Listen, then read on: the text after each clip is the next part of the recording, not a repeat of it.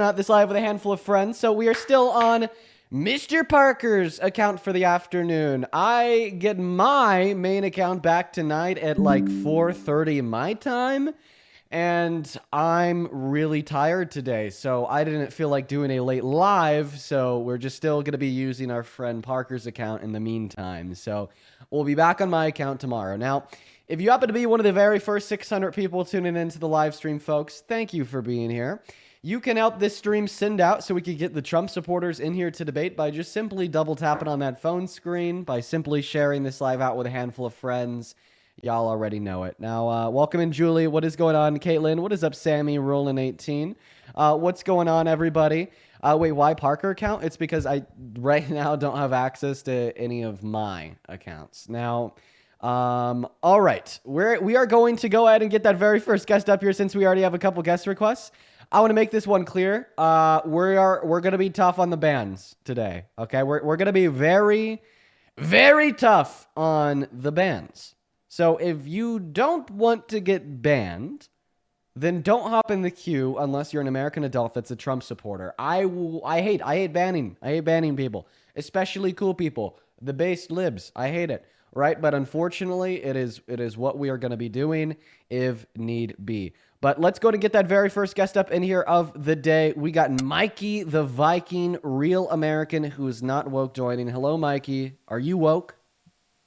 No, I'm not, Dean. Are you? I'm very woke. And you support Trump? Oh, so I do. Okay. All right, Mikey. Well, we're not going to start the debate quite yet because I'm going to start the live stream over on YouTube first. Let me tell you, Mikey, I'm so happy to have you here. You know, I think that this is going to be a great productive dialogue. This stream on YouTube maybe takes 20 seconds to start. Give that a moment, then we'll hop into things. Hello and welcome into everybody tuning in over on YouTube. I've noticed for the last couple streams my mic has been really quiet. So we're going to fix that all today. You are actively hearing my mic get louder because I'm changing the decibel level. And I think that we got that perfect. Okay, we're good. Now, for everybody tuning in on the YouTube stream, it's awesome to have every single one of you guys in here with us for the day. If you don't know what we do here, we just talk to and debate Trump supporters for around 4 to 5 hours every single day. We do this so we could hopefully change their minds, but, you know, that's not what usually happens. So I'm more so focused on changing the minds of maybe some of the Trump supporters listening in and just better equipping the liberals watching with information that you could share interpersonally in your life with your family members, your friends, your acquaintances, and your loved ones. That still support the terrible president we have running the country from the Oval Office today. Now, we already have our very first Trump supporter of the day. Their name is Mikey. Their screen name is Real American Who's Not Woke. We're going to go ahead and let Mikey take it away and tell us how the hell he supports Trump. That's it from me. My yap is over. Take it away, Mikey. You have my full attention. Why do you support Trump as president? Because he's implementing the law that was put in effect in 1965 that stated that nobody shall come across the border illegally, and he's deporting the people that are coming across illegally. Okay, so he's just upholding the law?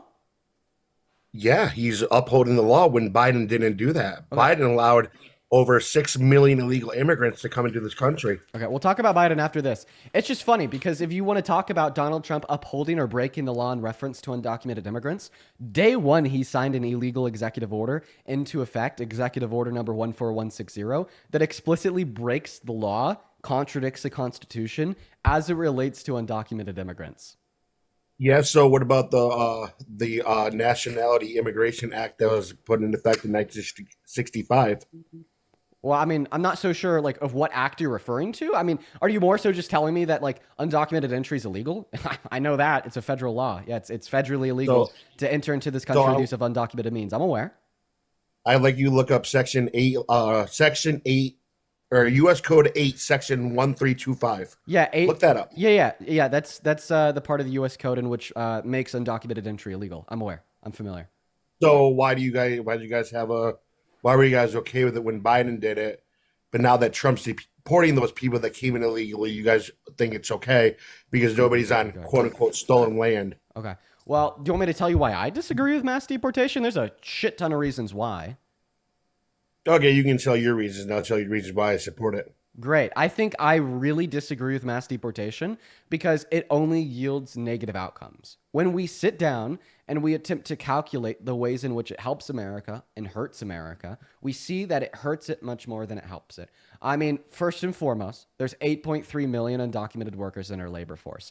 You forcefully deport them all. According to the American Immigration Council, our GDP goes down by 1.1 trill through 1.7 trill per year. They also pay $100 billion per year in taxes. That means over the next 10 years, our government loses $1 trillion in revenue directly collected from them, not including the profit that's extracted off of their labor and paid taxes on by their employers. Okay?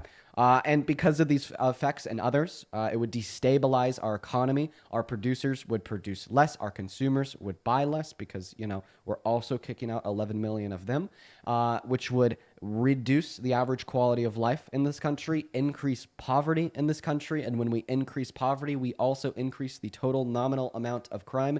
And these are all very negative outcomes that place this country last. And that, sir, is why I disagree with mass deportation. I agree that undocumented immigration is something that we shouldn't have. I think that there's legitimate solutions to the problem, like making legal means of entry into this country more attainable. But I disagree with attempting to quote unquote fix the issue by implementing a fascist regime to scare away more undocumented entry and then to rip families apart that are already in this country, that contribute to this country, and hurting our country. It's actually really funny you say that because there was a meat plant in Nebraska. And stop hitting your happy pen, bro. Stop hitting the THC pen. Whoa. Okay. Damn it. I don't want to kick you. I think that might get a flag though. I really want. Well, I mean, so stop hitting your happy pen. Just call it a happy pen. Anyways, don't say that other word. The other word that you just said may get the live stream flagged. I'm gonna let it slide because I want to talk to you. And also, don't tell me what to do. Nebraska had a plant that got deported of over 100,000 illegal immigrants. And then within 2 hours of that, the people in Nebraska lined up to get jobs there. So how is that destroying our country when those people that are working there illegally took the jobs from other people? Okay. Got it. So your first point, you try to hint at the idea that if we were to deport all 8.3 million of the undocumented workers, those positions would be immediately filled by Americans. I think that is completely and totally unrealistic. There is already 8 million open job opportunities that Americans aren't filling, so why would they fill the 8.3 million created by mass deportation? They wouldn't. But even if they did, we would still have a less overall productive economy because although we could replace the employees, we can't replace the consumers. There will be a total loss in demand, and that is a fact. And when we have less demanders demanding, we have less producers producing, regardless if we have those employees or not. That's completely false because I live in upstate New York where you want to talk about consumer and products and all that. I live in upstate New York where back when Biden was president, there was hardly any cornfields. And now that Trump's president, there's millions of acres of corn. Like actual fields. Millions of acres of corn don't get grown in 200 days. What are you talking about? That's not the point that I'm making. That is the point that you made. You said that this wasn't true under Biden. It is true under Trump. He's only been president for 200 days. There's no way that millions of acres of cornfields can get, can get prepared for new crop growth and then experience crop growth in 200 days. Why are you? What you? So you're telling me that the pictures that I have on my phone and all the driving that I do for my job, and I see all the cornfields literally full of corn, is completely false.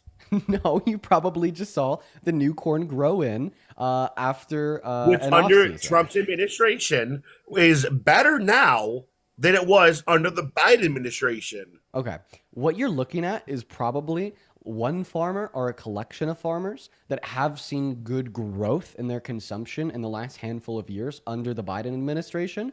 And they've been continually expanding under the Biden administration and now under the Trump administration. And for whatever reason, because you are a partisan hack. You just want to basically co-sign this to Trump. It's hilarious, laughable, but this is not responding to my point. Let's reel it back in. Okay, you told me that you think Americans will fill the job opportunities that are created by mass deportation. I explained to you how that was unrealistic, but even if it happened, It's our actually economy not would still be, unrealistic, listen, bro. even if it happened, our economy would still be less off because we cannot replace the demanders on the demand side of the economy that we'd lose.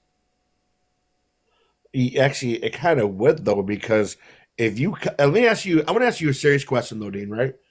After If you you were to respond go to that to last point, because you're Canada, wrong. You can't just replace if you demanders. were Think going to about it. Canada, Okay, I'll let you I want talk, you to but think then I about want to this. go back to that point. If you were going to Canada, right, illegally, what would happen? If I, I mean, I don't know their laws. You're going to tell me I'd be deported? If you went to Canada illegally, you'd be arrested Okay, by arrested. crossing the border without border control. And I don't What do you understand how mean? this So is you think relevant it's to my okay point. for illegal immigrants to do it? Well, I mean, if you were listening to me at all, you would have heard me said that I actually think that we should reduce undocumented entry by getting rid of its incentive, just because I don't support one of the worst policies in modern American history of mass deportation because it fucking destroys this country. And 9 out of 10 people who support it ultimately support it because of misinformation, ignorance, or racism. Just because that's true, that's something that I don't Racism? disagree with. That's one of the main three reasons, sure. What racism is it? Yeah, a lot of individuals think that undocumented immigrants are like poisoning the blood of the country, as Donald Trump has said, and that they're like so disposed to like violent crime because of the cartels in Mexico. Then they basically associate that with their first language or the color of their skin. And then this is just like promoted via the rhetoric of the right, via the rhetoric of the GOP. Yeah, Donald so Trump went on like long spiels prior to the election and after the election about how like undocumented immigrants are so violent. They're all gang members. Like they're all very terrible, terrible, terrible people, even though they're 2.5 times less likely to commit violent crimes than natural U.S. born citizens. They account for 1% of total violent crimes. Meanwhile, American men account for 90. Like, I mean, like these are like motivations that we could see true of mainstream GOP media and true of the thought processes of plenty of Trump supporters. And this is why I ultimately think that a support for mass deportation reduces down to either one of three or all of three qualities, which would be ignorance, misinformation, or racism. And I mean, that there's my theory. But I want to go back to what I was saying here because I feel like there's a big point that you just have brushed off, said was false, but not really given me a response on. I've continued to repeat that it's unrealistic to assume that all of the job opportunities created via mass deportation would be filled by Americans. But even if they were, our economy would still be worse off because we cannot replace the demanders on the demand side of the economy.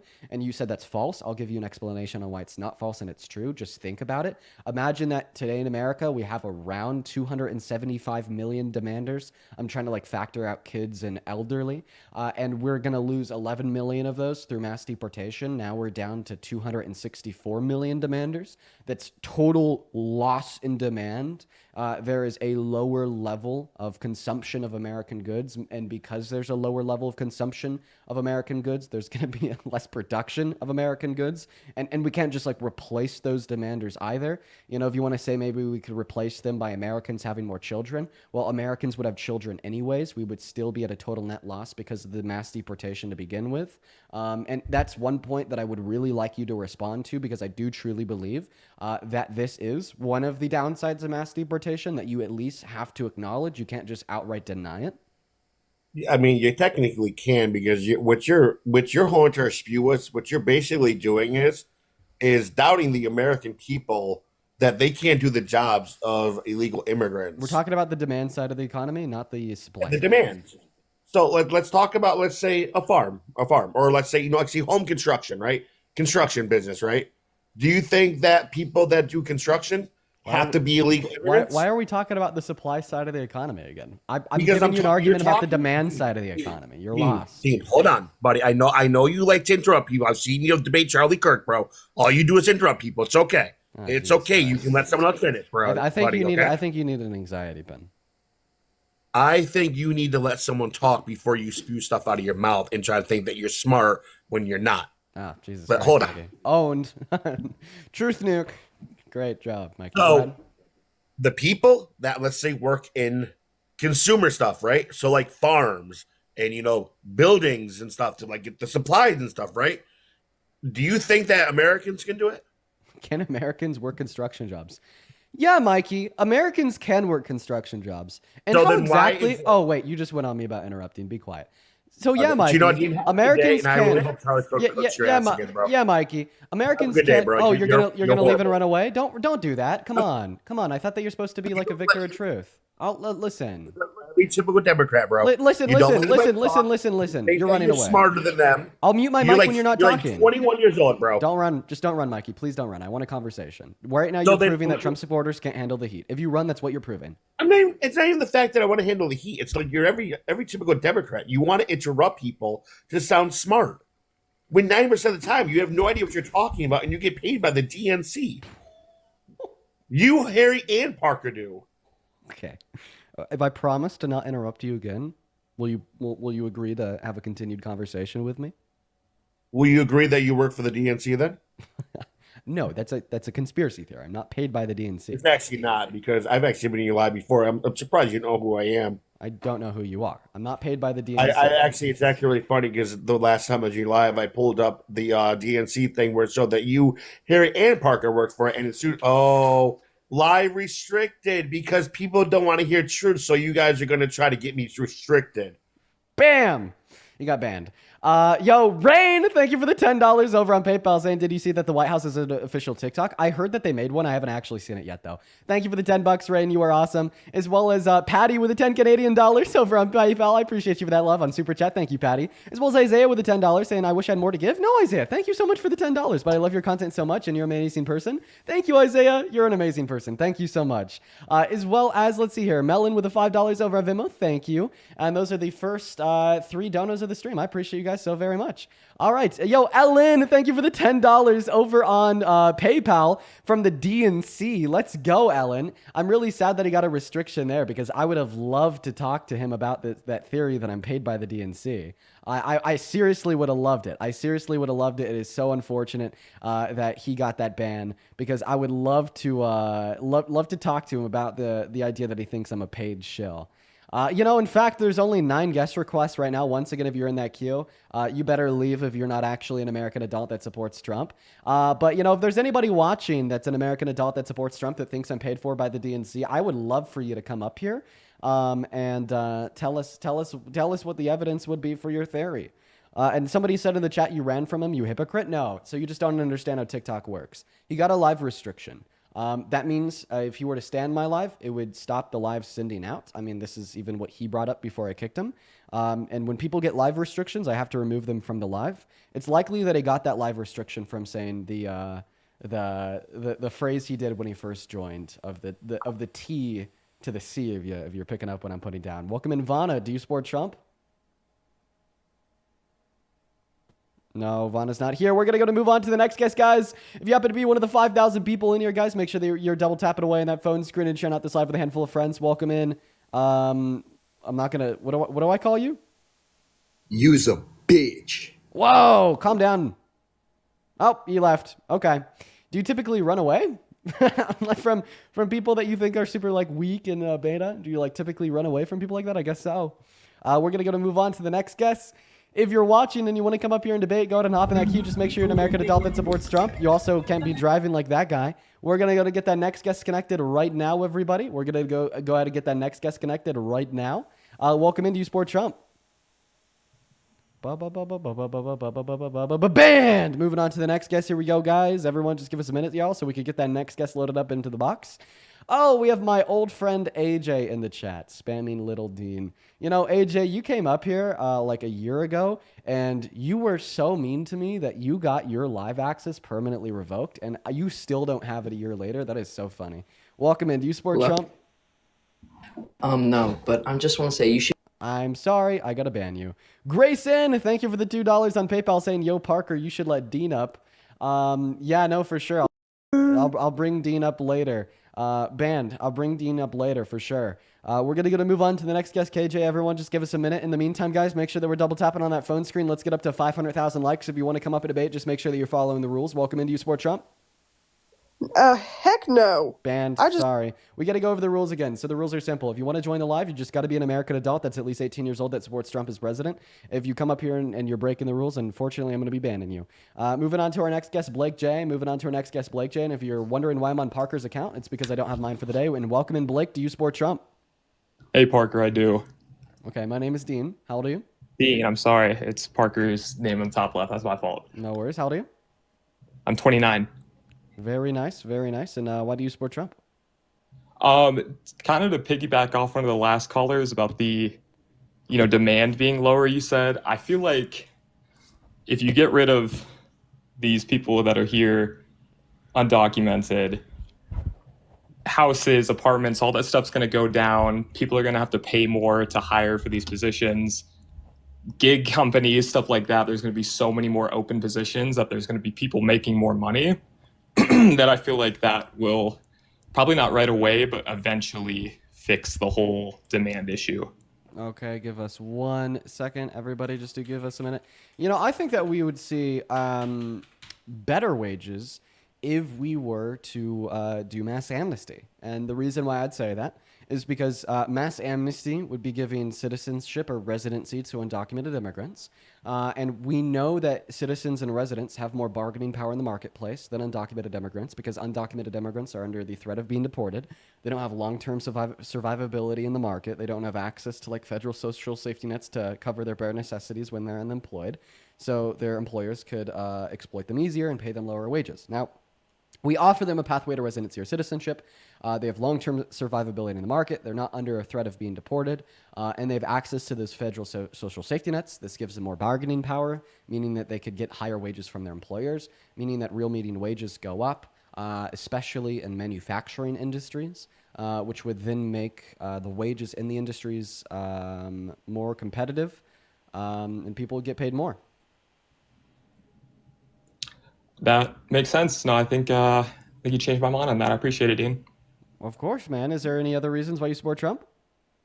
No, that's it. I appreciate it. All right, you have a good one, Blake. I like people like Blake. People like Blake are cool. Let me tell you why people like Blake are cool. People like Blake are cool because they fall into the misinformed category. I'm not gonna lie. I actually I'm down with people that are in that misinformed category. That's where the future lies. Is people that support Trump because they're misinformed. Let's go to move on to the next guest. They're pretty chill. Let's go to get that next guest loaded up in the box. Everybody, go ahead and hop in that queue if you support Trump. We got that next Trump supporter loading up in here right now. We got Red Ruin connecting to the live stream. Hey, Austin, how old are you? 19. What year were you born in? 2006. Okay. What month? March. Okay. Do you support Trump? Yeah, in ways, kind of on the same ways that other guy that was in here.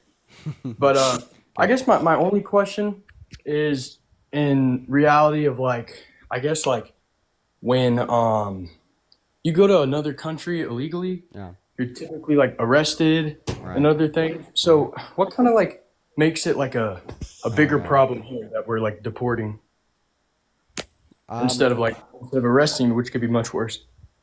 So you understand in order for people to be deported, they have to be arrested and held in a detention center first, right? Oh yeah, I guess I didn't think of that much. All right. I guess that was it. But I just feel like at least from what I know, from what I've heard, I may have heard wrong from friends, but in Mexico, if you're arrested, you have to pay big fines and all that to get out if you're there illegally. Correct me if I'm wrong. I don't want to be wrong. I mean, I don't know anything about the legislation surrounding undocumented entry in any other country. All that I do know is that the legislation surrounding undocumented entry and deportation in this country are really bad. Oh. Well, then I guess that's all. That was my only concern. I thought it was worse in other countries and all that, so I just wanted to... Well, I mean, to be fair, I don't really see other countries sending their undocumented immigrants to centers for terrorists in another country to be beaten, tortured, and starved for 3 weeks. That's where we sent Abrigo Garcia. That's where we sent a handful of Venezuelan immigrants. In fact, that's CICOT in El Salvador is a place that Donald Trump has made a deal with the president of El Salvador to pay them Yeah, a I've couple heard that's $1 million pretty bad per year in order to house inmates there. Yeah, I heard it's pretty bad up there. It is very bad, yeah. And that was all from Trump paying him and all that? Yeah, or has it's a deal that Trump made with the state of El Salvador. Wow, that's pretty crazy. Yeah. Well, you definitely changed my mind on that a bit. Okay, well, of course, man, you have a good rest of your day, Austin. Let's go to move on to the next guest. Everyone, just give us a minute. Everyone, we got Gen X Patriot 73 loaded into the box. Gen X Patriot 73, hello. Do you support Trump? Hey, yes, I do. I'm not like the other two guys before me, though. I'm diehard.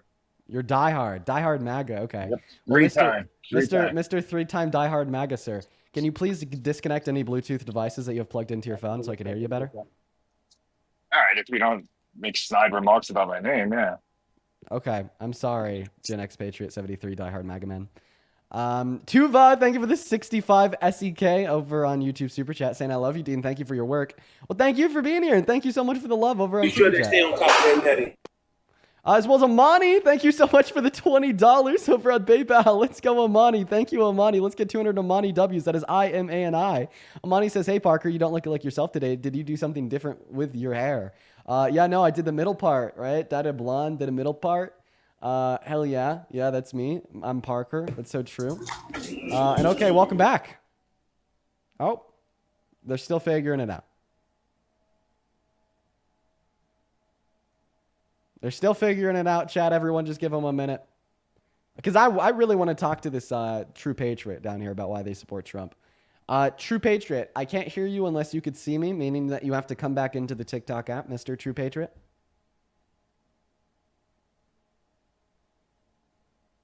Come on. Come on, True Patriot, come on. No, they left. Unfortunate. Mr. True Patriot, if you could hear me, I'd love to have you up here. Please hop back in that queue. I would love to have a conversation with you. Welcome in. Do you support Trump? Yes. Okay. Age?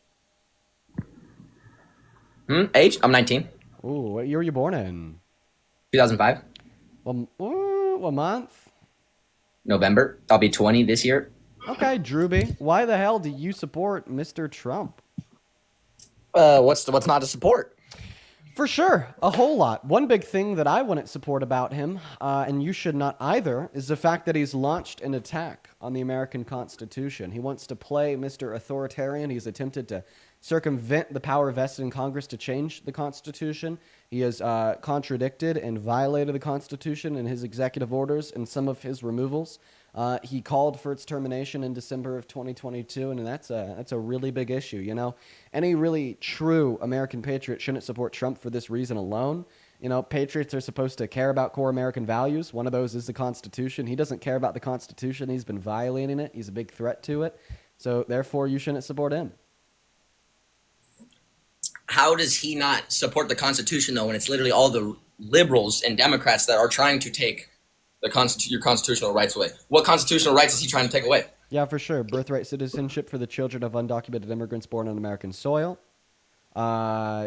Section 3 First Amendment rights for some media organizations, such as when he called MSNBC and CNN illegal. Freedom of speech rights for all Americans because he wants to criminalize burning the American flag, and he wants to put people in jail for a year for doing so, even though the Supreme Court ruled in the 70s that was protected under the First Amendment. As well as, a right to freedom of protest. I mean, he said that his administration wasn't going to send FEMA funds and disaster relief to areas that were boycotting Israeli companies. He said something similar for Tesla protests, calling them illegal. As well as he wants to now end accessible voting. He wants to end mail-in voting. That's a really big process. That's a really big issue. As well as Section 3 rights under the 14th Amendment to do with due process. He's been deporting undocumented immigrants without it. He's had federal judges rule that that's illegal, and he said he doesn't care, and he's continued to do it anyways. I think the one that I'd take the largest issue with would be his attack on birthright citizenship under the 14th Amendment through one of his first executive orders signed into law on day one, which was Executive Order number 14160. Mm-hmm.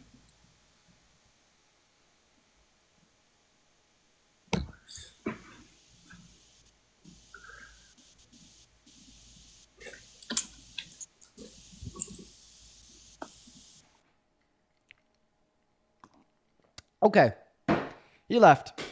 Maybe I should have gone so hard. All right, well, we're gonna go and move on to the next guest.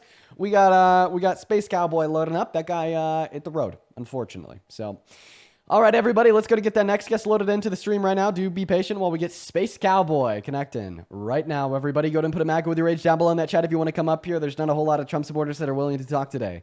As well as Millie, thank you for the $5 over on PayPal. Millie says, "Hey Parker, you look different today. Love you, Dean." Yeah, no, big. I'm Mr. Parker. I'm Mr. Parker. I want to do a joke and like pretend like I'm Parker, but I don't even know if I could. You know, I don't even know if I could pretend to be Parker.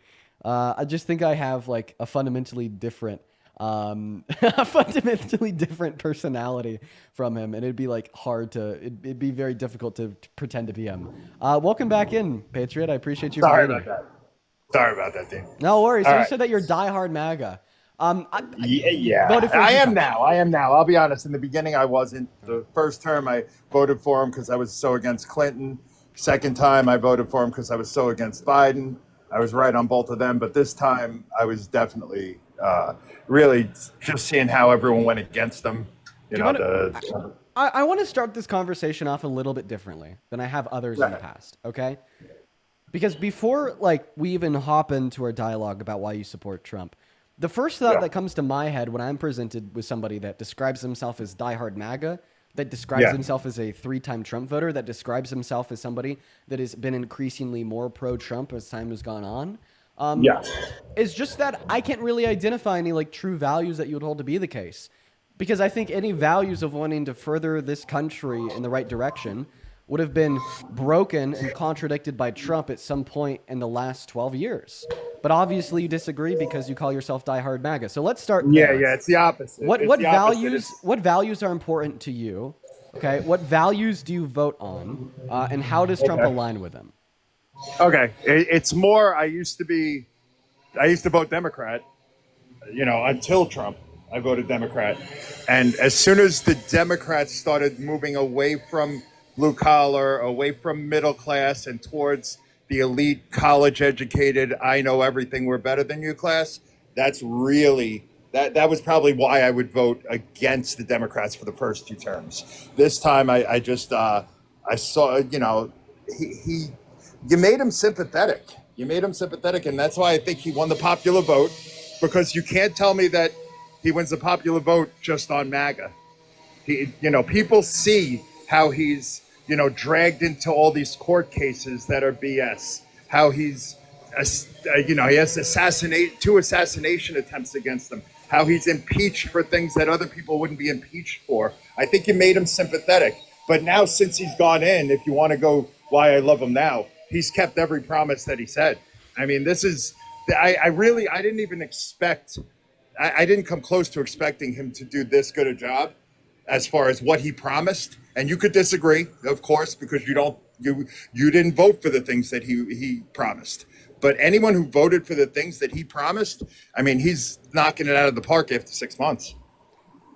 Okay, I'm gonna respond to everything that you just said there, but we're gonna do a fun little exercise real quick. I just need to find like one very specific thing that you said real quick. I didn't even expect. You made him sympathetic. How he's impeached for, you know, he has 2 assassination attempts against him. How he's impeached for things that other people wouldn't be impeached for. Give me a second, Chad. I think you made him sympathetic. But now, since he's gone in, if you want to go why I love him now, he's kept every promise that he said. He's kept every promise that he said. He promised to end the Russian-Ukraine war in day 1. It's still raging on over 200. No, that was sarcastic. No. You're going to let me finish. I let you talk for straight up 2 minutes straight. You're going to allow me more than 3 words.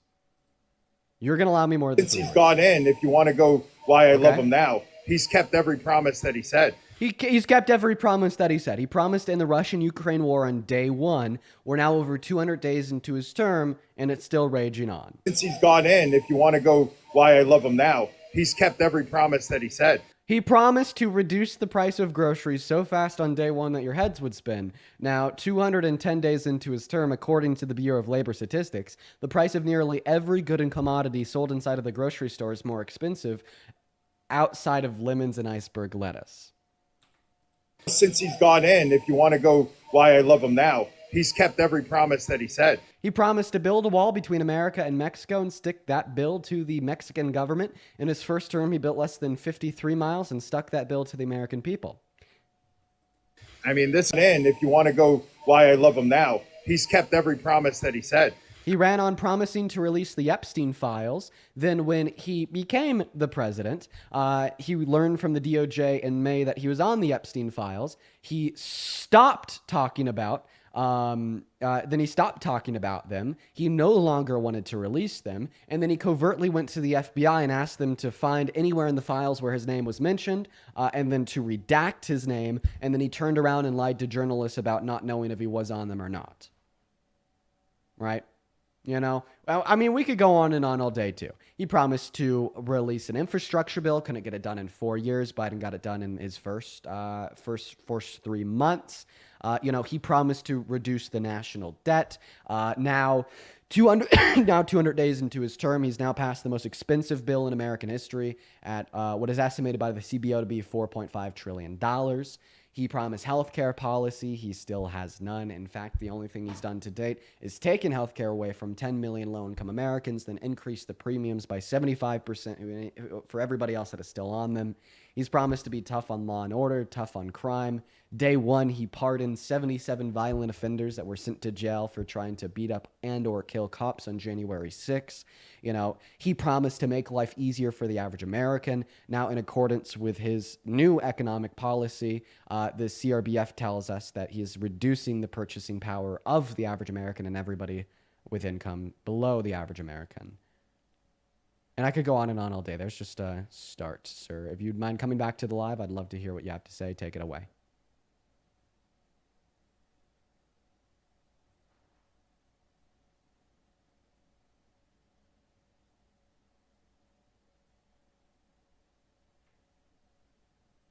So much winning.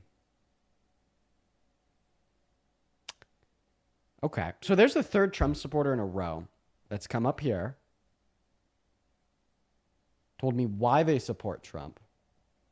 I tell them why they're wrong, and then they leave.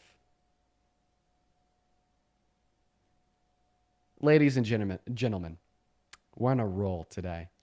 We are on a roll today. Let's go ahead and move on to that next Trump supporter right now.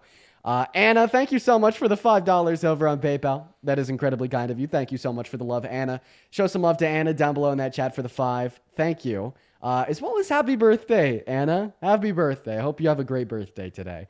Let's go to move on to the next guest right now. If you're watching and you'd like to support me, support what we do here, and support the stream, you can find my PayPal and my Venmo in the link tree in the bio on this account, as well as in the pin message over on that YT stream. But let's go to move on to the next guest right now, everybody.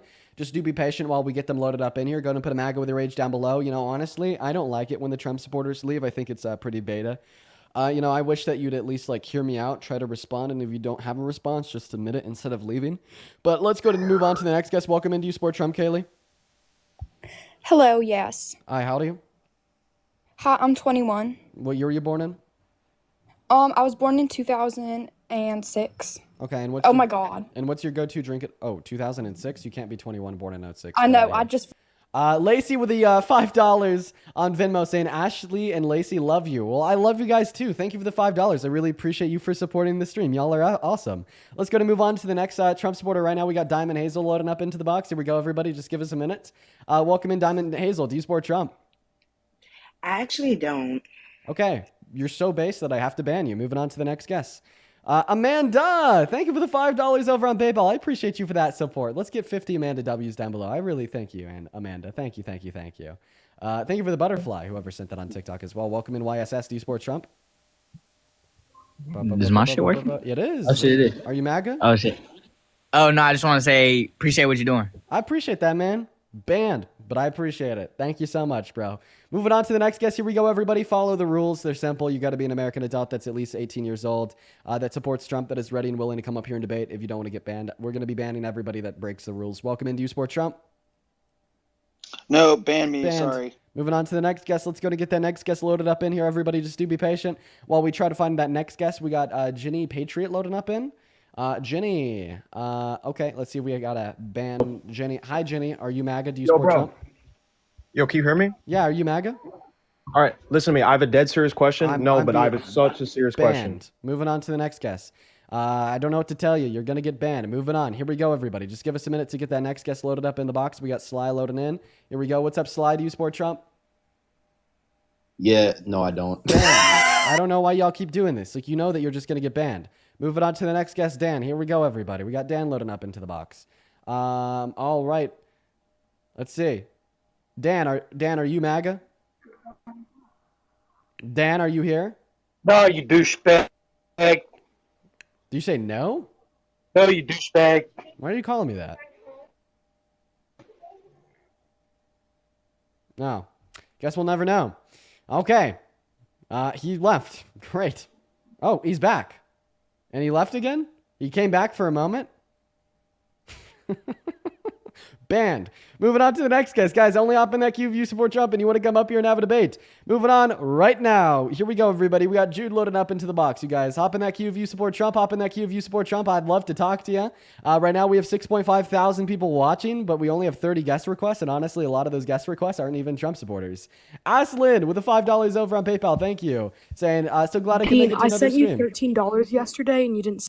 Banned. But if I missed your donation, I appreciate you for the $13, but still yet banned. Moving on to the next guest. Here we go. Everyone, just give us a minute. We're going to get that next guest loaded up in here. Everyone, just give us a minute. We got Doc loading up in, you guys. I'm telling you guys, I'm literally holding. Oh, Matt, hi, welcome in. Do you support Trump? I support Donald Trump. Love him to death. You want to hang out with How us? can you not? Like he's so like orange and cuddly. No, I mean, like come on. So real. Do you want to hang? Do you want to You hang can out with us ban for me a now. minute? Oh yeah. Oh yeah. No, yeah. I'll hang out for like 5 minutes because I'm walking to my car. So. Word. Bet. We're gonna move on to the next guest. Everyone, just give us a minute, and then when you gotta go, don't leave. Can I ban you? When you Yeah, gotta go? of course. Please ban me. Please ban me. Okay. What's going on? Is do you support Trump? No? Banned. Moving on to the next guest. See, really, I just came up here to say bans because Okay. Okay. That's why I'm here. No worries, Matt. Hey, I hope you have a good rest of your day, Matt. Okay. Bye, Dean. Take care. Banned. Moving on to the next guest. Welcome in, Marcus. Do you support Trump? Banned. Moving on to the next guest. Guys, go ahead and put a MAGA with your H below that chat if you want to join. If you come up here and you're not MAGA, I'm going to ban you. Moving on to the next guest. Welcome in. Do you support Trump? Yes, I do. How old are you? 22. Nice. What year are you born in? Bro, I'm also looking for a thick Latina in the Banned. chat. Moving on to the next guest. Everyone just give us a minute, y'all, so we can get that next guest loaded up in here. In the meantime, yo, Don, thank you for the $20 over on Venmo. Thank you, Don. That is DAWN. Don says, keep showing these goofs how they're not winning under Trump's administration. Dude, we're showing the goofs today, man. We've had like 4 of them leave in a row. There's goofs, let me tell you. But Don, seriously, thank you for the $20. You were awesome. Welcome in. Do you support Trump? Yes. Okay, how do you? 18. What year were you born in? 2007. And why do you support such a bad president? Because he has a massive cock. Start getting in your butt, twin. Banned. Moving on to the next guest. What are we doing today? Yeah, there's just no Trump supporters in here at all. We finally at that point where no Trump supporters want to talk to us. How do you support Trump? Yeah. Okay, how old are you? Say that again. How old are you? 27. Okay. Can you disconnect any Bluetooth devices you have connected to your phone?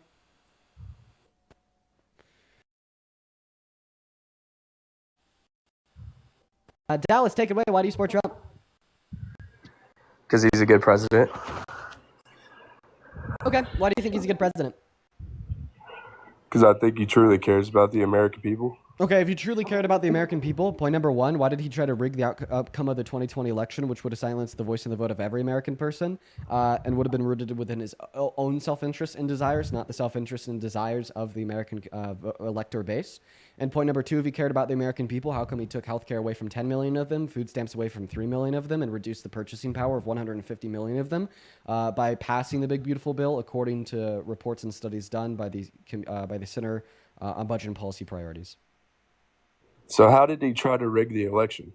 By sending false slates of electorates to 7 key swing states that Biden won that he lost. And he sent them with fake votes that said he won the states, when in all reality, once again, he lost them.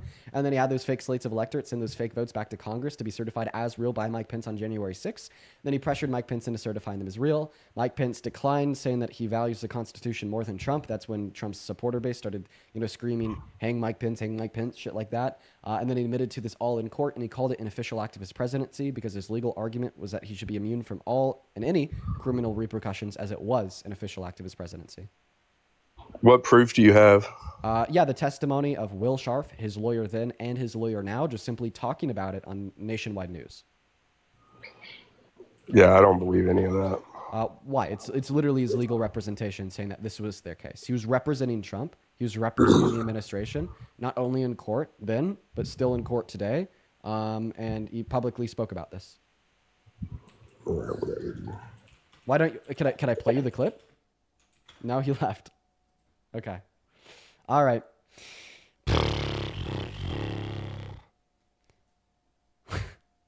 I got to the point where I'm just clearing these motherfuckers so fast, it's like not even like fun anymore. It's like, dude, welcome in. Do you support Trump? I do not, but I... All right, Kendall, you were banned. We're going to put the rules back up on screen. Make sure to follow the rules. Oh, man. Welcome in. Do you support Trump? I do. Age, please. 19. What year were you born in? 2006, January 30th. Great. Nicholas, thank you for the $5 over on PayPal. Saying, love watching your streams, but I think that we should maybe change the opening. Had an entire debate with somebody who didn't support Trump, but thought undocumented immigrants shouldn't have basic human rights. People will say they don't support Trump, but will still vote red. Maybe we should have a debate on whether he's a fascist for a change of pace. Yeah, I wonder if there's like any related topics that would just be more like beneficial than why do you still support Trump? And this would probably be a good idea to run. I like the line of thought there. Now, okay, take it away. Why do you support Donald J. Trump, Mr. Orange Fascist as president? Take it away. Well, there's no one who is a bigger ally to Jewish Americans right now. And being a Jewish person, that's really important to me. Okay. Well, I don't think that supporting like an apartheid genocidal state is going to be being an ally to Jewish individuals. I think that you could think that anti-Semitism is wrong while also like still condemning like literal like ethnic cleansing, while condemning like literal stage-five famines onset by Israeli blockades, while condemning a war criminal, Netanyahu, that deserves to be locked up until the day he dies. Yeah, you can definitely say all that, but at the same time, you have to acknowledge the fact that he is dedicated to preserving Jewish culture, and the Republicans are. What has he done? What has he done for Jewish people? What has he done for Jewish individuals? Right? What has he done? Well, for one, Republicans are the only ones that are actively calling out the hate crimes against Jewish people in America right now. Give me one example of Donald Trump calling out hate crimes against Jewish individuals. It's not him necessarily. It's like. Wait, I thought you said that he is the biggest ally to Jewish Americans. Yes, he and his party are. Okay, so then give me one example of him calling out hate crimes against Jewish Americans. Well, for one, he is a big supporter of Israel. Oh, okay. So And you he think believes in Israel's rights to exist. so once again, now you're just completely changing this topic. Dude, stop being a weasel and answer my question. Give me one single example of him calling out a hate crime against a Jewish American. Can I look for a second? Sorry. Oh, geez. Yeah, nice. Nice. And you shouldn't support Israel. I don't have specifics pulled up. Why should I not support Israel? I'm Yeah, Jewish. because you shouldn't. Because you shouldn't support countries that are actively committing an ethnic cleansing, forced famine, and systemic starvation and killing of children and innocent adult men and women. Pretty simple. Do you Common sense. like America?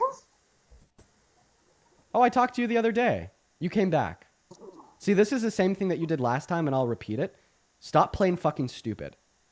I'm not playing stupid. I just have like a question for you. Okay, well, guess what? You could ask your question after you answer mine. Stop playing dumb. Do you agree with the notion that we shouldn't be friends with or allies with countries that are actively committing ethnic cleansings, actively forcing the starvation of innocent men, women, and children, putting bullets in the back of the brains of 10-year-old girls, dropping bombs on elementary schools where we could see the figures in the shadows of kids on fire running through them? Should we be actively friends / allies with a state that is doing those things? I don't think that being allies with the state is what makes them not do something or do something. Okay. Yeah. Once again, answer the fucking question and stop playing stupid. You're weaseling your way through it by just simply refusing to engage. I'm not refusing to engage. Okay. Now you're trying to gaslight me. I very clearly asked you if we should be allies with a country that is doing these things, and you did not answer the question. No, we shouldn't, but Israel's not doing those things. Oh, great. No, so Israel is. Yeah, Israel's absolutely ethnically cleansing Palestinian people. Israel's absolutely dropping bombs in elementary schools. Israel's absolutely, forced a stage 5 famine on the Gaza Strip. Netanyahu even denied that there was a famine, even though it's now accepted not only by America, who happens to be one of their biggest allies, but almost every country in Europe, Australia, and the UN. Israel absolutely is doing these things. I don't know why you just choose to willingly deny reality. You definitely don't have a moral obligation to play stupid. They drop bombs on places, yes, but they warn people to evacuate first. Okay, so if the 5-year-old girl doesn't get the message, she goes up in flames? No, that's not like the point there. There are civilian casualties in everything. Okay.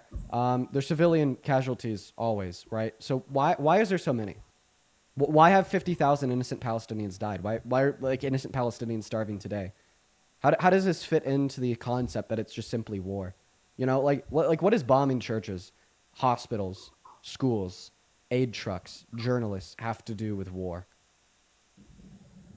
Okay, well, for one, did you not see the video of H group members posing as WCF kitchen helpers? I don't understand how this answers my question. Well, you said that they bombed food and all that stuff. Like, Right, 'cause these are not people who are fighting in good faith of the Palestinians. H group is not somebody that cares about Palestinians, and they are actively you're doing the weasel thing again.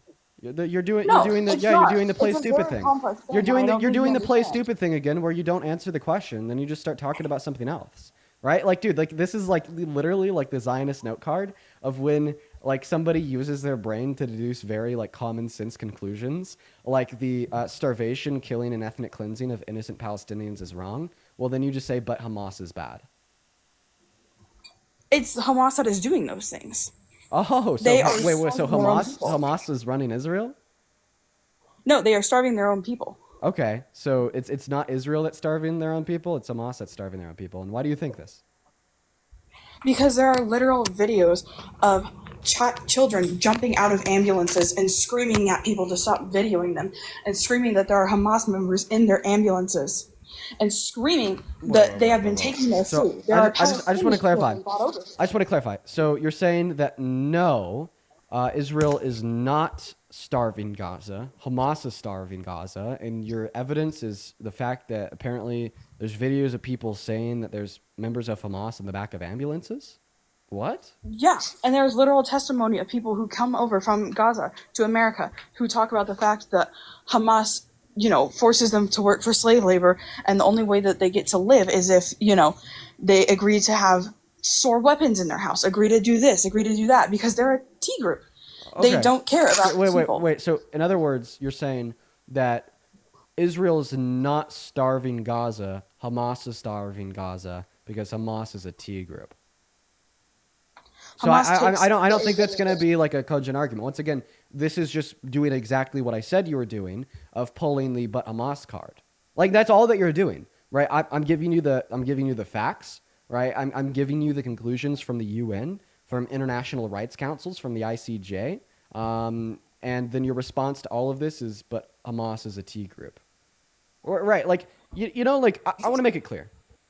I don't think that we should be allies with Israel because I care about humans. I don't like it when humans are starved to death. I don't like seeing pictures of babies with no fat on them, just bone because they haven't eaten in a month and died, right? Because I don't like the ethnic cleansing of people just like you and me. I don't like dropping bombs and committing war crimes on people's houses, leveling shopping centers into fields, destroying schools, churches, prisons, hospitals. And like, I feel like all of this is common sense. And once again, I know exactly what you're about to do because I'm going to call it.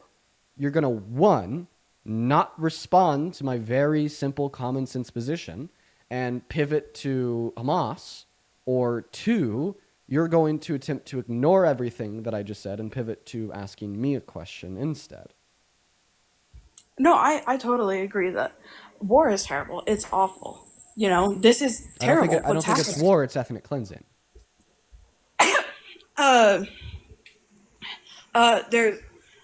When we talk about, Palestinians and safety for Palestinians. I see. Thank you for the $10 over on YouTube Super Chat. And by the way, she did exactly what I said she was going to do. Ignore everything that I said and then pivot. Well, it is a war. It's not a genocide. Can you define ethnic cleansing? Ethnic cleansing is the forcible removal of people from their homes. Right, and I told that to you the last time you joined, right? Yeah. Right. And for whatever reason, you're still stuck in your ways. So yeah, they are forcibly expelling people from Palestine to elsewhere by literally leveling their home, by leveling their access to clean drinking water, restricting their access to food, or forcefully kicking them out. And it's not like this is some hidden, concealed attention. If you just sit down and you watch the press conference between Trump and Netanyahu, they go back and forth and tisk over their plan to forcefully relocate all of the remaining Palestinians in Gaza to Egypt and Jordan with the use of force. And like a week ago, Israel passed new legislation through their government to annex the rest of Gaza. Like, how do you feel about that? Passing legislation to annex the rest of Gaza. That is a breach of UN international law. Can you deny that? Well, I think it's more complicated than that. Okay, So it's not more complicated than that. Under UN international law, people have a right to self-determination, right? The people in Gaza have determined that they don't want to be a part of the state of Israel. Yet Israel's now passed legislation to make them a part of the state of Israel and to remove them from said part of the new state of Israel if they are able to successfully annex the rest of Gaza with the use of force, bombs, weapons, and threat. Right. But at the same time, did we think that whenever... Okay. Pivot? I just have a very is it time? question. Yeah, it's time to pivot. No, stop, dude. You suck. You suck It's so not a much pivot. because you're playing dumb. Stop playing dumb. Stop playing dumb. Stop being a weasel. Right? Actually answer the question. Same thing I said to you last time. I don't know why Zionists do this. It's so embarrassing for you. The only way to uphold your view here is to deny common sense, is to deny empathy, is to deny your own humanity, is to deny the humanity of others, is to deny reason, is to deny truth, is to deny logic. The only way that you could possibly justify your worldview here and feel good in the fact that you are apathetic as fuck and you don't care about people is to play pretend and to act like these facts don't exist. And when you ever have somebody present these facts to you, you know, such as how categorically speaking, Israel is violating international law, Israel is violating Gaza, Netanyahu and Trump have personally testified to their intentions to do exactly so. Israel is forcefully starving the Gaza Strip. They're experiencing a stage 5 famine. Israel is killing children. Israel is bombing hospitals, schools, churches, and so on. Like responses to ignore, deny, and ask your own questions and try to control the dialogue, because if you're not in control of the dialogue, then the dialogue will go into places that you can't respond to while still upholding your view because your view falls short of reality. Well, I'm not disagreeing with you that they've bombed hospitals and that they've bombed schools. I'm not disagreeing with that. Right. So then you don't disagree with the fact that they're violating and breaching international law. You don't disagree with the fact that the IDF is committing war crimes. You don't disagree with the fact that the IDF is wanting to ethnically cleanse the Palestinian people, but you agree with the fact that we should still be allies with them? How so? Well, the Palestinian people would become part of Israel. I mean, already wrong. Even if that was true, that's still even if that was true, that is still immoral, right? Because isn't that what Russia is trying to do to Ukraine right now? Do you think that what Russia is doing to Ukraine is permissible? Because this, at the end of the day, although there's like thousands of Ukrainians dying, hundreds of thousands of Ukrainians that have been displaced, hundreds of thousands of Ukrainians that have lost their homes, there's still going to be some Ukrainians that stay in Ukraine. And if Russia were able to successfully annex the state, they'd become Russian. They wouldn't become Russian. They're a separate people group. Palestinians and Israelites have common ancestors. Actually, if you know anything about it, Russians and Ukrainians have a lot of common ancestors as well, but I don't think that common ancestry tells us anything about individuals alive today and their right to self-determination. In fact, like all humans have common ancestors. That's evolution.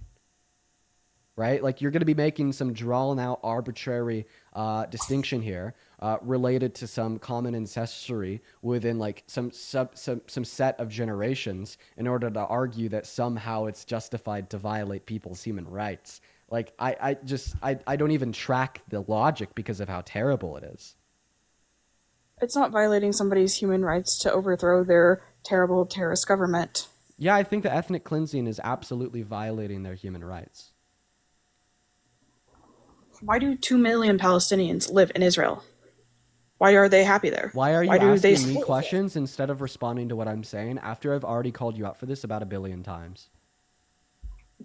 Well, because in essence, I don't think I understand what the point you're getting at is here. I don't It's think not- that you understand much. You either don't understand anything or you're incredibly evil. I'd shoot for the latter.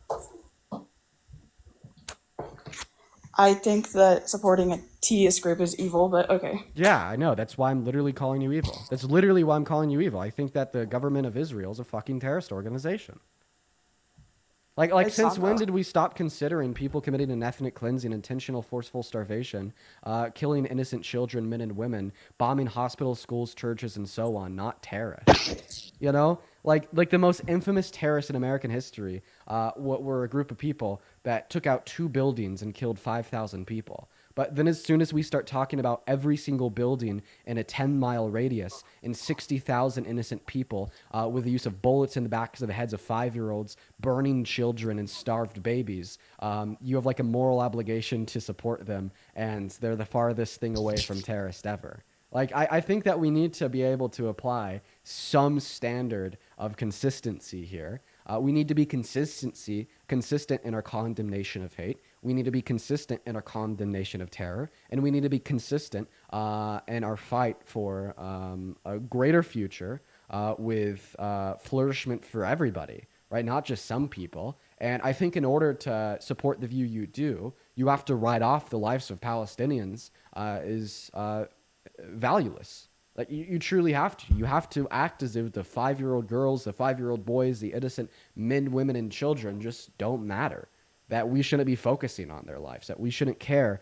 There's real people like you and me, not just losing their livelihoods, but losing their life, right? And this is why every single time I bring up these facts, you just move on and you change the topic, because you're genuinely willing to move on and forget about the real humans losing their lives and Gaza right now. And I think that's the fundamental difference between you and I, is I don't look at one group of people as superior or inferior to any other group of people. Like I'd say that all humans alive on this earth today are valuable, are incredibly valuable.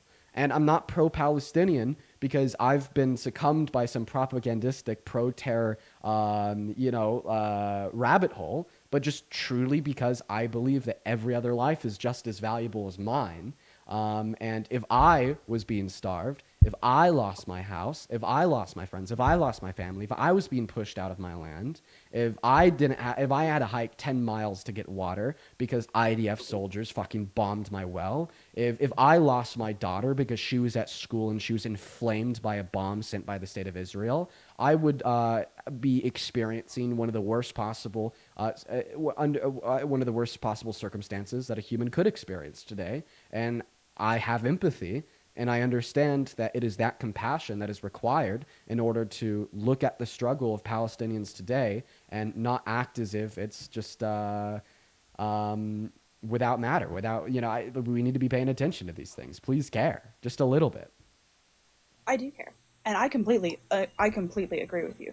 There are a lot of terrible, shitty, awful things happening, and I think we can both agree that. And there are a lot of people who take up, positions in the military and use it to commit awful, terrible, heinous acts. I think we can both agree that happens in every military around the world. Like when America went into Afghanistan and you're doing the thing again. You're doing the thing again. Jesus Christ, I can't even talk to you. Like, holy fuck, I literally can't even talk to you. Holy shit, dude. Are you gonna respond to what I'm saying or not? I can't talk to you because you won't respond to what I'm saying. You won't even respond. Like, God, how delusional do you have to be?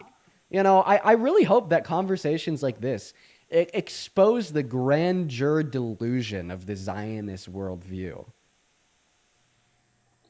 I have a question. Do you think that people that stand against the state of Israel are anti-Semitic? I don't think that standing against a state makes you anti-Semitic. Do you think people that are anti-Zionist are anti-Semitic? Not necessarily, because there are a lot of Christian Zionists that co-opt. Okay. All right. So I just want to clarify that this is the one reason why you support Trump as president? I mean, yeah, basically. Okay. So you're okay with 66 million American women losing their access to healthcare, 10 million Americans losing, well, I was about to say healthcare again. You're okay with 66 million American women and girls losing access to abortion, 10 million low-income Americans losing access to healthcare, 3 million low-income Americans losing access to food stamps, and electing a fascist, authoritarian, adjudicated rapist, 34-count felon into running the country merely because he was more pro-Israel than his opposition? So what are you, America first or Israel first? Well, I'm religious. It's my religion first. Are you religiously Jewish? Yeah. Okay. And what about being religiously Jewish tells you you have to support the government of Israel today? It's not about the government of Israel. It's about the state of Israel. Even about the state of Israel, right? Like in accordance with your religion, like the state is the government, by the way. I want to make that clear. It is the state. The state is just like an interchangeable word with the government. And you're telling me that you have to support the state, yeah, that you have some moral obligation to support them no matter what they do? So, like, the only time I am aware that religious people have this view of an infallible entity that is all good and demanding of support and respect is that of a god, right? Like, for instance, Christians, Muslims, Jewish individuals, you guys have a different conception of the Abrahamic God that is all good, all-knowing, all-powerful, and perfect. And that whatever your God does is good, and you must support it. But for whatever reason, I think now you're equivocating between this conception of a God and applying it to a state ran by genocidal humans. And point number one, I think that this is evil because you are indoctrinating the youth of so many Jewish individuals into thinking that they must have the same view of God as they do of the state of Israel. So then people like Netanyahu can play God, do what they want, ethnically cleanse, genocide, bomb, and commit war crimes. And apparently they're supposed to be ordained and respected because it's written in the books of your religion. And point number two, you use this as a guise of false truth to justify war crimes, human rights violations, murder, ethnic cleansing, and so on.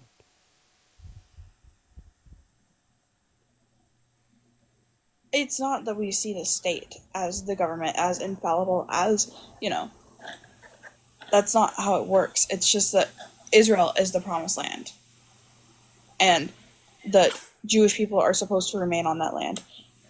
Dude, if you think that, like, the greater, if you just think, like, the land of where Israel is the promised land, why do you support your promised land, including the bodies of, like, dead children? Why do you support your promised land, including wrecked homes, destroyed schools, and burnt hospitals? Why do you support your promised land, including the forceful starvation of 1 million people?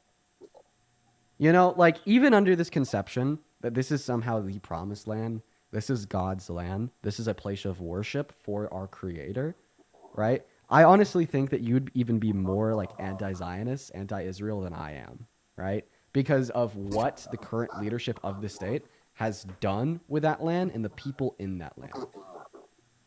No, I agree. I don't like Benjamin Netanyahu. I don't like the Likud. I don't like anything like that.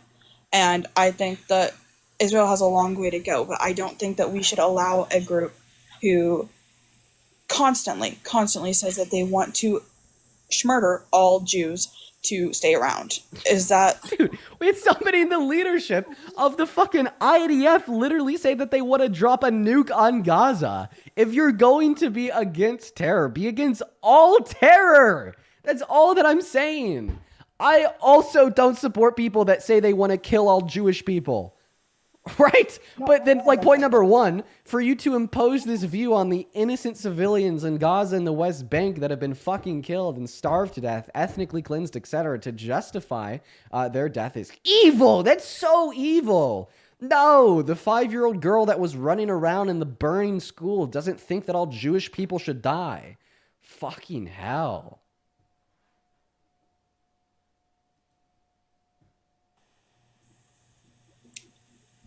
I agree. No, I completely agree. I think they'd be better off being, safe and part of Israel without Hamas. So, yeah, you support Gaza being a part of Israel? I support. It's not like necessarily that it has to be part of Israel. That's not what I fucking asked you. Do you support it or not? Stop weaseling and answer the question. Well, it's a little more complicated than yes or no. Okay, if it's more complicated than a yes or no, I'm gonna kick you from the live because it's not. Okay, yes, in Essentia. Okay, right. So you support ethnic cleansing and the forceful annexation of other countries. Is it ethnic cleansing if they get to stay on their land? They get to keep their language and their religion and their culture? Point number, I mean, you've already made a categorical error. Once again, press conference, Netanyahu, Trump. They want to expel all the Palestinians to Jordan and Egypt. I've already told you that I don't agree with everything that Netanyahu does. So then you're just changing what Israel is doing. Because you just asked me, is it ethnic cleansing if they get to stay on their land? Israel doesn't want them to stay on their land. Are you okay? Israel does want them to stay on their land, just without Hamas. Wait, I thought that you just agreed that Netanyahu and the government of Israel wants to forcefully expel the Palestinians to Jordan and Egypt. No. So are you denying that's something that they want to do? I don't agree with Benjamin Netanyahu saying that. No, I agree that. So then you agree that's something that the government of Israel wants to do. You agree? Come on, brain, use it now, please. I am using my brain. So then you agree that is what the government of Israel wants to do, right? I agree that's what Benjamin Netanyahu wants to do. Yes. Perfect. So then you agree that Israel wants to ethnically cleanse Palestine. Not Israel.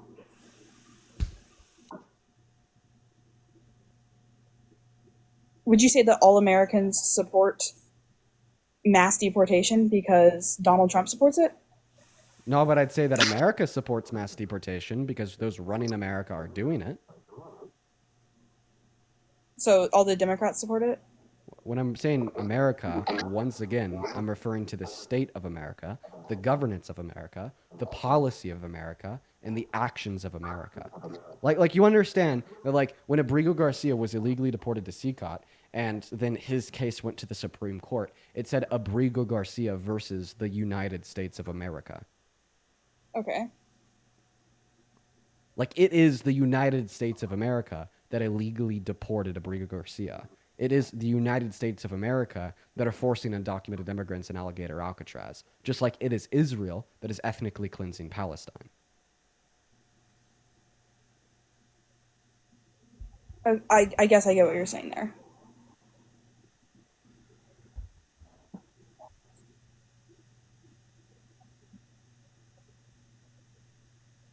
Do you think that all war is ethnic cleansing? Okay, another non-answer. We're going to move on to the next guest. Charlie, thank you for the 20 pounds over on Super Chat, saying she also needs to stop talking about this as if it's the individual IDF soldiers doing this. The entire military complex is collectively pushing out all Palestinians.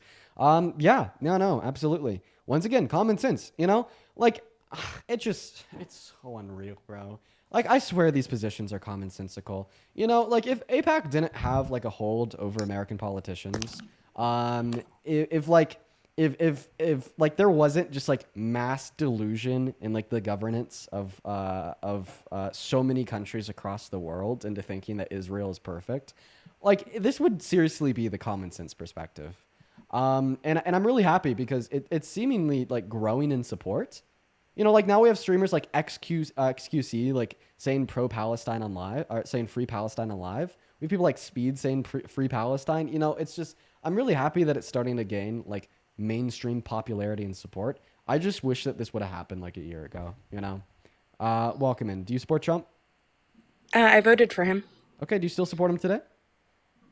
For the most part, I would have to say yes. Okay, great. We could have a conversation about that quickly before we do. Cloud, thank you for the $5 over on Vimeo saying Dean Parker's using AI to stream you on his account. Kidding. Hope you get some debate soon. Have a good stream. Thank you, Cloud. Brittany with a $5 saying my MAGA sister me. Vergwin is in the queue and ready to have an honest debate. Please be respectful. I've been trying to convert her forever. Wow, that's crazy. Your sister's watching. Ava with the $5 as well. Thank you so much for the love, Ava. If you're watching right now and you'd like to support me, you'd like to support the stream, and you'd like to support what we do here, you can find the Venmo and my PayPal in the link tree in my bio. I get 100% of all the proceeds over there. They go straight to me, and you get a notification at the top of this phone where I could read out any and all messages. As well as, let's see here. Lily, thank you for the $20 over on PayPal. Thank you, Lily. Lily says it sucks that nobody's following the rules, but I think it's a good because it means that there's a chance that people who are MAGA are either scared of you or they actually don't support Trump anymore. No, it means dwindling social support, which is the silver lining.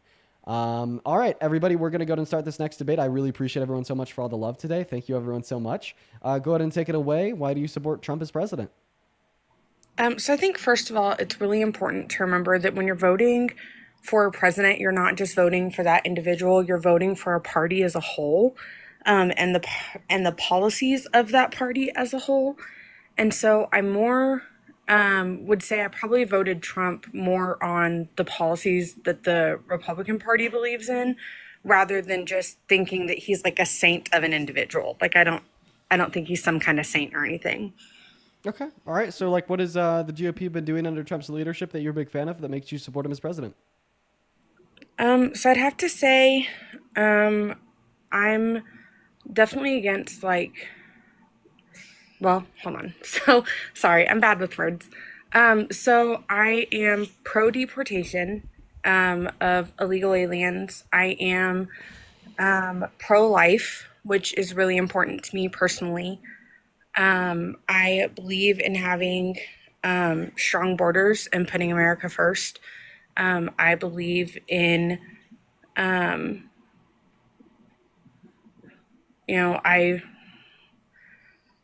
sorry, I'm bad with words. I think that we should call undocumented immigrants undocumented immigrants. I think that I'm fine using with that. phrases like illegal aliens are really dehumanizing. And I think that they're already dehumanized enough by society. Trump has scared people into thinking that they're violent felons, criminals that are going to rape your wife, kidnap your children, eat your pets and dogs, gang members, P3dos, poisoning the blood of the country. These are all things that Trump has said. This is what the people believe. This rhetoric dehumanizes undocumented immigrants. We should give them a little bit of their humanity back. So I would agree that not all immigrants are, violent criminals. But I do believe that breaking the law is breaking the law. And a criminal is someone who breaks the law. And so while not all immigrants are violent criminals, just at face value of them breaking the law to come over makes them criminals by definition. Yeah, you didn't say criminal. You said illegal alien. Well, I mean, that's the term that's... And I don't know. You don't, typically refer to criminals as criminals. I mean, I know one you refer to as great president. But listen. So do you think that the misdemeanor of undocumented entry is enough to warrant their removal from the country, even if their removal from the country really hurts a country? Hurts which country? Our country or the one that they came from? Our country. How would sending illegal immigrants back to their homes until they can come over legally, how does that hurt our country? Of course. Good question. Undocumented immigrants are more likely to work. So that means we'd be removing 8.3 million of our laborers and 11 million of our consumers that pay $100 billion per year in taxes and contribute $1.1 trillion through $1.7 trillion to the GDP per year. Their removal will slow GDP growth, slow government revenue, will reduce the productive capacities of our producers and reduce the overall demand for American goods by our producers. This would destabilize our economy, reduce wages on average, reduce average qualities of life, increase poverty, and increase crime. So I think that it would be our job as American citizens to step up and fill those holes and to... We can't fill which holes? Just the unemployment holes? Well, both. So it's idealistic and unrealistic to assume that American citizens would be able to fill the 8.3 million jobs created by mass removal of undocumented immigrants. We already have 8 million job opportunities. Americans aren't filling those, so why would they fill the ones created by mass deportation? And the point number two, we'd lose job opportunities because we'd lose demand, right? We can't just fill the shoes of the 11 million undocumented demanders that would be deported. Personally, I think that a lot of the unemployment could be like maybe not filled entirely, but definitely improved if we didn't have so many people benefiting off of not working simply because they don't want to work. Or so, I mean, I'm guessing that you're hinting at like reducing social safety nets available for like unemployed people, right? I think that's probably what it would be called. Yeah, I get it. I mean, this is like what Republicans have been saying forever. I mean, I even used to think this on the surface level. I understand that could seem like common sense. That allowing social safety nets for low-income Americans or unemployed Americans will just incentivize them to be low-income or to maintain their unemployed status. However, it's just simply not true when we critically think about it a little bit more and take a look at the empirical outcomes of social safety nets. Social safety nets typically act as a launch pad to help low-income Americans become median income Americans or high income earners. The reason why is because they help social safety nets help low income Americans cover their immediate needs. And when their immediate needs are covered, they're more likely to want to interview at a more competitive firm, even if they'd be less likely to get the job because they don't need to get dinner for tomorrow or cover their rent for the month, etc. It also makes them more likely to pursue trade, schools, university degrees, and higher paying positions simply because they have more time to. I mean, this seems simple. If you have to work 65 hours a week at minimum wage to pay for your rent, shelter, food, and water for like you and your family, if all of a sudden the bare necessity or the necessary hours you're required to work to pay for those things is bumped down to like 40 hours a week because of social safety nets, well, then all of a sudden they have more time to work us on like scaling their skills, going to school, or getting a higher paying job. And these are the empirical outcomes that we see in countries with more social safety nets than us. They have more economic mobility, which means it's easier to go from being a low-income earner to a median income earner. Plus, these social safety nets save lives, and I think that's probably the main reason why I support them. You know, healthcare is essential, food is essential, shelter is essential. So then, could I ask why there are so many? Well, and maybe it's just, the very loud ones, but I've definitely seen like video after video after video of people that are talking about how angry they are about like losing some of those like welfare benefits because, oh, well, now I'm going to have to go find a job. And that's their biggest complaint is now I don't get to sit on my laurels and just reap the benefits that I've been given. Now I'm actually going to have to go work. And that seems to be the biggest complaint in a lot of the videos that I've seen.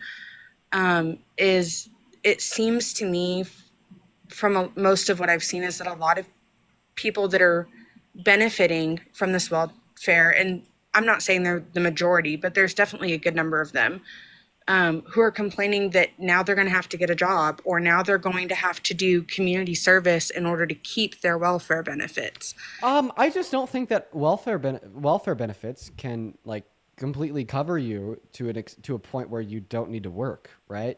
You know, like Section 8 doesn't make it so you pay nothing in rent. It just makes it so you pay less. You still have to pay money in order to get the money. You got to work. Food stamps definitely can really help you. However, food stamps aren't going to satisfy all of your demands for every meal for the month for you and your family. So you still have to spend some of your own money on that food, meaning that you got to work to make that money first. Healthcare, I mean, that doesn't put any money in your bank account. It just covers you if you got to go to the hospital, as well as a lot of healthcare systems have pretty expensive copays on them. So you still got to pay that money, meaning you got to go out there and work. I just don't think it's like economically feasible to assume that you could exist as a low-income American that's like not on disability, that's not like on Social Security, that has all of your immediate needs covered 100% of the time by these social safety nets, and like which would necessitate a desire for one to work. Also, you know, like even if what you're saying is true, people don't want to be poor, right? That's definitely a self-evident fact. So even if the social safety nets were enough to cover all immediate needs in some small amount of circumstances, they're still going to have a higher quality of life if they were to work, were to make more money, were to scale their income. And because humans are instrumentally rational, that's what we see humans in those shoes do. But I mean, if you want to look at like the 1 in 1,000 circumstance where there is truly somebody that is reliant on these social safety nets to live, they are lazy, they quote unquote take advantage of them, and they never plan on making more money, they never plan on becoming a taxpayer, and they live off of these benefits. Okay, well, guess what? Systems are created by imperfect humans, meaning that the systems are imperfect themselves. And I'm not okay with saying that we should deny food to 1,000 people that truly do need it just to ensure that there's not one person taking advantage of it. I would rather allow food to 1,000 people that truly do need it, even if it means also giving it to the one person that doesn't and is taking advantage of the imperfect system. I mean, I think I could agree with you on that, Face. But I definitely think that there are a large number of people out there who are incentivized to, essentially take the easy way out in life.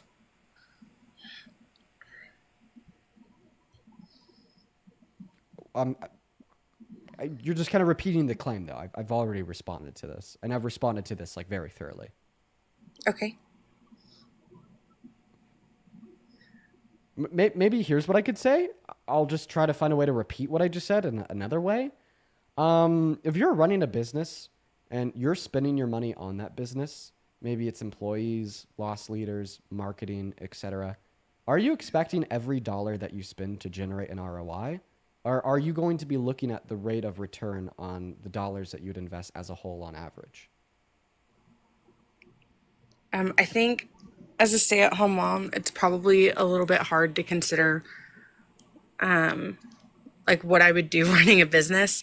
I think, as far as what you said about like serving the 1,000, even if it benefits the one that would take advantage of it, I think I would agree with you there. But I, like one of the recent welfare things that's come up that I've seen a lot of is like. So I just want to clarify, you're a stay-at-home mom. You don't work, right? No, my husband works. Yeah, it would be really easy for another right-wing grifter to look at you and say that you are just lazy, you stay at home, and if you were to ever be in a position where you have to apply for social safety nets and food stamps to pay for your children's dinner because you don't want them to starve, well, guess what? Now, according to your own rhetoric, you're taking advantage of the system. So I think if you're actively working to improve your life, which my husband and I definitely are, then I don't think there's anything wrong with needing a little bit of assistance. I myself was a single mom for 3.5 years of an infant and a toddler, and benefited from WIC while I was also working 2 jobs. My husband currently works, I want to say, an average of 55 to 60 hours a week to provide for our family. I currently can't afford to work because we cannot afford childcare for 3 kids, because what I would make working an average job would not cover the cost of childcare, plus having something for me to bring home. No, I know. So imagine if our government offered a social safety net for unemployed parents to allow their children to go to free daycare. I think that at face value would be great. And now all of a sudden you're supporting social safety nets to unemployed low-income Americans. I think for those that can prove that they're working for it, yes. Well, what does prove that they're working for it even mean? Working towards a goal can be very abstract, especially when we're talking about somebody that is currently unemployed, right? Like, I think that, the rhetoric of proving that you're working towards it first places an unfair administrative burden on the state, meaning that they're spending even more money just to hire more employees to look through the proof. And you're going to ensure that there's a lot of low-income families that deserve these benefits that will never get them just because they don't know what paperwork they have to fill out and they don't have the time into investigating what they have to do and where they have to have it by when and who they have to have that paper work to at where and when, right? And in consideration of these facts, this is why I say we should take a little bit more of a backseat approach, and we should say, let's look at what the outcomes of these systems are on average, and let's look at what we could do to tweak these systems to make the outcomes better on average. I don't think that we should be looking at like minuscule examples where we just want to like hate and condemn people for being in a circumstance where they're like truly reliant on these social safety nets and it doesn't seem like they're working or really want to work. And instead we should say, well, are these systems of benefit as a whole beneficial to society? Do these systems of benefit as a whole keep people alive? Do these systems of benefit as a whole serve to the best interests of Americans, American families, etc.? And we shouldn't just be stigmatizing these systems of benefit by saying that everybody on them are just lazy sacks of shit, right? And this just all goes back to, the perspective I was trying to usher in earlier of like, what does it mean to run a business when you're like maybe selling a product online and you're doing marketing on Google, Facebook, etc.? Are you expecting every dollar that you spend on a single click to result in a sell? No. Not No. everybody that clicks on your ad is going to result in a conversion. Not everybody that sees your ad is going to, click the link to learn more. But we Right. see that when you spend money on this consistently, and you are having your outreach broad, that overall there is ways to generate a positive rate of return. There is a way to make more money than you lost in the first place, even though every dollar that you spent didn't generate a sell. And I look at social safety nets very similarly. I cannot guarantee you that we will ever be in a position where every dollar that we spend on food stamps is going to somebody that is using those food stamps as a launch pad to scale their income, to become a higher skilled laborer, or to work up income brackets. But what I can guarantee to you is that they reduce the burdens caused by poverty that keep poor people poor. They reduce, the fences that can be in between somebody that's working a minimum wage and working as a median income American, and they help people go to school to a higher degree. They help people live happier lives. They help people live healthier lives, and they help people develop more economic mobility and scale income brackets easier. Okay. I think that's probably something I'm going to have to consider. Right. And then just like one other point, right? Because like you've been talking about this the whole time, so I've just been bringing it up again and again and again. If there's like truly people that are taking advantage of these systems, if they have kids, I don't think the kids need to suffer because of their parents' sins. Like, I'm gonna be honest. That's where I stand. And then on top of that, I don't even really know what it means to take advantage of a system like healthcare. Like, I think even if you're lazy, you deserve to be able to go to the hospital, right? Even if you're unemployed and don't plan on working, like, you don't deserve to starve to death.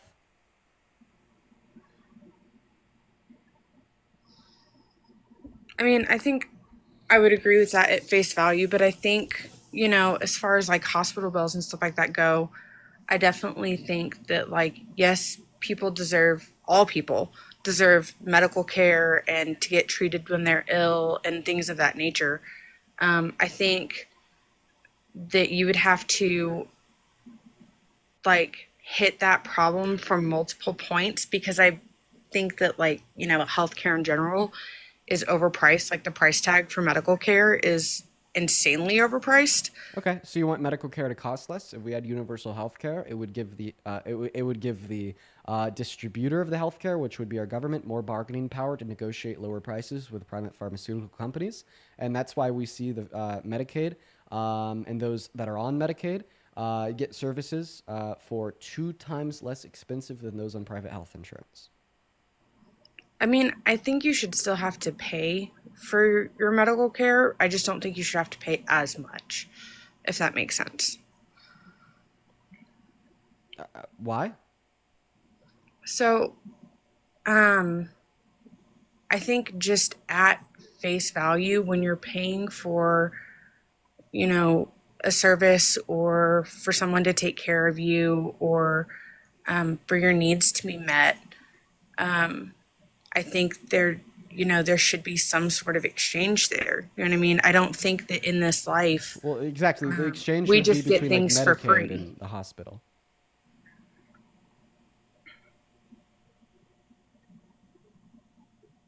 So, who pays for, like, that type of healthcare? The taxpayer. That would be the taxpayer. And I'm going to be right? honest, as a taxpayer, So- I would like really prefer the dollars that I pay in taxes to go to like healthcare, social safety nets, keeping people alive, than like bombs and guns. Like I like, you know what I mean? Isn't that fair to say?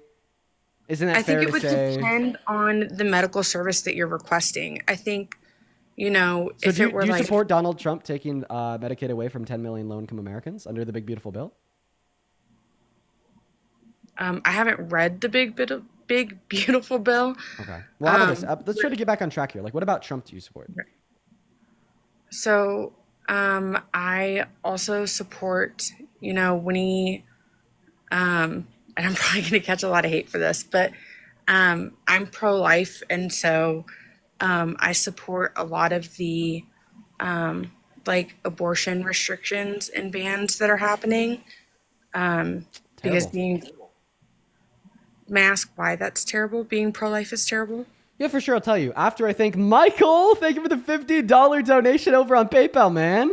Michael says, I'm a boomer who likes your work. Michael, thank you, bro. Thank you so much. I really appreciate your contribution to what we do here. Thank you so much for the support, bro.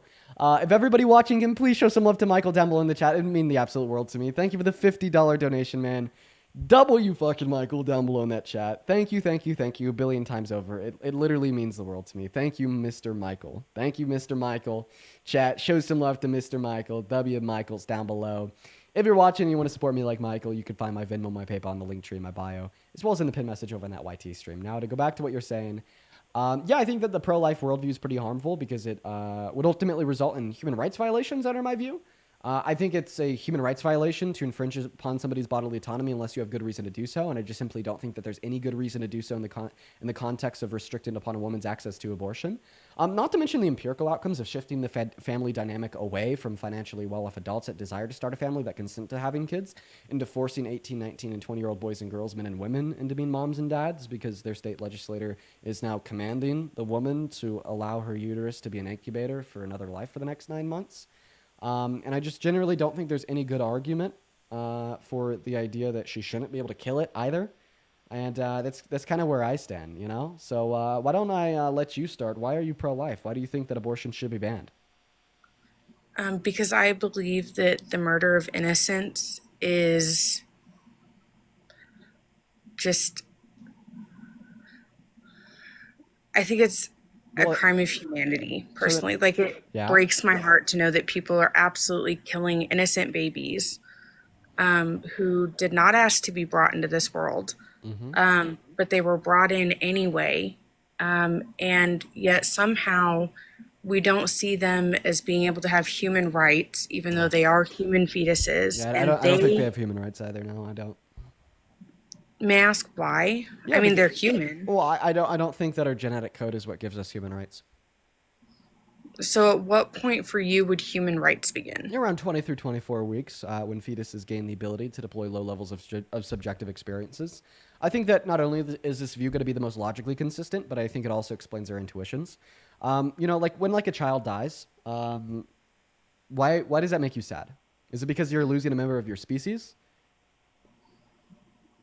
No, I think it's because I think loss of innocent life in general is really sad. I know, but like why? Like I'm being so serious. Like why does it make you like cry when you like read a news story about like a 5-year-old child dying? Right? Like I don't think it's because like I don't cry do about you that not because get sad No, I about do. a 5-year-old child dying? I don't know where you would get that possible assumption from. I do. We're exploring the reasons why to demonstrate why I think that this is consistent with my view on valuing human life due to sentience and or subjective experiences. When a 5-year-old child dies, I don't get sad because I'm losing a member of my species.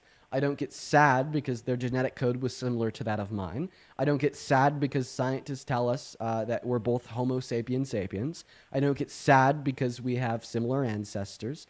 I get sad because this is an innocent child with their own subjective experiences and their curiosity and interest in the world around them, with emotions and feeling, now losing those attributes, losing their subjective experiences, losing their emotions and their feelings, losing their curiosity about the world around them, and losing this future life predicated on the life and the conscious experiences that they already possess, right? And I think that this view very perfectly aligns with what I might say about abortion and why I don't think that it's wrong. You know, fetuses don't have those subjective experiences. They don't have those emotions. They don't have those feelings. They don't have those perceptions of the world around them. They're just simply a combination of organic matter. And for that reason, I just can't find any reason why we would say it's harmful to kill them. So, because I don't want to misquote you, what is it that you said they gain at 23 weeks where you said you think the line should be drawn? The ability to deploy first-person subjective experiences. Somebody in the YouTube chat just said, wow, I don't ever agree with Dean, but I never thought he'd be okay with 5-year-olds dying. You've like the media literacy of a 5-year-old. Go ahead. So would you sum that up as consciousness? Sure, I don't mind using that word. So would you say that a person who lacks the ability to have that consciousness loses their human rights? So like, would it be okay to unplug a life support machine for someone who is consciously brain dead, or, you know, in a coma because they're not conscious while they're in a coma? Would it be okay to pull their life support because they lack consciousness? So for a brain dead patient, absolutely. For a patient in a coma, well, they have future consciousness predicated on consciousness that they've already experienced. So I value somebody's future sentience when they already have prior experiences as well. Yep, but it's not predicated on prior experiences that exist. So do you not believe that, just so we're like, I want to agree on like base value, if possible. Would you consider a fetus a baby? Like from conception, you? I don't think that words make something valuable. But no, I don't consider a baby. Nor do I think it's like too important. I like when I hear like pro-lifers call a fetus a baby, I just hear like emotional manipulation. It's not an argument. It's just trying to emotionally manipulate people into supporting banning women's access to healthcare. So what would you consider it if not a baby? A fetus. But it's a human fetus. Okay, a human fetus. And just because I call you a woman doesn't mean that you're not a woman with brown hair. Just because I call it a fetus doesn't mean that it's a human, not a human fetus. So I think a large part of why I am anti-abortion is because the majority, the vast proven majority of abortions that take place in America are used as birth control. And I think if you are going to engage in the act of sex with another individual, then there are natural potential consequences for that act. And I think if you cannot accept the potential consequences of that act, then you probably shouldn't be committing that act. And I think if you're committing that act, knowing what the possible consequences are, but you can't own those consequences, then I think that's just irresponsible as a person in general. Oh, so I just want to make it clear that you think because a natural consequence of sex is pregnancy, that if you willingly engage in sex, you need to be an adult, own that consequence, and maintain that pregnancy. Absolutely. Okay. A natural consequence of smoking cigarettes is lung cancer. Does this mean if you smoke cigarettes and get lung cancer, you should be an adult and own that natural consequence and maintain said lung cancer? I mean, I think if, as someone who used to smoke, I think if I ended up with lung cancer, that's, you know, that's my own, how do I word this? Should you have been able to go to the hospital and get chemotherapy? Yeah.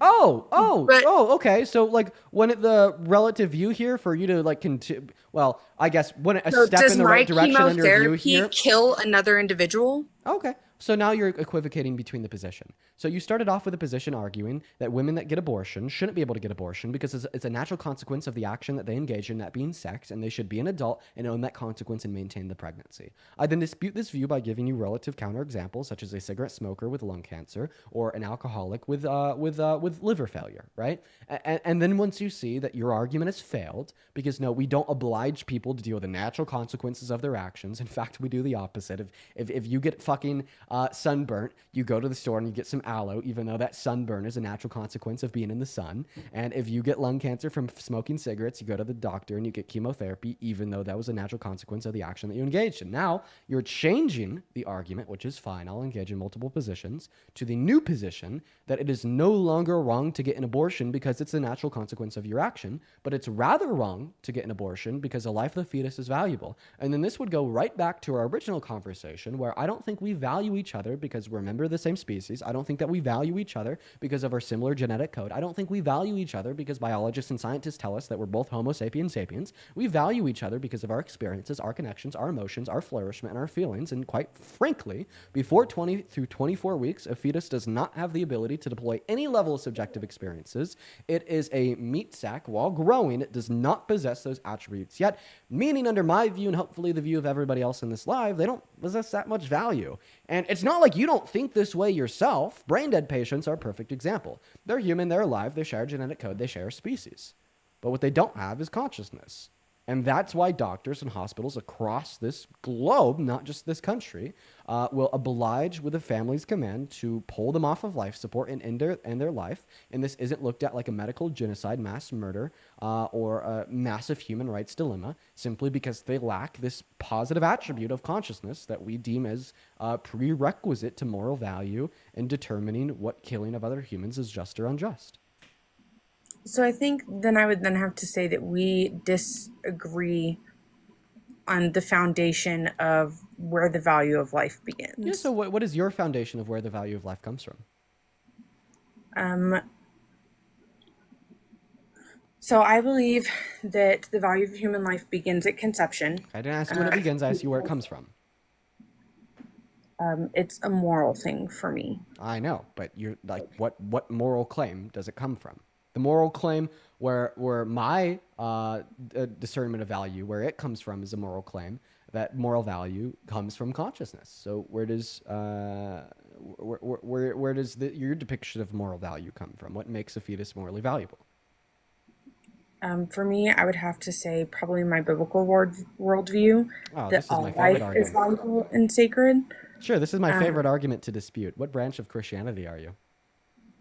I'm non-denominational. I don't really belong to one single branch. Well, I mean, actually, you'd be the closest to Baptist. Do you know that non-denominational Christians are Baptists? Anyways, perfect. Oh, that is so perfect. That is so perfect. So, in other words, abortion should be illegal because it's a sin in your faith, right? No, I think even if you take I would view it as a sin, but I think even if you took the religious aspect out of it, which I believe when you're holding political views, you should be able to separate. This is kind of annoying because I asked you why you think abortion should be legal. It's because you tell me the fetus is morally valuable. I ask you where that moral value comes from, and you say the Bible. But then as soon as I start giving you pushback on the view that essentially you think abortion should be illegal because of the Bible, you now tell me it has nothing to do with the Bible. So this means that we should go back to the original question: why is a fetus morally valuable? And I'm fine with you saying the Bible. I have a great argument for that. Okay, so you think all human lives are valuable? Yes, so is absolutely. it murder to pull the plug on a brain dead patient in the hospital?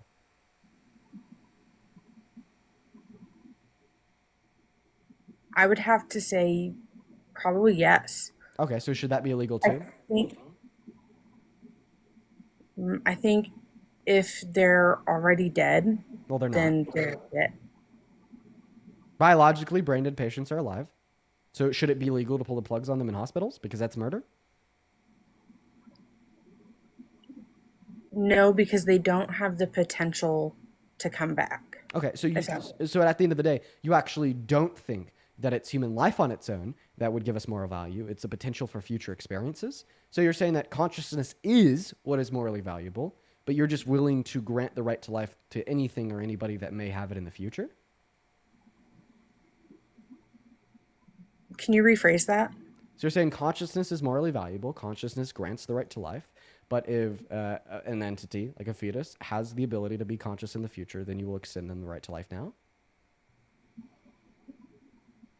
I think yes. I think given the fact that a fetus absolutely has the potential to grow and live as an adult, even a child, like it has the potential to grow into a child, then yes, it has value. Okay, would you say that your view is basically synonymous with the idea that if my mom got an abortion, I wouldn't be here today, and that's why abortion's wrong?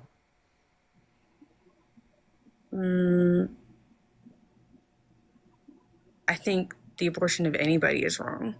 Yeah, but like basically you're describing this potential, right? Well, guess what? I was a fetus at one point with that same potential. I wasn't aborted, and here is the potential actualized. Are you saying essentially the reason why an abortion would have been wrong and my mom got one is because the experiences I'm having today wouldn't exist? I think the experiences you're having today are valuable, right, and worth living. Yeah. So once again, your view reduces down to the idea that abortions are wrong because if your mom got one and my mom got one, we wouldn't be here today, right? Correct. Okay. All right. Well, if my dad pulled out, I wouldn't be here today. If my mom was on birth control, I wouldn't be here today. If my dad used a condom, I wouldn't be here today. If my dad didn't break up with his first girlfriend, I wouldn't be here today. If my mom didn't But those divorce her don't first involve husband, I wouldn't be killing here today. you.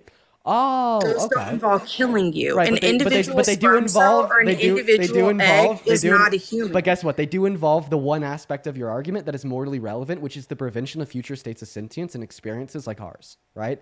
I don't understand why the killing of a life would be relevant to your position of wanting to preserve future people, right? Like that's all that your position reduces down to is the preservation of future people, the preservation of future experiences, the preservation of like future connections, etc. Right? In the same way that an abortion would have ensured that I wouldn't be having these experiences today, my dad pulling out would have ensured that too.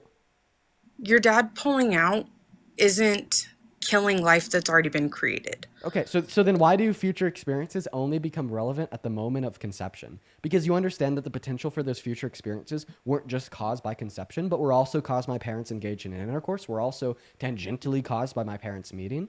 There's like about 1,000,000,001 things that led to my existence today, right? It is ending the potential for my life today if my dad were to have pulled out in the same way if my mom were to get an abortion. And if you tell me, well, it's only still yet wrong for my mom to get an abortion, but not wrong for my dad to pull out, then you're telling us that your position on why abortion is wrong doesn't truly have anything to do with ending the potential of future life like ours, and all to do with killing the fetus for some other reason. So what is the reason that it's wrong to kill the fetus? Because murder at face value is wrong. Okay. And I believe that life begins at conception. You have to argue that it's murder. Murder is defined as the unjust termination of human life. You have to give me an argument that it's unjust. Okay, give me a reason why murdering a fetus would be just. Well, it's not murder. Murder is necessarily unjust. Murder's always wrong. My argument is that it's not unjust because we don't have any reason to believe that it would be. I think there are millions of Americans that would disagree with you. Yeah, the same way 90% of humans for all of existence thought the earth was flat. Appealing to what's popular is not a good argument. Not to mention, it's not popular. 57% of Americans think that women should have access to abortion.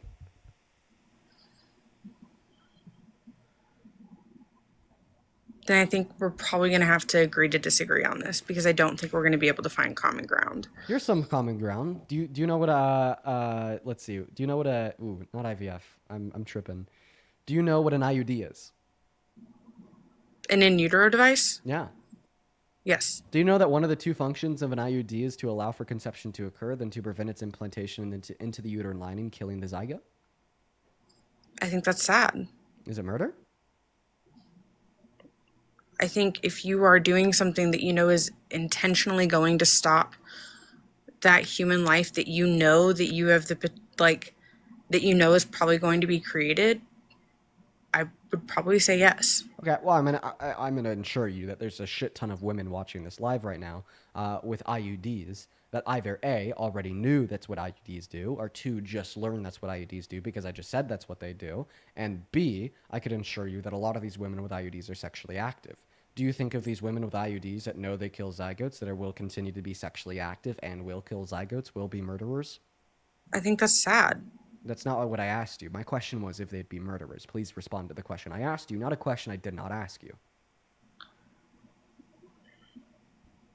I think doing something that you know is intentionally going to end a already begun human life is considered murder, yes. So you would say that women with IUDs that are sexually active are murderers, right? I think if they know what they are doing... I thought we already went over that they do. then yes, I would have to say yes. Would you ever be friends with a murderer? I mean, I have friends that have IUDs. It doesn't mean I agree with what they're doing. So you'd be friends with a murderer? Yeah. You'd be friends. What about a serial killer? I think friends, probably not. I think. Can we agree that serial killers deserve to be spit on and thrown in jail for the rest of their life? I mean, yeah.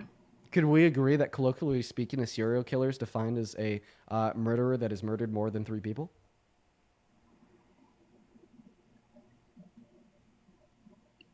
Probably. Okay, so you would say that women with IUDs that are sexually active, that have had those IUDs prevent the implantation of 3 or more zygotes, should be spit on and thrown in jail for the rest of their life?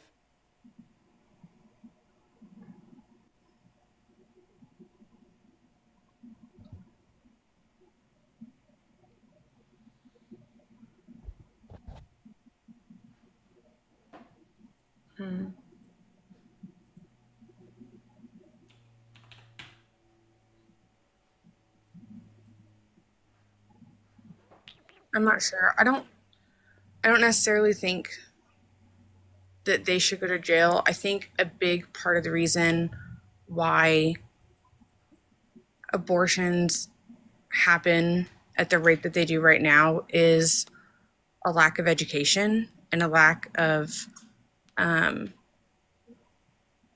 a lack of people understanding what's really going on when an abortion happens and where human life begins. And so I think I don't think that this is a compelling most argument. women-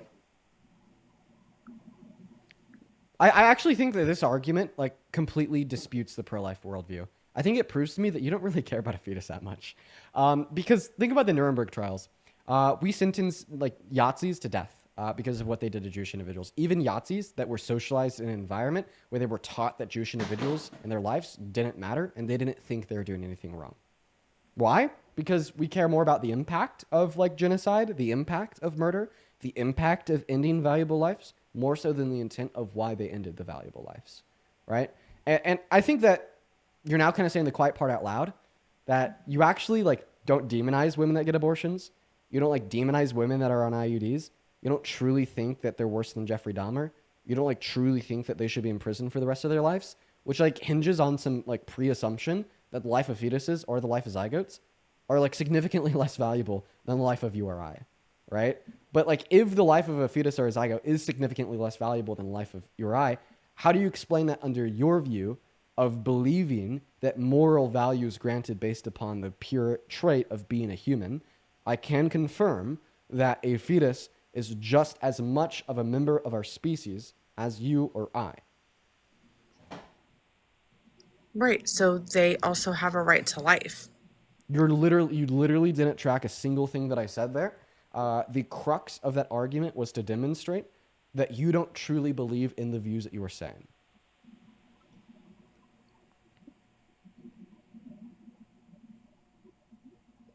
What makes you, I guess I'm not following what makes you think I don't believe what I'm actually saying about human life having value. Because you refuse to call women with IUDs serial killers. You said that they shouldn't go to jail for the rest of their life, even though in any other circumstance, if somebody literally killed 10 innocent, valuable humans, they'd be worse than Jeffrey Dahmer and should probably be sentenced to death. Right? But this completely undermines the assumption that human life on its own is what grants us our moral value.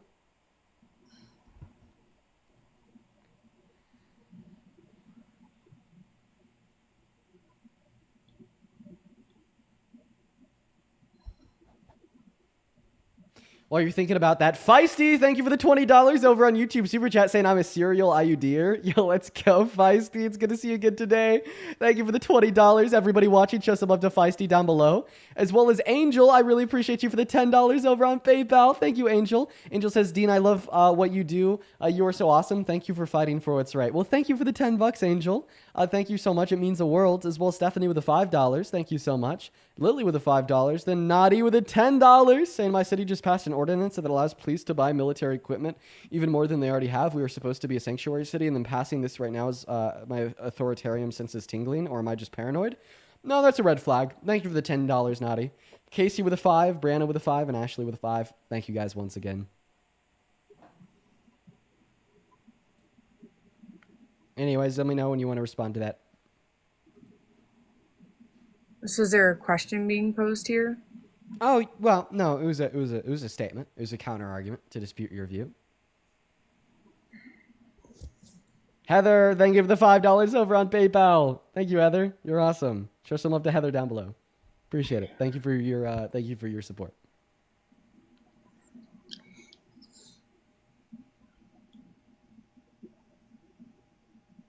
I think definitionally, if we're going off of definitions of serial killers for the sake of consistency, then I think intentionally knowing that you are ending the life of 3 or more human lives, I would have to say, for the sake of definitional consistency, yes, would be serial killing. Would you ever let a serial killer operate on you when you're unconscious?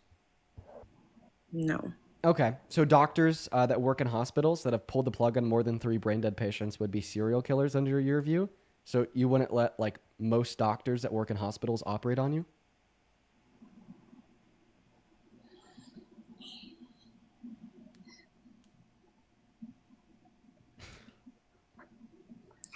So, oh, sorry, the baby woke up. The baby was napping. So I think there's a difference there. In intent. There is. No, not an intent. If anybody knows that they're killing a human being, it would be medical health professionals when they're pulling the plug on brain dead patients.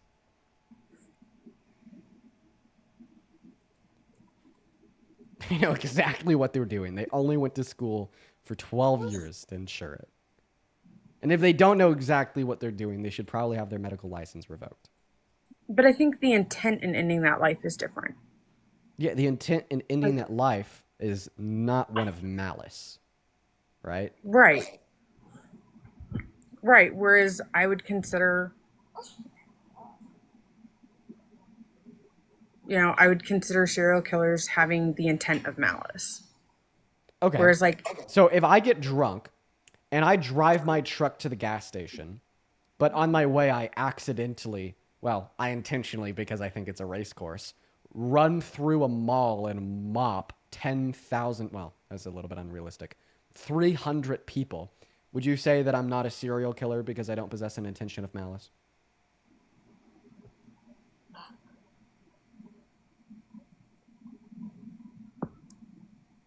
Hold on. I'm going to Google the definition of serial killer because I think legal terms. Mm-hmm. Okay. Yo, Sammy, thank you for the $20 over on Venmo. Thank you so much, Sammy. That is SAMII. Thank you so much, Sammy. Sammy with the $20 says, I've been with my boyfriend for 7 years. I use an IUD for health reasons, non-pregnancy related, to stop my monthly demon from unaliving me. By her standards, I'm a serial unaliver. That's right, Sammy. I guess so. Thank you for the $20. As well as Haley with the $5 saying, see you all in prison in the IUD unit, bunkies. Then Sarah with the $3 for the unintentional serial donator. Thank you for the love, Sarah. I appreciate everyone so much for the love today. You guys are awesome. As well as Alexi with the $20 over on YouTube Super Chat. That is ALEXI. Thank you for the $20. Thank you so much. I really appreciate that. You were awesome. How about this? I'm going to move on to the next guest, and I really appreciate you for your time. Is there anything else that you specifically wanted to go over? No, considering the baby just woke up, I should probably get off. All right, take care. Moving on to the next guest, we're going to go ahead and bring up somebody very shortly here. Just, give us a moment. It'll be quick. What's up, friend? Why do you have an AI photo of me and Parker kissing as your profile picture? That is weird. Oh, I thought that you guys put it out there. No? No. It was an AI photo made by... Dude, I thought it was legit. I have a question. How old are you? At 44. I thought it was legit, You understand that I was like barely 19 in that picture? And that means? I don't know, like a 44-year-old man having some AI photo of a barely 19-year-old. But do you have to be a certain age to be gay, Dean? I think that at your certain age of being 44, it makes it really fucking weird. Why is it weird? Because you're Because gay you're a at... 44-year-old man with a picture of an AI photo of some barely 19-year-old Are kissing you another sure it's dude. AI?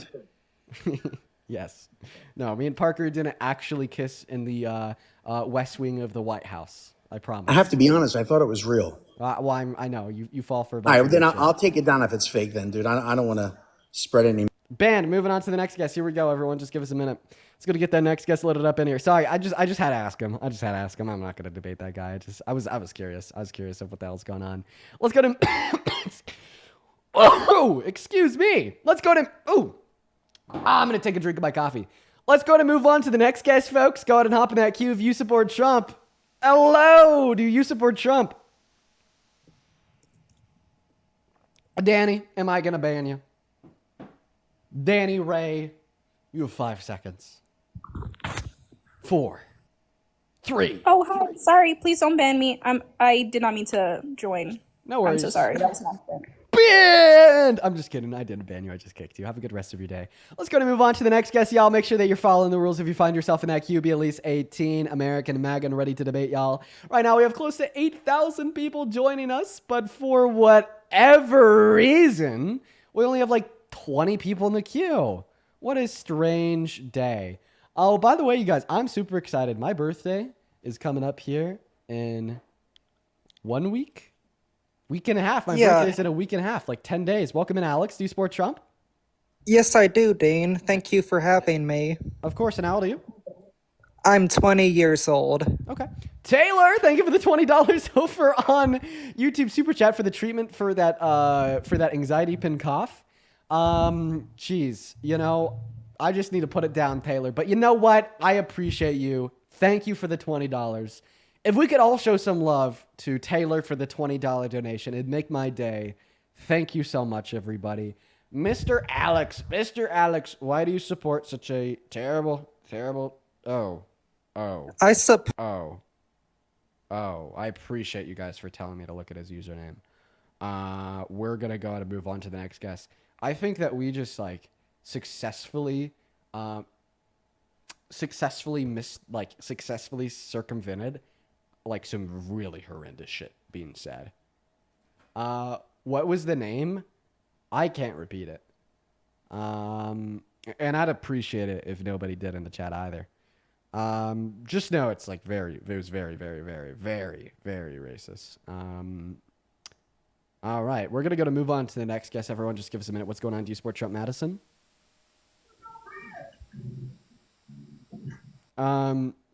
It said black people unaliver, but it didn't say black people. Let's go to move on to the next guest. Everyone, just give us a minute. Welcome in. Do you support Trump? Yes, I do. Okay. How old are you? I'm 18 years old. Okay. And what year were you born in? 2007. Okay. February 3rd. Okay. Phenomenal. So why do you support Trump? Just before we start, I want to say happy birthday. Before it starts, Dean, happy birthday. Well, I appreciate that, man. Okay. So why do you support Trump, bro? Well, he brokered a ceasefire in Gaza. He protects the rights of women by taking out transgender men from women's sports. Okay. Or transgender women, sorry. Yeah, well, we can't talk about trans individuals. Now about so you said brokering a ceasefire agreement in Gaza. So you care about the innocent Palestinians? Yes, I do. Then you want to support Trump. Him and Netanyahu announced a plan to ethnically cleanse the rest of the Gaza Strip by forcefully relocating the remaining 2 million Palestinians to Egypt and Jordan. Donald Trump then went on a follow-up interview on Fox News where he said they would have no right to return to the region after he leveled it and built a Riviera to gift to Netanyahu. And of course, this makes sense as Israel passed legislation not even a week ago to annex and steal the rest of the Gaza Strip. I actually didn't know that. Thank you for educating me on that, actually. Of course. And then on to the next part about women's rights. So you like men, like you and me, not trans women, because trans women are not men, but you really want men going into the private spaces of women, right? Yeah, no, of course. You hate it a lot? Yes. Do you think men that take advantage of women in those spaces are really terrible and should be in jail for the rest of their lives? Yeah, for a while, yeah. Okay, and because you think they're so terrible and deserve to go to jail for the rest of their lives, you'd obviously never vote for a man that's done this to be the president, right? Of course not. No. And if you came to the revelation that you did vote for a man that's done this to be president, at the bare minimum, would you stop supporting him? Well, I didn't vote because I wasn't of age by the time that the vote was happening. Well, if you figured out that Donald Trump had done this, would you still support him? Donald Trump maybe probably not. walked into the changing rooms of naked teenage girls and naked grown adult women and looked at them while they were undressed? I have not heard of that. No. How me and bro feel after leaving the mall with 0 numbers, 4 SA allegations, and an arrest warrant. He left. Okay. After I just read off his recent post. We're going to move on to the next guest. Everyone just give us a minute. Yeah, that's your victor of women's rights, everybody. Joking about leaving the mall with 4 SA allegations. Jesus. Welcome in, Amir. Do you support Trump? Ban. Moving on to the next guest. Everyone just give us a minute. All right. We're going to get that next guest loaded up in here. Saying, not today, Satan, a.k.a. Trump. Oh, that would be a liberal. Banned before you even join because you called Trump Satan. Let's go to see what that next guest has to say. If you happen to be one of the 8,000 people hanging out with us in here on the stream today over on TikTok, listen, if you want to support me, you could find my Venmo and my PayPal in the link tree in my bio. I get 100% of the proceeds over on those platforms. They all go straight to me, as well as you get a notification at the top of this phone where I can read it out alongside any and all attached messages. So if you want to get a message across to me, that is a damn good way to do it. Welcome in. Do you support Trump? I do. And how old are you? I am 31. Okay, what year are you born in? The what? I'm sorry, what was it? What year were you born in? 93. Okay, phenomenal. Yeah, that'll make you 31. Take it away. Why do you support Trump? I think for me, well, obviously I don't agree with everything, but for me, it's more about the fact that the other opponent was okay with, I guess you could say transgender man going into female. Boom! Same thing I told the last guest. We just can't talk about trans people on the live because TikTok will ban me for it. Feel free to unmute now. I just had to cut off your mic because I don't want the live to get taken down. Oh, I just tuned in, so I don't know. But what was the topic that you were wanting to talk about? Brought up well, how about we stay on track with a similar subject here to test your consistency? Okay. Because you're telling me that you care about women and girls' right to their private spaces, right? Correct. Okay. And if a man infringed upon their right to their private space and walked onto them when they were naked, changing in a women's dressing room, how shitty of a man would that be? I mean, obviously, like I said, he's not perfect, but I mean, the other opponent was okay with that. I'm not denying that. That happened a long time ago. Whoa. So you acknowledge this is something Trump has done, and you still support him as president? In the past? What does in the past do there? What? Okay, I want to know, why would you support the other candidate so I can hear your side? Well, maybe before I tell you why I support Kamala Harris, or why I did support Kamala Harris, you could tell us why you support Donald Trump, even though you already know that he has sexually exploited naked minors. No, well, obviously, it's not just that reason as well, but like I said, she was okay with it. Why isn't sexually exploiting naked minors not a red line for you? I didn't say it wasn't. So it is a red line? I mean, obviously it is. So if sexually exploiting naked minors is a red line, and you've already acknowledged that's something that you are aware of Trump doing, this means you wouldn't support Trump. Well, it's not just that reason, obviously. I just honestly didn't agree. I honestly did not like the fact... What does a red line mean? You asking me? I am. Well, I'm just trying to understand your point. That's all. That's literally, just trying to understand you. So what is a red line? You tell me. It's basically an ultimatum. Basically an endpoint. Saying that if, I don't know, for instance, Trump has done X, you would stop supporting Trump, then X is your red line, right? Mm-hmm. But you're telling us that you're willing to still support Trump even if he's sexually exploited naked teenage girls. Meaning that you don't think that the sexual exploitation of our youth is a red line for the president. No, I look at everything. It's not just that. That's not the only issue here. I mean, there's so many other issues. Obviously, I didn't like the fact. I honestly just, to be honest with you, if I'm honest 100% with you, I just didn't like when we were under Biden. If I'm honestly with Okay, you. so I'm what did not Biden do that? You have an echo. Swipe in and out of the app. And while you're doing that, I'll thank a couple people. Kennedy, thank you for the $5 over on Venmo. Thank you so much for the love, Kennedy. As well as Julia with the $15 over on Venmo for the 21st birthday drinks. Yo, let's go. Thank you, Julia. That's very, very kind of you. As well as ISIS with the $10 saying we have the same birthday, August 30th. No, I'm September 1st, unfortunately. But thank you for the $10. And then Paige with the $25 over on Venmo saying thank you from a blue dot in South Carolina. Well, thank you for being here, Paige. Thank you for the $25. Show some love to Julia, ISIS, and Paige down below in that comment section for all of the love. I really appreciate you guys so much. As well as Heather with the $5 to PayPal saying I'm a serial IUDer. And Allison with the $2 saying Virgo season. Yeah, let's go. We are almost in Virgo season once again, quite frankly. Go ahead. No, like I said, it wasn't just that. It's just everything in general. It's not just one transgender topic about men going, obviously the other opponent. I don't think that trans women are men. Once again, we can't debate that. Well, it's fine. We'll talk. We'll debate whatever topic you want. So why were what was the worst thing the Biden-Harris administration did? I feel that obviously, I'm not going to say that where the economy is perfect. Obviously, it's not. But I just am tired of people blaming Trump for it. Obviously, we weren't. Yeah, you're not answering my question. I don't even know if we could have like a coherent conversation. What's your question? I'm sorry. What's your question? Bro, you should have listened the first 2 times. But I asked you how you still support Trump, even though he's literally sexually exploited kids. And then you were like, "Is that the only thing? Is that literally the only thing?" Go ahead. I guess whatever. And then you were like, "Well, I still support Trump, even though he sexually exploited kids, because Biden was so bad, right?" So then this goes to the question, what was the worst thing the Biden-Harris administration did to justify your support for a predator? You're just going to fire with predator and act like Kamala didn't do anything wrong, like she's so perfect. I don't think Kamala was a predator. Now tell me, what was the worst thing? Well, I'm not saying she is, but what was the worst thing that the Biden-Harris administration? What was the worst thing that their administration ever did that made it so bad that in your mind justifies your support for a predator? Let's hear it. Our economy, sir.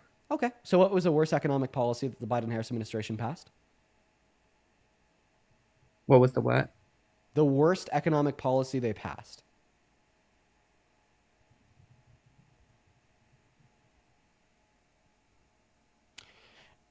Oops! Can't name one, but yet you think it was so bad it justifies supporting an authoritarian I just think it's very. I think that predator thing's already off. I mean, that's just nothing. I just feel like we both obviously live in 2 different types of states. I'm not sure if you live in a blue state. I live in a red state. I think these just things in different, how things look different in general. Okay, not answering my question. I don't even know how you thought that was an answer to my question. I mean, okay, so before I log off. Don't log off until you tell me how the Biden-Harris administration hurt the economy. Well, I just want to ask you one question, and that's it, because I know you have a lot of people. So, well how is it that so many... Okay, yeah, thank you. How is it that half of the United States voted for Trump? Can you explain that? I'm just curious. Yeah, propaganda, misinformation. No, that's why he left. I mean, that's why he won.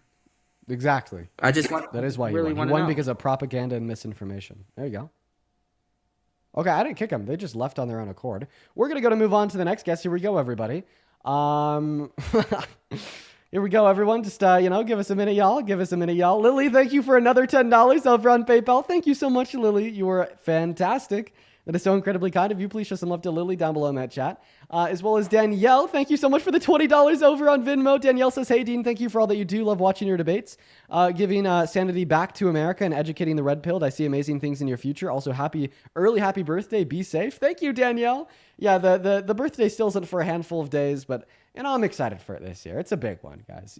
Like the 21st birthday is objectively a big deal. So I'm pretty excited. I'm pretty excited. But we're going to move on to the next Trump supporter at this point. Hop in that queue if you support Trump. I'll happily bring you up here. We'll have a debate. It'll be great. Let's go to get them up right now. Quite frankly, hop in that queue. There's just not too many people in the queue. Not too many people that want to debate. Not too many people, quite frankly. Quite frankly. Hello, doppelganger. Do you support the worst president of your life? Yeah, do you hear me? Yeah. Are you MAGA? Yeah. Oh, man. Is there anything you could do about that background noise? The fan, yeah, hold on. Okay, and how old are you? Yeah, 19. 19, what year were you born in? 06. And why do you support Trump? His beliefs on transgenderism. Okay, third guest in a row that has said this. Third guest in a row that I have to tell you that we cannot talk about trans individuals on TikTok Live. Why? Why? Because TikTok Terms of Service deems it as hate speech. So when you begin to invalidate the gender identity of trans individuals, and I tell you why you're wrong, you get flagged for hate speech, your account gets banned, and then that goes as a mark against my live stream. Well, I wasn't really talking against it. I was just talking about it in general. Okay. So are you just gonna like ignore what I'm saying? I'm telling you that you can't talk about trans individuals? Like whatsoever? Yes. Whatsoever. Okay. So why do you support Trump? Yeah, so I support him because he's a man. So you think men are better at leading than women? Yes. And why is that? Yeah, because men are typically more, stronger, better thinking, smarter, etc. So stronger and smarter. Let's start off with that first one. Strength. Yeah. So I don't think that physical strength is a relevant indicator of leadership ability literally at all. Quick question. Yeah, it is. Football team, who's stronger, the players or the coach? I'd rather not answer it. Can you just go and give me like a better question? No, because you don't want to answer it, because if you answered it with an IQ over 3, you'd tell us that the football players are physically stronger than the coach, but the leader's the coach. You'd also tell us that the Secret Service is physically stronger than the president, but Yeah, so shut your mouth. the president. So I don't know if you meant like 3 or... You would also tell us... Don't. Oh, man. See, this is another reason why I don't think men are better at leading than women. They crash Just shut out. your mouth. Yeah, just let me... I'm going to finish talking. I don't let betas interrupt me.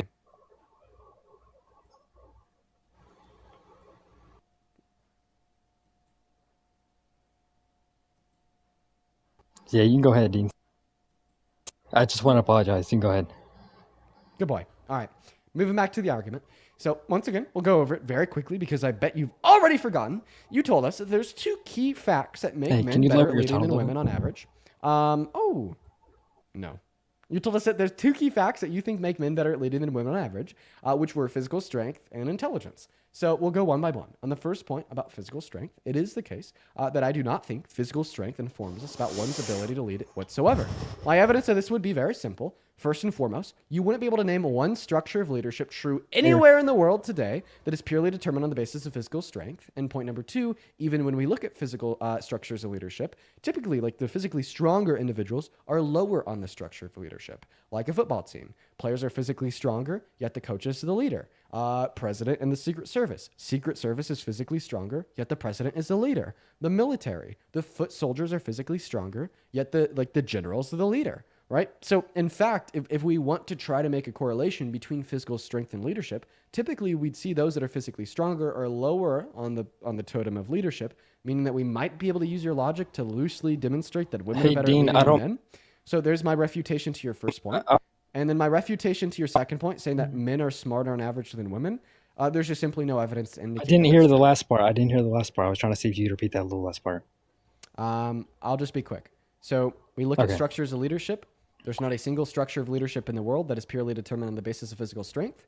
And in fact, we usually see that individuals that are physically stronger are lower in the structures of leadership, such as a football player to the football coach, or the Secret Service to the president, or the foot soldiers to the general in the military. Mhm.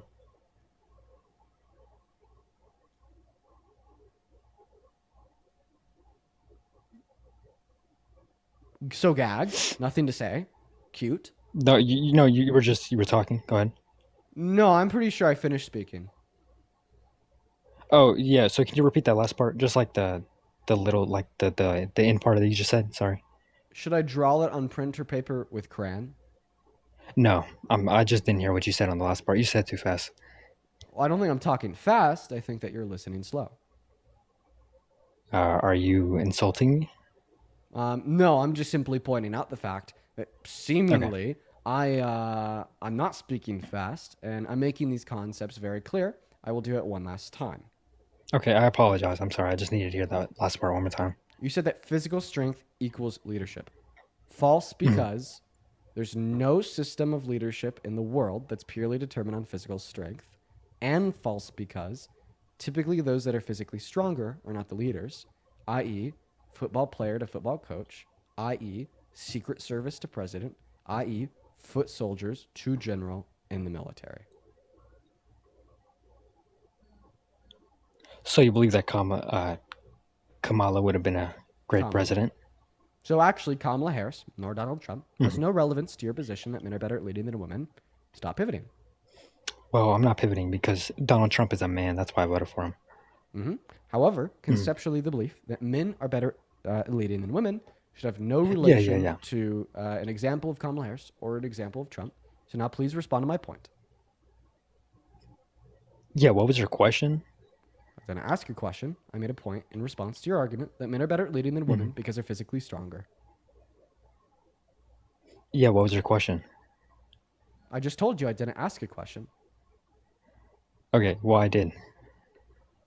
Okay, and your question, so why did you support Kamala Harris, is not relevant to you responding to my refutation of your point that men are better at leading than women. You just reaffirmed that it was a question. I just said it wasn't a question. Okay, so then what was your response to my refutation of your point that you believe? I didn't give one because it wasn't a question. I didn't give one. Okay, so then give one. Oh, no, it's okay. Oh, you don't want to give one? So you're bowing out? No. Oh, you're not bowing out. So then give one. No. Why? Oh, because if you don't, then you're bowing out, tucking the tail in between your legs, and running away like a little beta. I didn't know it was so easy to refute your beliefs. Literally got you to bow out and stop engaging with a single sentence. You didn't say a sentence. What are you talking about? Sorry, 4 sentences. I'm surprised you could count. Good job. I never made the claim that there was 4. I don't know what you're talking about. So are you going to respond? Yeah, to what? To the counter argument against your position. And if you could just repeat that one more time. So you didn't hear it the first 4 times? You've only said it twice. No, I said it 4 times. I'll send you back down to the comment section, though. Let's go to get that next Trump supporter up in here. By the way, he was so dumb that now a lot of people in the comment section are saying that he's trolling over on YouTube. I don't think he is. I think that is just like truly how like unintelligent people that support these beliefs are. We're going to move on to the next guest. Everyone just give us a minute while we get that next guest loaded into the box. We got Alex connecting right now. He supported SA2 in one of his posts. What flavors are vape? What flavors are vape? How old are you? We know you vape. How old are you? Okay, Alex is leaving. Let's see here. Yo, Joe, thank you for the $3 over on Venmo. Thank you so much for the love, Joe. As well as Juliana, thank you for the $25 over on Venmo. Juliana says, you're amazing. Happy 21st birthday. Well, I still have, like I said, a week and a half before I turn 21, but thank you for the love, Juliana. Let's show some love to Juliana down below in that chat, everybody. As well as Rachel with a 5 and Kelly with a 1. I appreciate you guys so much. And then Alexander with a 65 cents over on PayPal. Elena with a $1 and the 1 cent. Destiny with a $5. Thank you guys so much. Welcome in, bro. Do you support Trump? Dude, I look, you don't have opinions. Could I? All right. Unfortunately, I'm going to have to send you back down to the comment section for that. However, you should watch it live. Form your opinions. That'd be great. Moving on to the next guys. Here we go. Up of that queue. If you support Trump, I'll bring you up here in order to debate. Welcome in. Are you MAGA? And moving on to the next guest. We got Jordan connecting right now here. We got Jordan connecting right now, quite frankly. Quite frankly, Jordan is connecting. Hi, Jordan. Do you support Trump? Yes. Okay. How old are you? 36. Okay. Why do you support the worst president of your 36 years of life, Donald J. Trump? Well, I don't think he's the worst. That's what we're here to but I debate. just think he's. Huh? That's what we're here to debate. Yeah, well, I just think was the better option out of the two. Just think he goes by the Constitution, and at least from the perception of other countries, is a authoritative figure, and take him serious. Okay, you just said he abides by the Constitution. Did you know on January 20th this year, he signed Executive Order number 14160 into law? And Executive Order number 14160 explicitly violated the Constitution by attempting to rescind birthright citizenship for the children of undocumented immigrants born on American soil, even though the first section of the 14th Amendment explicitly guarantees birthright citizenship to the children of undocumented immigrants born on American soil? No, I didn't really know that, but so he obviously doesn't abide by the Constitution. Okay, well, I just thought he was the better choice, and I think he's going to stand up for American citizens. I think, our debt is a pretty big issue in this country, and I feel like being a businessman's going to know how to handle that better. Okay. Did you know 1 month ago to the day, on July 20th, he signed the big, beautiful bill into law that added $4.5 trillion worth of debt-related spending to our country's expenditure, putting us $4.5 trillion more into debt? And did you also know that this is the most debt that has ever been added to our... I'm sorry, go ahead. Did you know that this is also the most debt ever added to our country via one bill in American history ever? And did you also know that this $4.5 trillion figure is the same amount of debt that the Biden-Harris administration added to our country in 4 years, including pandemic spending? No, I didn't know the numbers, but I also know, a lot of times in any business venture, you got to spend money to make money. So, you could look at it one way as an investment. I don't know all the details of the bill, and maybe it's not that great of a thing, but I think just on the basis that it cost that much money to put into effect doesn't necessarily mean in and of itself that it's a bad thing. Okay, did you also know that $4.5 trillion figure coming from the CBO and the CRBF isn't just the upfront cost, ignoring projections of future revenue generated, but it is actually a calculation of not just the upfront cost, but also the lost revenue over the course of the next 10 years? So this would be a total number of net loss, not gross cost today? No, I didn't know that.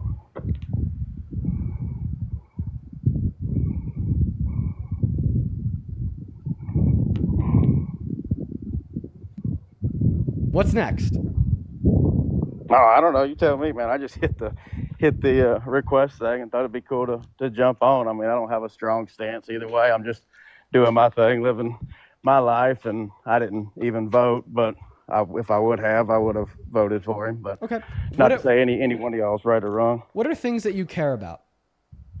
My family. You care about your family? Did you know that Kamala Harris would have increased the child tax credit to nearly double what Donald Trump introduced under the big, beautiful bill? We have estimates to project that would have reduced childhood poverty by an additional 40% in the long term. So how would that have directly affected me? Do you have kids under the age of 18? Yes, I got one. Yeah, would have directly affected you by giving you larger tax credits. You're right on. Right on. Yeah, that'd have been nice. Is there anything Trump done with taxes or whatever that's similar or going to give me some benefit that would have maybe compensated for that one that Kamala was going to do? Kamala? Well, if you don't mind sharing what your annual income is, I'll be able to give you more specific information. However, if you don't want to share that, I understand. No, it's cool right now, anywhere from 80 to 100. Yeah, for sure. Well, in accordance with the policy set forth by Donald Trump, unlike the average American and everybody below the average American that totals to 150 million Americans, you actually will be experiencing a marginal tax cut from Donald Trump's policy. However, this tax cut would have been higher if you simply voted for Kamala Harris, since she only wanted to increase the taxes on people making over $300,000 per year, and she would have offered you larger tax cuts because unlike Trump, she's not offering 4% back to people making over $500K. Right on. Yeah, I guess one of the other the main thing, man, when I stay out of the news for the most part now, but, I feel like at least Donald Trump, at least to me, seems, real and, unscripted and just, a real being. Whereas when I seen stuff with, Biden or Kamala and stuff, it just seems so, scripted, just, they seem like pushovers in a sense. And, Donald just seemed to have more of a firm stance and, just connected more with him. Well, I could definitely agree that Donald Trump doesn't think about what he says before he says it. I could also agree that an unscripted, authentic feel can be a good thing. Think about Obama. But the way that Donald Trump has pulled off that unscripted, authentic feel is by shouting gibberish and nonsense. And honestly, I wish he'd stick to the teleprompter. Fair enough, man. Well, I'll let you get to your next guest. I just thought it'd be cool to pop on with you, but you definitely know a lot of information, and like that, you got this platform. I think it's good. All right, you have a good rest of your day. All right, man. You too. Yeah, I really don't think that anybody would accuse Trump of being scripted. I'm not gonna lie. That's actually like one of his larger downfalls too. Let's go to move on to the next guest. But before we do, yo, Hannah, thank you so much for the $75 over on PayPal. Thank you, Hannah. Let's get 750 Hannah W's down below in that chat. Thank you so much for the $75. I'm just reading through your message here. I really appreciate you so much for all the love, and I will still check out your art, Hannah. That is incredibly, incredibly kind of you. If we could please get 750 Hannah W's down below in that chat while we're looking for that next Trump supporter to come up here and give us a piece of their mind, that'd mean the absolute world to me. And thank you once again so much, Hannah. You are awesome, awesome, awesome. Thank you, Hannah. As well as Isabel with the $5 saying thank you for your work. Well, thank you for being here and thank you for your contribution. As well as, let's see here, Elena with a $1.11. And then Linda, thank you so much for the $20 over on Venmo saying thank you for fighting for women's rights.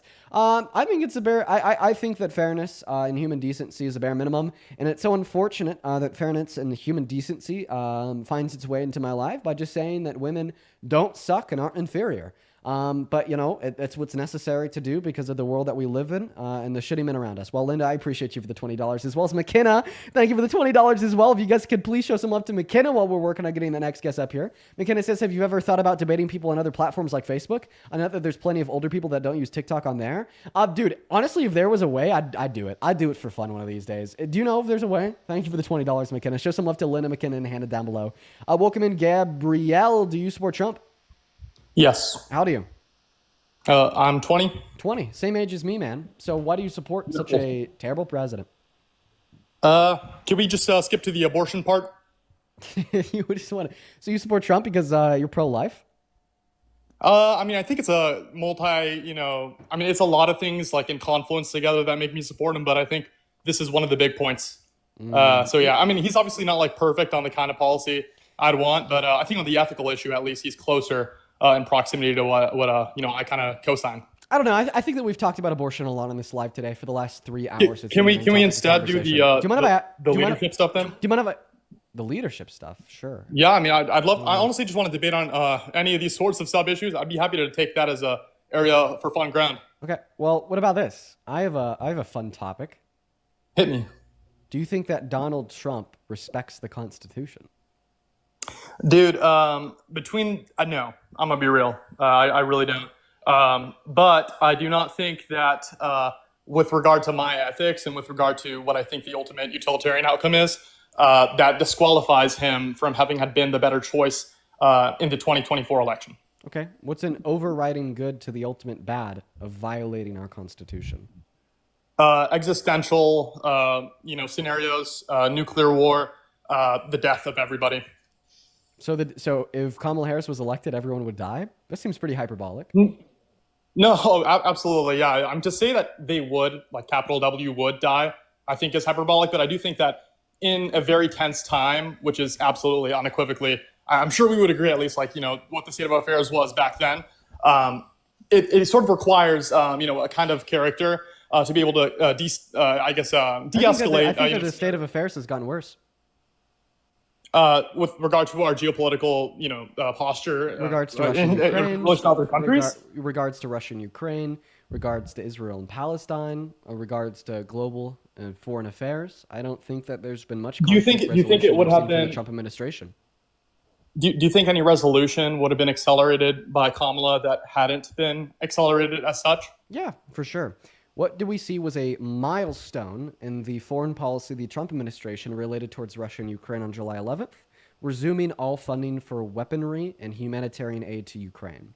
Why do they do this? Because it is external influence to pressure Russia into being more willing and more likely to accept a ceasefire and or a peace agreement. And the reason would be is that we are making the victims stronger, thereby making the aggressor weaker. right? And this was a policy of the Democrats all along. This is what Kamala Harris endorsed. This is what Donald Trump fought against. Day one, rescinded the funding after his meeting with Zelensky and made Ukraine weaker, led to Russia launching their largest attacks yet, a reduction in international pressure on Russia ending the conflict and seceding the land that they have attempted to steal. Donald Trump realized that plan didn't work because Russia was unwilling to cooperate because there was lower levels of external and international pressure on them to cooperate, so he resumed the funding in a greater attempt to push them towards cooperation, indicating that the plans of the left were right all along.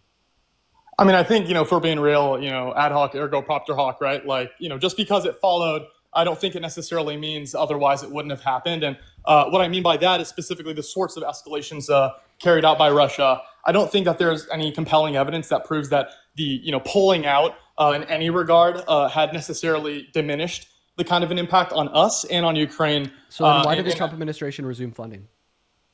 Why did they resume? Dude, honestly, I really don't know why they did, but ultimately my point is more broad than that, dude. I'll tell you right now, broadly, without our going, position without going too broad, without going too broad, would you at the bare minimum be able to would you at the bare minimum be able to concede that at least from the perspective of Trump, right, the great president, King Trump, that resuming funding to Ukraine would in some way, shape, or form help in a continued plan to reduce conflict in the region? I really don't think so, to be honest. So then why would he resume it? I'll tell you why. Wait, if he didn't think that resuming it would reduce conflict, then why would he resume it? Well, honestly, the thing is, it's inconclusive what would have happened in scenario A, what would have happened in scenario B. I really don't know what the rationale was behind it, and I don't know what the, policy initiative was supported by. I can't say definitively no. I can't say definitively yes, but I believe it is bad faith and intellectually lazy to posit that we have no inductive reasons to believe that there would exist some motivation on behalf of the Trump administration to resume funding to Ukraine to aid as a reduction of conflict in the region. And you're suggesting that we have no inductive reasons to believe such claim. No. I wouldn't say that. Sorry to interrupt, but and dishonest. Yeah, no, okay. I don't mean to be lazy. I mean to be epistemically humble, right? Like I don't want to make sort of conclusions that I haven't been able to justify, and by admittance of my own ignorance, right? Like I obviously am not wholly informed, but I think still the broader point, which is the point that we're debating over, right, with regard to whether he would have or would not have been a better leader than the alternative party, still could stand, even if I don't have the underlying basis for this subset of, a question on foreign policy. Well, I think right? you're equivocating epistemic humility for intellectual dishonesty, right? Because when you communicate to me, if you'd allow me to finish here, because when you communicate to me that basically you don't want to accept any inductive lines of reasoning to conclude that like seemingly this is good for conflict in the region, seemingly this is good for aiding and abetting and applying international pressure against Russia to force them into cooperation or at least pressure them into cooperation, you're basically telling me that you reject all of these inductive lines of reasoning, and in doing so, you are just simply being humble, as you would. No, that's not what I mean by as you would humble. need like a higher standard of evidence or proof to like believe in a claim or to believe that we have reason that a claim might be the case. And I guess at the end of the day, if you don't think we have any reason to believe that it might be the case that resuming funding to Ukraine would put more international pressure onto Russia to end the conflict and to secede the Ukrainian land that they took, well, then what reason would we have to believe that Donald Trump would help reduce conflict in the region at all? Okay, great. So my thought here is, firstly, if I want to hang my hat on an argument, if I want to be able to say, hey, I really do feel that I can sufficiently justify it with, second and third order consequences priced in, right? To really know that the kinds of consequences that might arise are ones that I'm confident in being able to isolate and outline. Like neither of us can do that with full confidence, though I admit you might be able to do it better than me, of course, because you have more understanding of the specific geopolitical tension and the, the United States' involvement with it. However, since the debate is about Trump generally, I have a broader point that this links to, right? Which means that even if there was a, fault in his resumption or a fault in his cessation, that shouldn't have, any bearing on the broader point. So sure, maybe I'm intellectually lazy. I'm a lazy guy, more generally, to be honest. I think that, at the end of the day, the argument for why Trump is just much more effectively equipped, to be able to de-escalate these sorts of scenarios, like with adversaries like Russia or whoever it might be, across the globe, right? North Korea is obviously not a threat in the past couple of years, right? It hasn't seemed too prominent, but all of these sorts of, conflicts are much more likely to be de-escalated when they are in high tension, which they were then currently, by a figure like Trump than somebody else, which means essentially we can't afford to be wrong, right? We can't afford to have somebody in such a high tension point.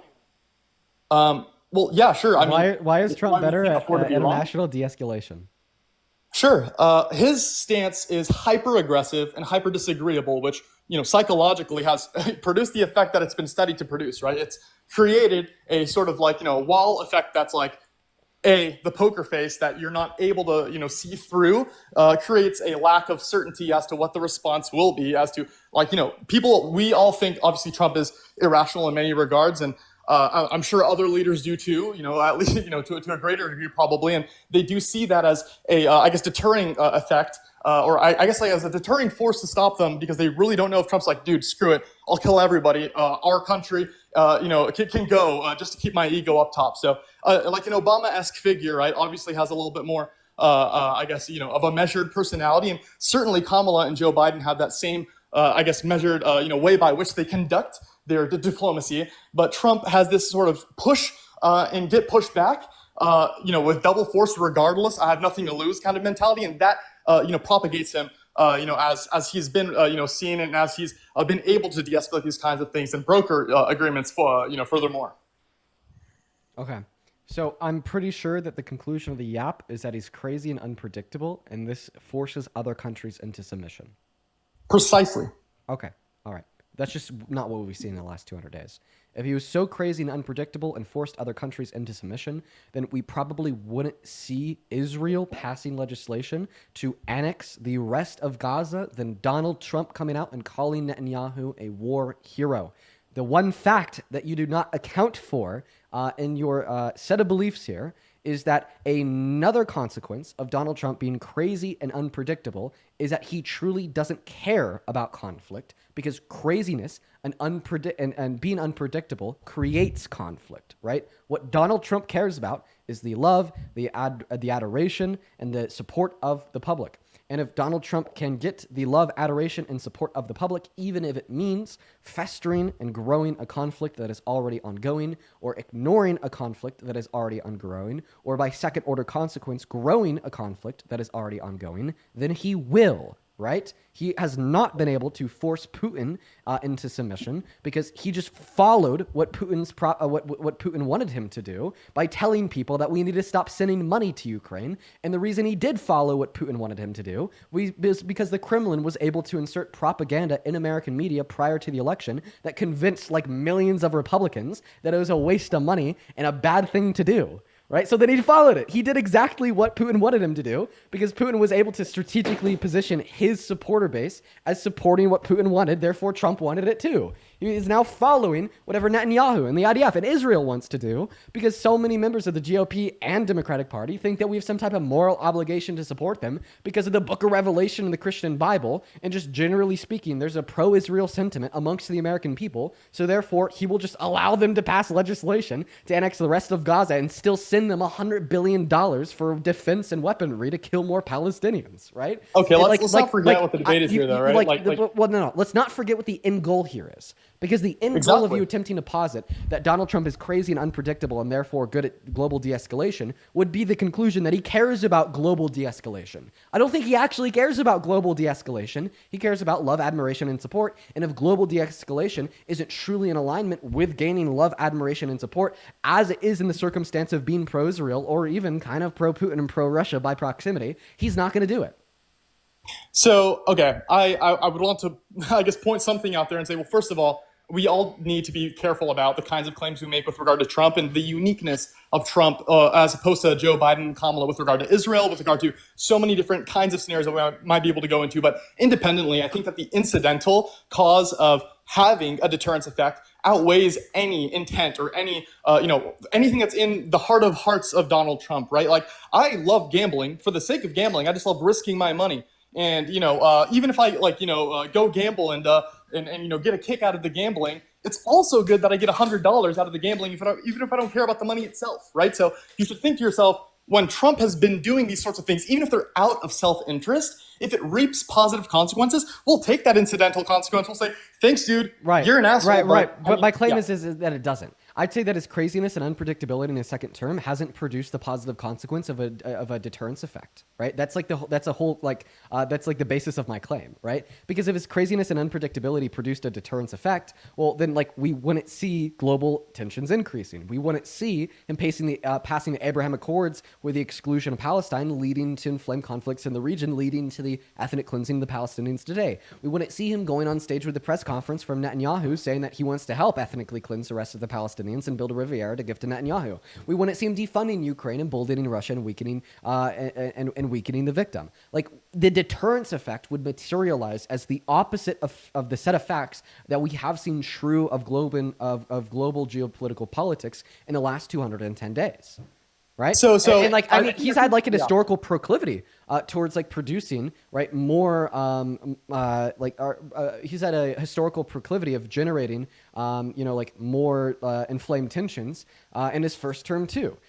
He was so crazy and unpredictable in the 2020 election and on January 6th, but this didn't produce a deterrence effect towards increased tensions. It led to an attempted insurrection on our capital and the fake electorate plot to attempt to steal the election from Biden, right? And that was so crazy and unpredictable of him to do. We haven't had a larger internal attack on our democracy since a fucking civil war, but it didn't produce the deterrence effect as you're suggesting.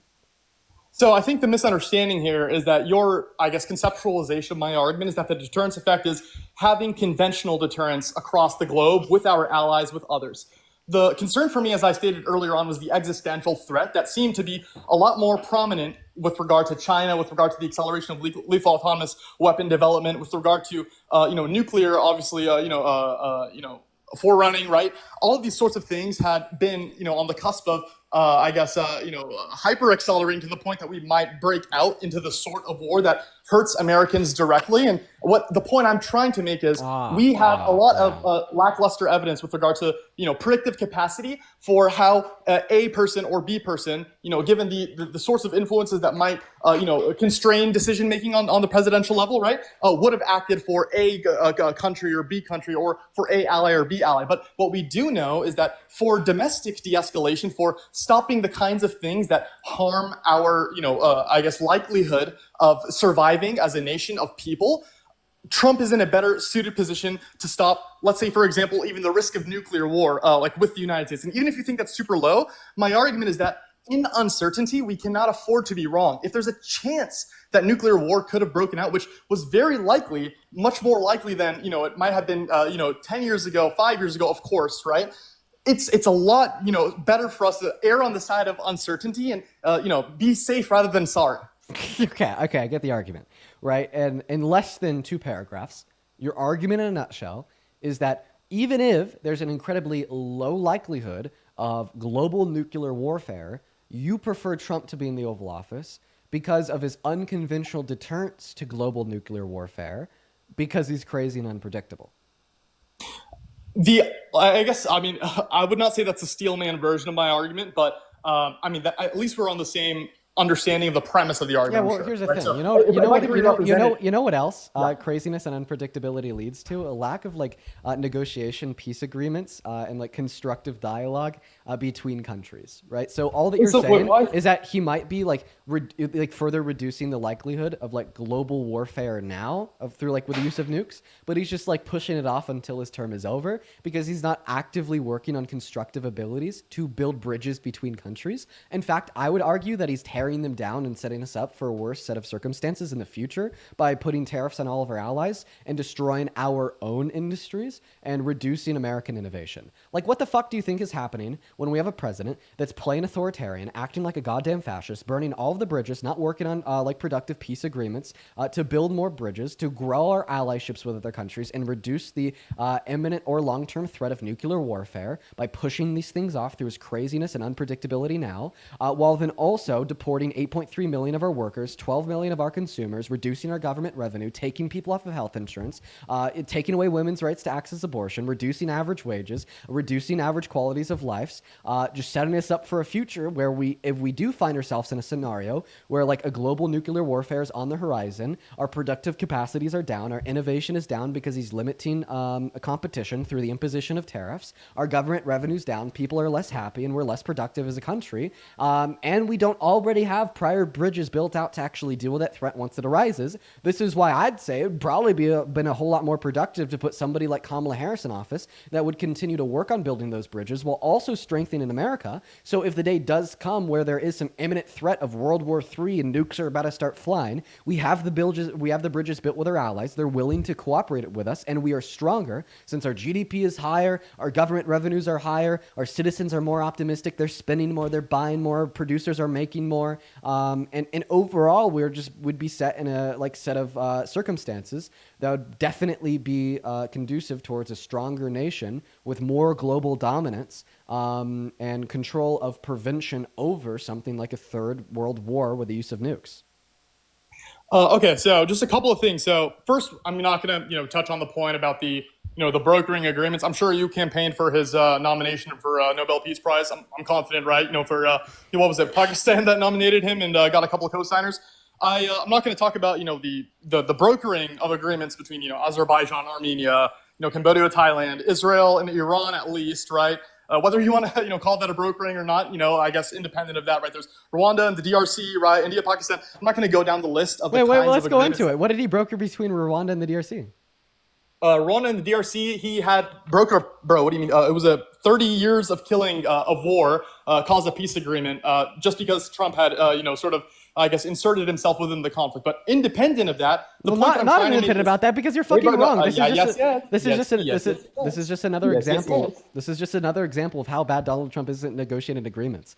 So you understand that it's not been specifically Rwandan troops that have been genociding individuals in the Congo, but it's been their proxies such as M23 rebels that have been genociding people in the Congo, as well as they've also been funding some insurgents from Uganda. And it's been the Ugandan insurgents and the M23 rebels that have been committing the genocide in the Congo, and some Rwandan troops. However, this quote-unquote peace agreement pulled out some Rwandan troops. However, the genocide is ongoing because the M23 rebels and the Ugandan insurgents funded by Rwanda are still in the country killing innocent Congolese individuals. And of course, this agreement had to include yet another minerals deal that gave the U.S. more right over more, rare and valuable minerals in the Congo, furthering the exploitation of an already exploited country. We've established he's self-interested, right? Regardless of whether it was an ineffectively brokered agreement, right? The point I was trying to make is that it's not an all-encompassing, yes, he is peaceful, no, he is not peaceful, right? There are complexities that may have been, mirrored by the opposite party, but there are others that might not have been, right? So whether or not that's going to be something that, that's not provable in any regard, but the one point I did want to make that I really want to hammer down is, by the way, you did prove that they're miscalculation. funding M23 rebels, so don't say that's not provable. Okay, what I meant was that it would be provable, but that the opposite party, i.e. Kamala Harris, right, would have, done the exact same sort of a thing, right, or would have done a different kind of an agreement or brokered a different kind of sort of an involvement that might have, reaped worse consequences, right? Essentially, we can't verify what A party or B party, because remember, it's a comparative debate. It's not Trump in a vacuum, right? The same way if Biden was... now, your argument just, loses its horns, because you just said explicitly it's not provable that Kamala Harris would have done different. Doesn't your whole argument hinge on Kamala Harris doing different? Wait, what does that have to do with the point is that if Kamala had done, just because Kamala would have, maybe copied some things that Trump would have done, that's not a sort of, an excuse to say that every single thing Trump would have done is something I also co-sign as saying Kamala would have done and therefore the same candidate. That's absolutely not the claim I'm making, right? The point I'm making is that there are some, complexities in the world that might be handled the same way and others that might be handled differently, right? But the one thing that is undeniable that outweighs everything, with regard to the severity and with regard to the irreversibility of the situation is that when we look at the kind of nuclear conflict that we had been facing in 2024, which is, by the way, not just regular nukes, right? There are lethal autonomous integrations of AI that control responses to missiles, right? So lethal autonomous weapons will fire, which has a huge risk of miscalculation, right? Which is nuclear war sparked by accident, right? By a sort of misthought, right? And then thought that, we're under attack, and therefore the AI hits the red button and fires it back out of, Okay, buddy. I think we need to take a breather. Sorry, I was listening to you and I was like, oh yeah, you gotta listen to him and respond. But then I took a step back and I was like, why are we talking about AI firing nukes? This guy's supposed to be telling me why he supports Trump. It took me like stepping back mentally in order to make that recognition. So that's why that's why I'm giving you a breather real quick. And while I'm giving you that breather, I'm going to thank a couple people. Reagan, thank you for the $5 on Venmo. Reagan says, I love everything that you do. My grandmother died last night and your stream is helping me greatly. I don't have much money. Oh, Reagan, I'm so sorry that your grandma passed away. Please show some love to Reagan in that chat. I'm really sorry. As well, Stevani, thank you for the $5 on Venmo saying for sure yaps a lot. What is he saying? I mean, I'm like vaguely following him. As well as Chelsea with the $10 saying, I love you, Dean. I love you too, Chelsea. Thank you for the $10. Steph with the $5 says, please kick the nails on the chalkboard. Nah, I mean, it's kind of annoying, but I'll engage nonetheless. Martha with the $5 over on Venmo. I appreciate you so much for that love, Martha. That is incredibly kind of you. I actually want to ask this guy a question. Can you identify any positive, like domestic policy he's passed? I think it's the posture that's particularly effective for me, dude. No. I'm talking about like actual policy. Could you identify any positive actual domestic policy he's passed? Okay. If we get into the tariffs debate, it's going to be ugly and it's going to be long. All right. But I'm bullish on tariffs. Yes, sir. Yes, sir. Yes, sir. We're not going to get into that. So what we will do is hopefully, if you're willing, right, finalize this discussion.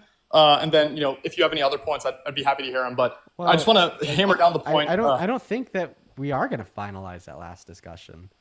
Because we're talking about Donald Trump's like unpredictability, and if this would like play like a key role in reducing global conflict, I give you my rebuttal, and then you start talking about AI firing nukes.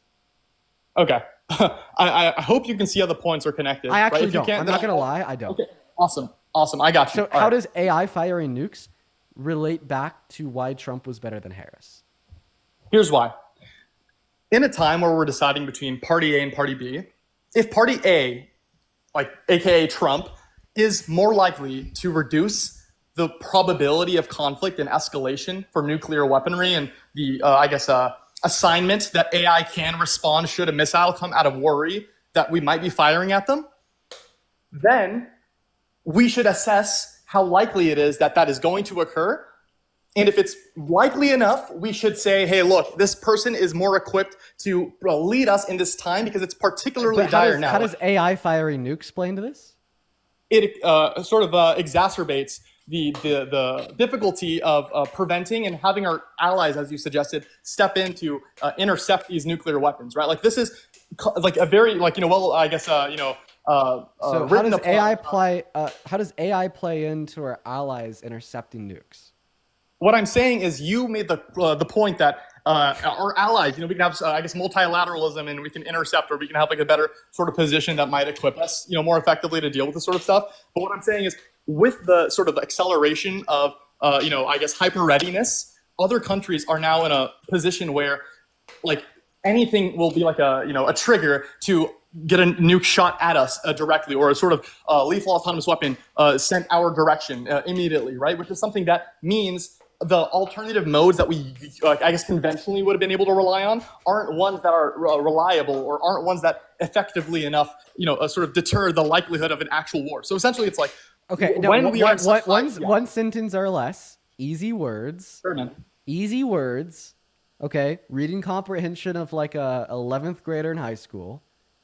How does AI firing? That's fine too.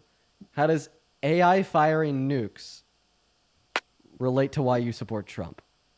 And like two sentences or less, please. When a human is behind the big red button, we are less afraid of war and less afraid of accidental or higher probability firings of nukes. That's sentence one. Because we have a much greater risk in 2024 of these kinds of firings, not just because of readiness, not just because of the AI attachment that exacerbates the situation.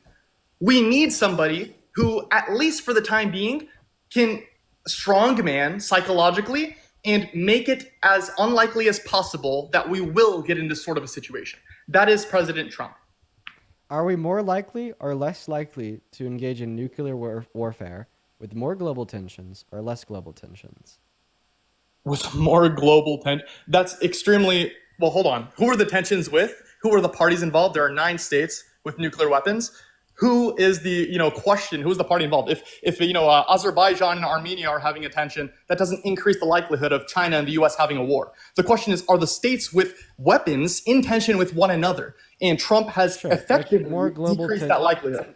So you think that Trump has caused there to be less global tension as it would relate to a country with nuclear weapons like Russia? Sorry, repeat that. You cut out for me. So Donald Trump is better at dealing with tensions as it relates to a country with nuclear weapons like Russia. I thought that we already went over on how that's false.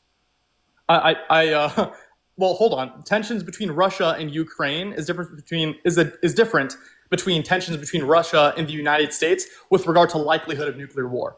Like, yeah, sure, Russia might have tensions with its own neighbors, but that doesn't increase or decrease the likelihood of war. I actually think it does. On its own. I actually think it does. The reason why I think it does is because if Russia is stronger in their invasion of Ukraine, they gain land, they control the area, and they don't lose as much people, ammunition, guns, they don't suffer as much economic turmoil, etc.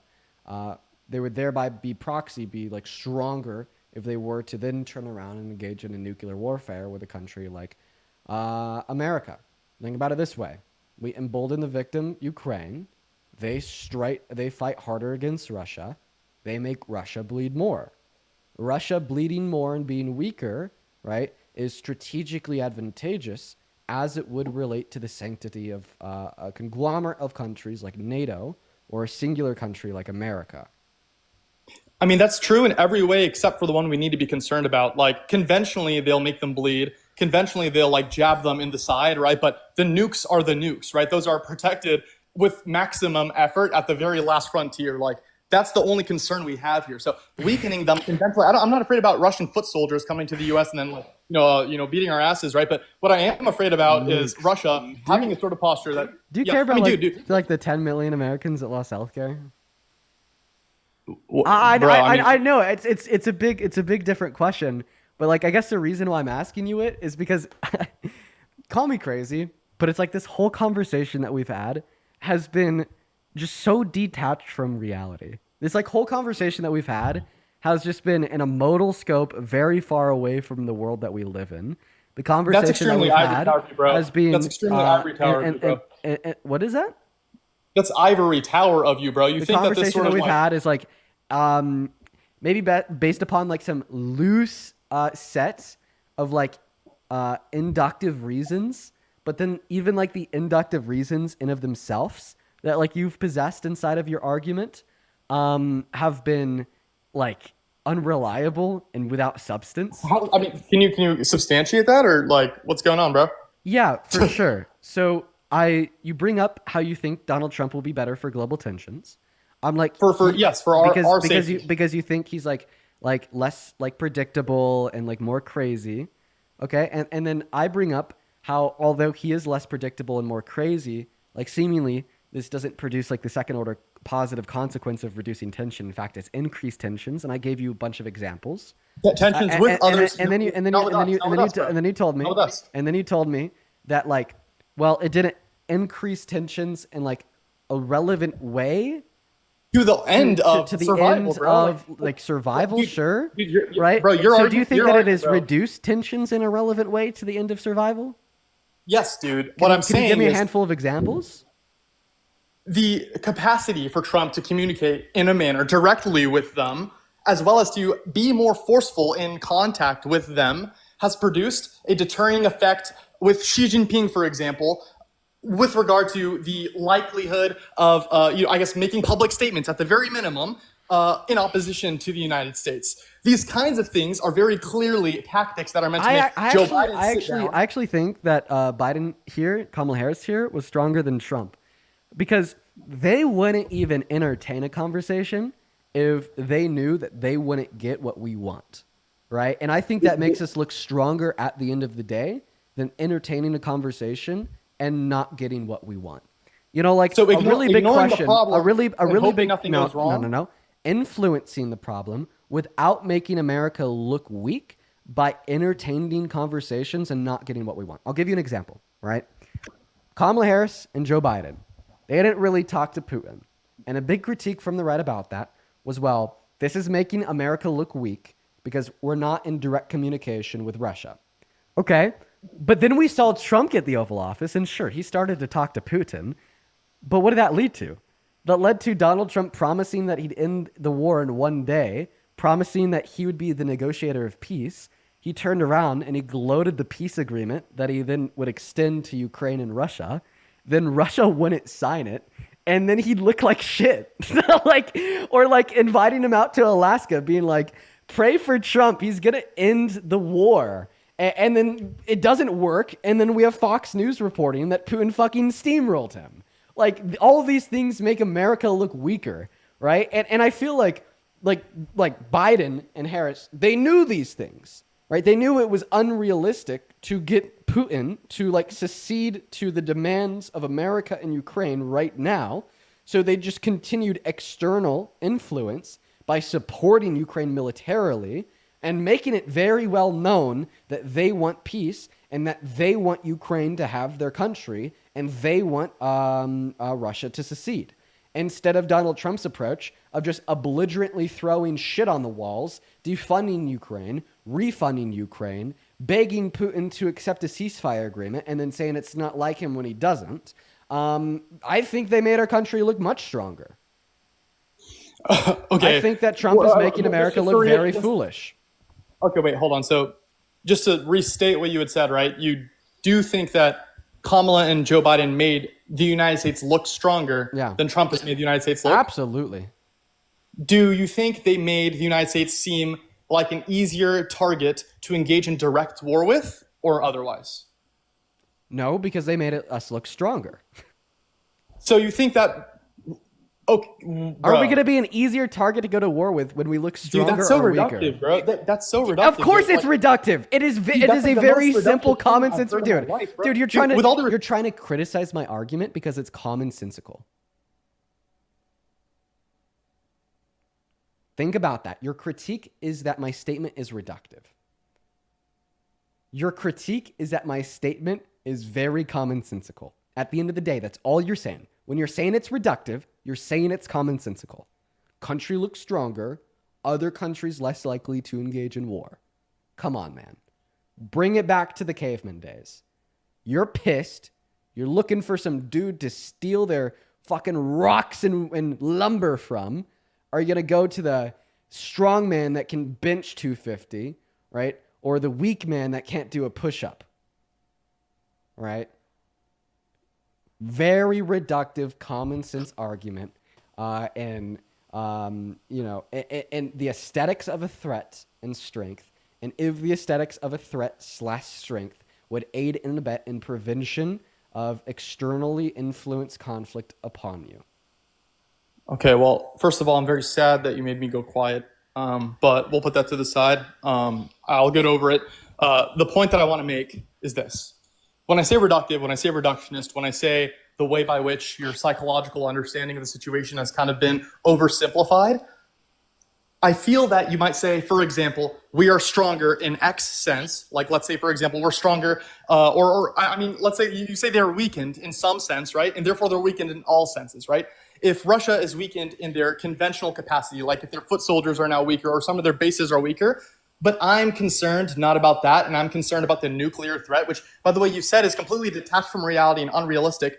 It absolutely is not, dude. Right? Like if you've seen what's been happening in India and Pakistan for the past, decades, right? You'll know that this is a very real threat. And with the introduction of AI controlling the systems, it's a lot less in our hands, right? It's much more out of our hands than it was before. So what I'm saying is, even if there are some reductions in strength in A way or B way, right?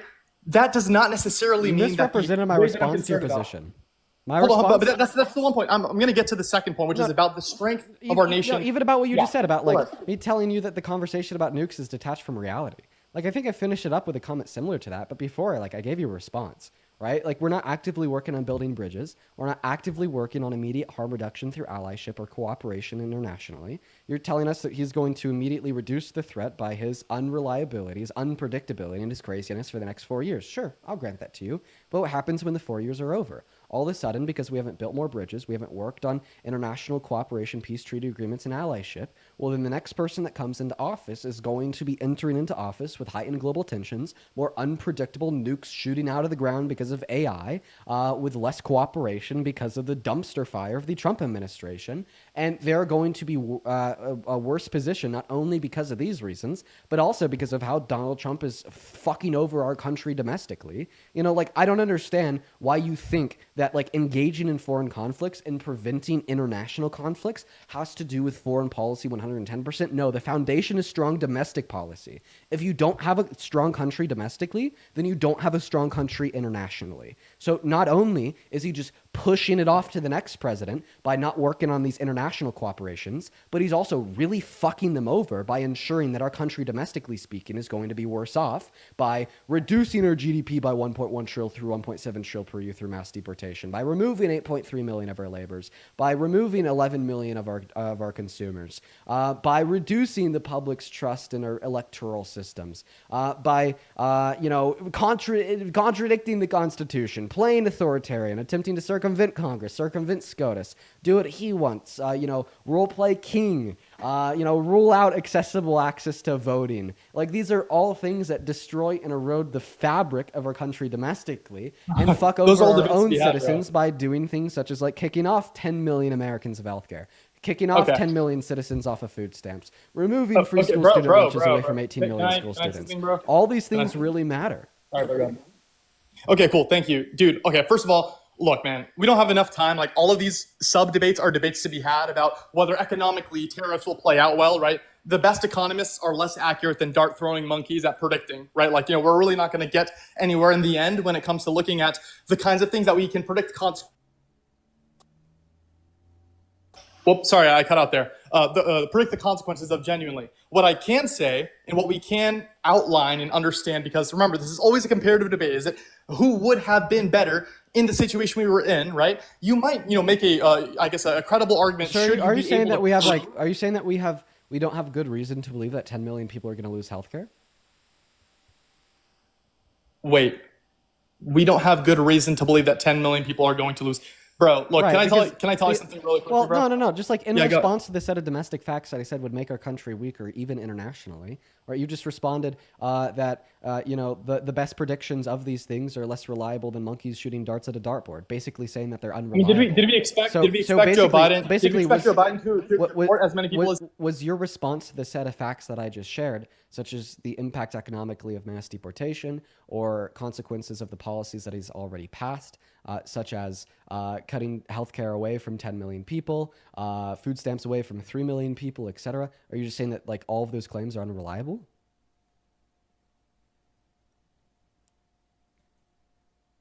Yeah, I just want to ensure, like, is your claim that all of those, like, facts are unreliable?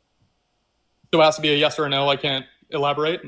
Well, I mean, feel free to elaborate your answer, but I want to make sure that, like, I held into my mic was off. Your very small response there. Like, you just brushed over them all and called them unreliable. Dude, okay, and I don't mean this as a jab. I just want to say, like, you had, like, a very long speech, and I had a very short time to respond. Sorry if I'm a yapper, bro. Low-key, I am. I can't lie, bro. I have I'm okay if you're a yapper. I just want to make sure that you're yapping about the right thing. I just want to make sure that you're yapping about the right thing, right? Like, yap about the right thing. Explain why you think the set of facts that I shared are unreliable. Yeah, man. Okay. Well, I guess the argument I'm making is not necessarily that the facts are in and of themselves unreliable independently. Whether they are or are not unreliable is aside from the point, because neither of us predicted how much deportation would go on under Joe Biden's presidency, under Barack Obama's presidency. Neither of us predicted the kinds of healthcare related policies that were enacted, the kinds of social services policies were enacted in any of the previous terms, because people are hyper unpredictable when it comes to their last term. Did you expect Biden These policies have already been passed? Wait, what's that? I'm not saying that he's going to pass policy in the future to cut healthcare away from 10 million low-income Americans. He already did that last month. Okay, dude. What I am saying is you don't have you don't have sort of clarity, firstly, that Joe Biden wouldn't do similar sorts of things, or at least create sorts of policies. I do have clarity on that. I do have clarity on that. Yeah, I do. Okay. Well, I mean, I didn't know you could see into counterfactuals, my guy. I'm interested to see, what your evidence is for any of the following things, right? Sure. So you act as if like strong inductive cases don't exist. You've been doing that this whole time. You just reject inductive reasoning, and it's fucking hilarious. What I'm saying is the following, dude. What I'm saying is the following. No, what you said is that I don't have a strong case that if Kamala Harris was elected, she wouldn't have kicked 10 million people off of healthcare. Yes, the fuck I do. Yes, the fuck I do.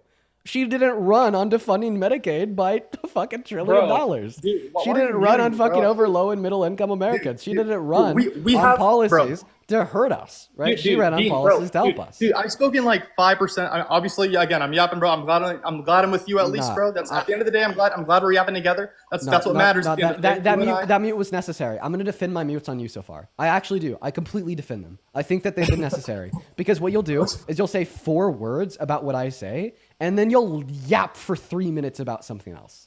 Okay, dude. Okay. Here's the point. Here's the point for me. You're running. No, I don't want a greater point. I want a response to the fact that we have a very strong inductive case to reason the conclusion that if Kamala Harris was elected, we wouldn't see 10 million low-income Americans kicked off of healthcare. And once again, I've already demonstrated its relevance. You didn't engage with that argument either. If we don't have a strong country domestically, then we don't have a strong country internationally. Time me for if you want. Time me for do what you got to do. Time me for 60 seconds. Just get this point across, bro. Just keep in mind. 1, I've already refuted your claim that this is irrelevant to the debate. 2, I've already given you 3 strong inductive cases to conclude that if Kamala Harris was elected, we wouldn't see 10 million Americans kicked off of healthcare. So none of that is I want relevant. your response to these things. I've already defended its relevance. Don't just deny it. I've already defended it. Hold on. Dude. Okay, first and foremost, I, at the beginning of this debate, admitted I really don't know jack about anything domestic policy-wise. I really don't know anything about much of the sorts of things that we're having the debate over. However, so then you're pseudo-intellectual. The type of concerns that you have, the type of concerns that you have about international conflicts cannot be well substantiated. Else you concern yourself. Independent of the one I'm going for, bro. Just hear me out, bro. Please, I'm trying to actually finish this point. That's fine. Just know that it's not independent. Okay, dude. The reason why this Kamala argument matters links to a greater argument that our domestic perception from other countries increases our soft power and decreases the likelihood of war, right? That's the relevance of it, right?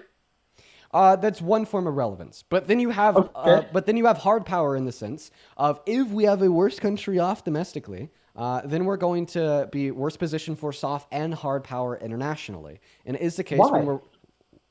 Why? Why, dude, why? Okay, the well-being of our citizens is absolutely a concern. Trump is absolutely doing terrible things as compared to what the optimal thing could be for our citizens, bro. We can admit that. We can both agree. Also, he's saying bye-bye to soft power by cutting USAID. Dude, okay. Independent of USAID, or all of these sorts independent of everything. Dude, why don't you let me finish, bro? I'm just saying it's funny. It's funny because it's just funny because apparently the reasons why you support Trump is independent of everything to do with him and anything he's ever done. Bro, okay. What I'm saying when I say independent is this, okay? At the end of the day, my maximal goal, right, in 2024 was how do we survive these next 4 years and set ourselves up? I have a question. Dude, bro, can I please finish this point and then you can ask me the question? After. Dude, after. Okay, bro, you got it, bro. You're the talking stick. One thing Trump has actually done, an action, a material action that Donald Trump has done that you think makes him a good president. One action that Donald Trump has done that I think makes him a good president. I think one thing that Donald Trump has done that makes him a good president is asserted himself economically in Europe with NATO. We're not going to talk about all of the involvements of Germany. We're not going to talk about all of the different because they're not relevant to my argument, bro. Too vague. Be more specific. Not another way. I just want you to be specific. Bro. Okay, this takes us away from the point. I just want to wrap the argument up, bro. Dude, it's not relevant to the point, bro. It's irrelevant for you to name one action that Donald Trump has done that you're a fan of. Okay, I'm sorry, bro. Bro, It was fun. I'm going to move on. It was fun, though. I'm going to move on. I appreciate you for coming up, man. I appreciate you for coming up. We're going to move on to the next guest. I'm sorry, Chad. I was willing to entertain it. But as soon as he just didn't have an ability to name one specific thing that Trump has done that makes him a good president, unfortunately, I'm gonna have to move on. Let's move on to the next guest. Everyone here, just give us a minute, y'all. We're going to go to get that next Trump Gerald up on the live. This little guy. Oh, Jesus Christ. No. Like, I will say it. Like, that last guess is intelligent. He's intelligent. Just, like, very misled. Very misled. Very misled. If that last guess is in here, kudos to you for being intelligent. But you are very, very, very misled. Welcome in. Do you support Trump? So actually, if there's an example of a pseudo-intellectual, it'd be that last guess. I understand that phrase gets like thrown around a lot, but if you want like a real example of a pseudo-intellectual, it's that last guess. Like he was able to like use bigger words and frame what he wants to say and what the points that he wants to convey in a significantly like better manner than like 99% of the other people that join the stream. 99% of the people that join the stream don't have the vocabulary he does, don't have the ability to word sentences in the way that he does. But I'll tell you one thing that he couldn't do that 99% of the people that join the stream can do. Name one material thing Trump has done that they think makes him a good president. We're going to move on to the next guest. Hop in that queue if you support Trump. Everyone, just give us a minute.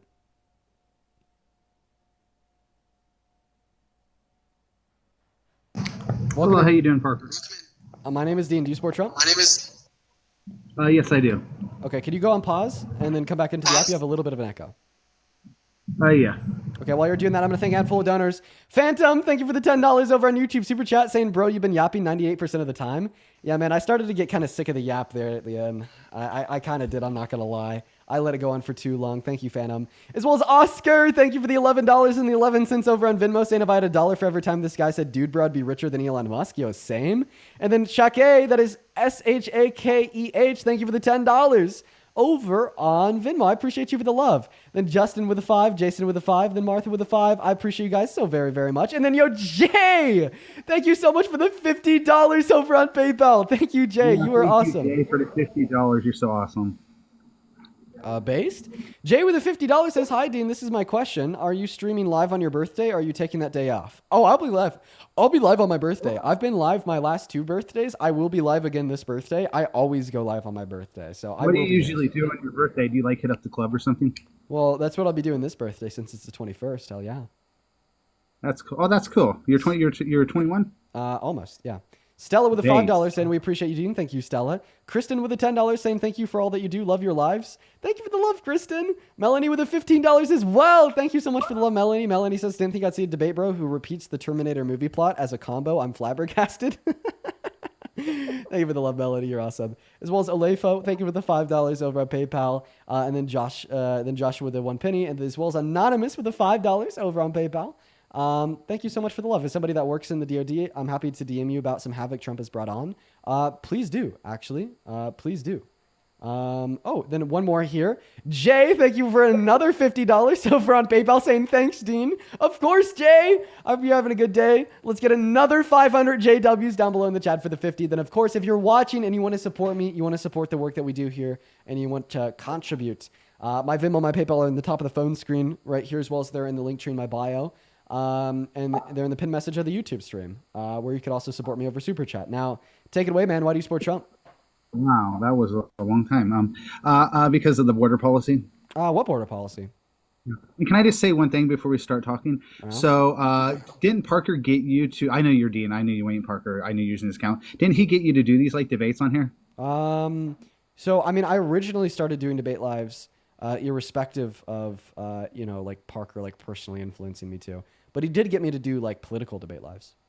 I feel like you got more people on your live because your energy. You got good energy. I don't know. There's this energy about you, like you're really outgoing and you got good energy. Well, it's a very kind compliment of you. Now, you said that you support Donald Trump because of his border policy. What border policy? No, I don't. That guy sucks. I like you, Dean. Have a good day. Happy birthday. I appreciate that. We're gonna move on to the next guest. Here we go, everyone. Parker has good energy too. We love Parker. Let's go ahead and move on to the next guest, guys. Only hop in that queue if you support Trump, please. Please. Welcome in. Do you support Trump? I do. Okay, how do you? 18. I can't hear you, so I'm going to kick you. honestly, it may be even like funnier watching like Parker, give like a snarky one-liner, good joke, or crash out just because he does it less frequently. You know what I mean? like when I'm watching Parker, and he says some like snarky ass shit, I laugh harder than I do when I say some snarky ass shit because I'm always saying some snarky ass shit, and it's more of like a lesser occurring thing over there, so it's like funnier when it does happen, Yeah, Parker Sass is great. Welcome into eSport Trump. Yeah. Age, I'm in please? 19 if you're asking. 19. What year were you born in? 2006. And you sport February. And you sport Trump? Yeah. Ew. Yeah, we can debate, but can I address something real quick? So, I saw a clip from one of your lives. This guy was muted and you were talking, and you lied about kicking him. You said that he left when in reality you actually just kicked him from the live. So, can you admit that you're a liar to your viewers? Well, I don't think that would happen. But if it did happen, that did happen. I probably had good reason to. Okay.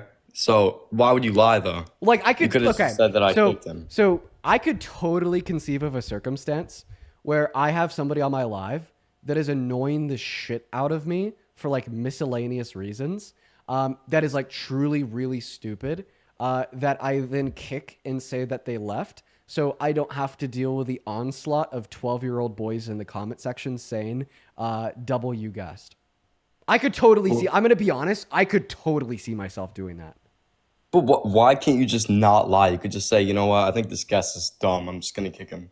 Well, listen, if you want to critique me for that, I don't understand why you support a rapist as president.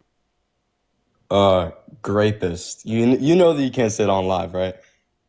You want to be careful. Your account already got banned. That's why you're in Parker's. But, well, first of all, are you talking about the E. Jean Carroll case?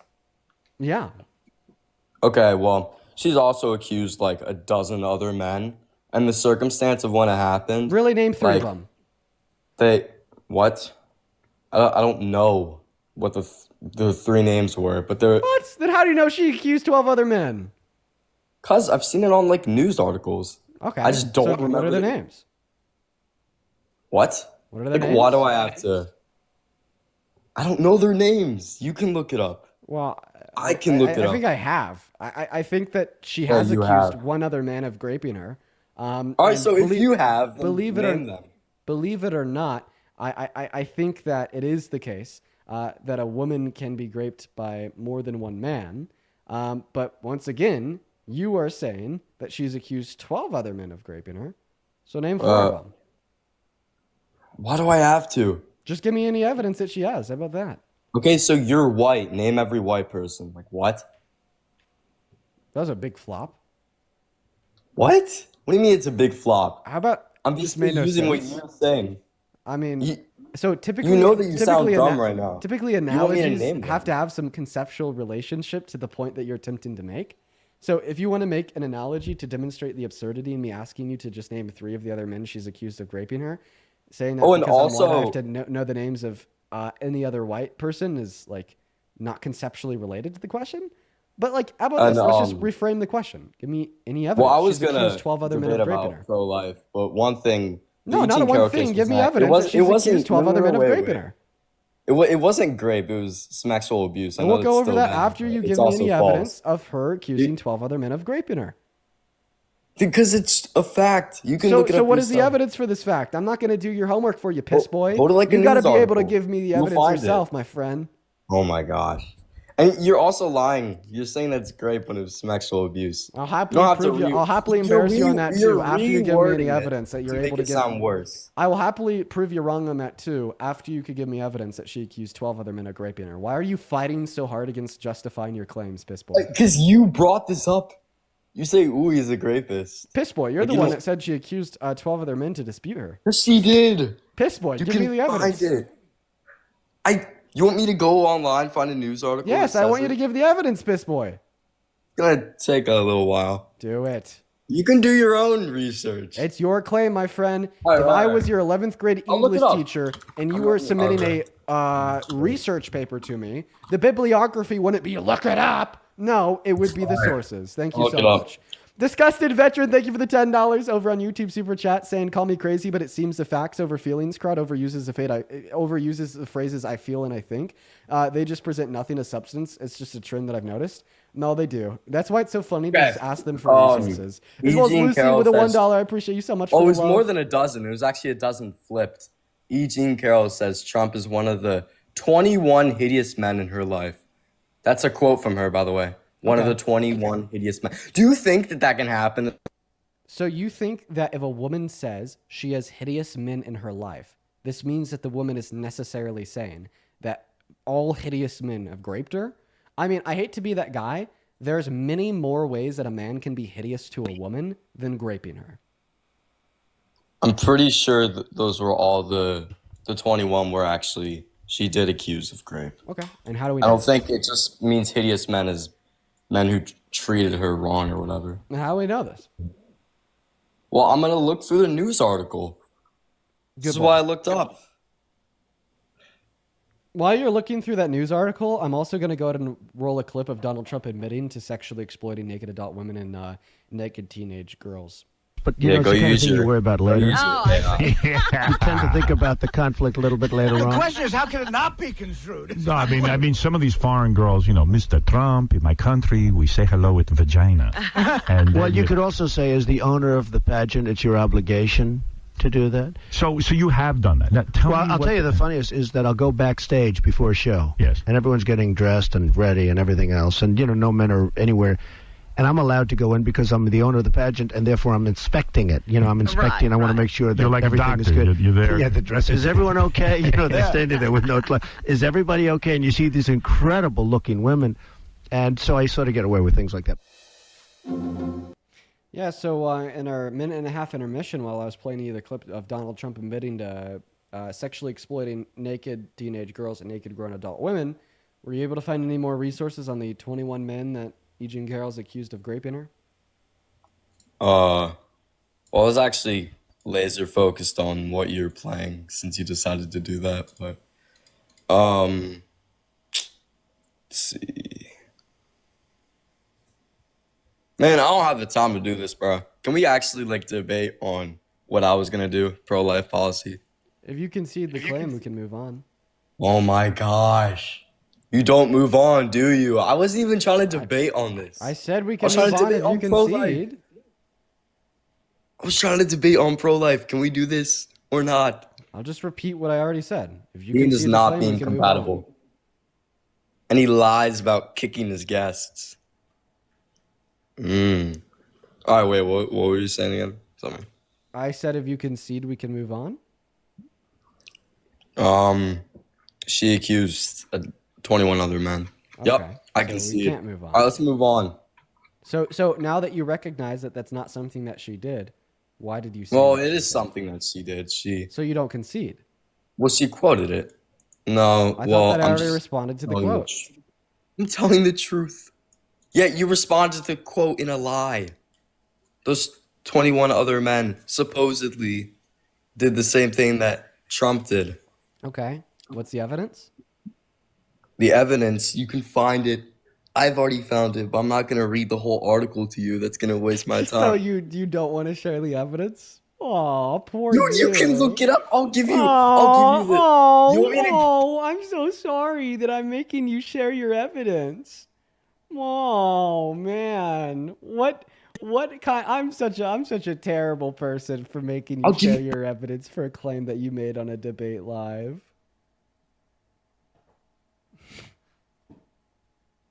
I'll give you the article. You can look it up, or I can give it to you. Just read the evidence. It's a long article. Not that long, but I'd assume that the evidence for this shouldn't be more than a couple sentences. she also said get rid of men. So she wants to get rid of you, Dean. How do you feel about that?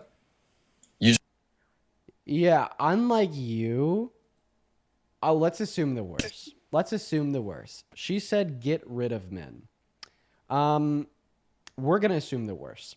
we're going to assume when E. Jean Carroll said get rid of men, she meant it, and she truly wants all men to die. Like truly wants all men to die. Which would mean she doesn't like me because I'm a man. Is rape still wrong if it happens to people that don't like you?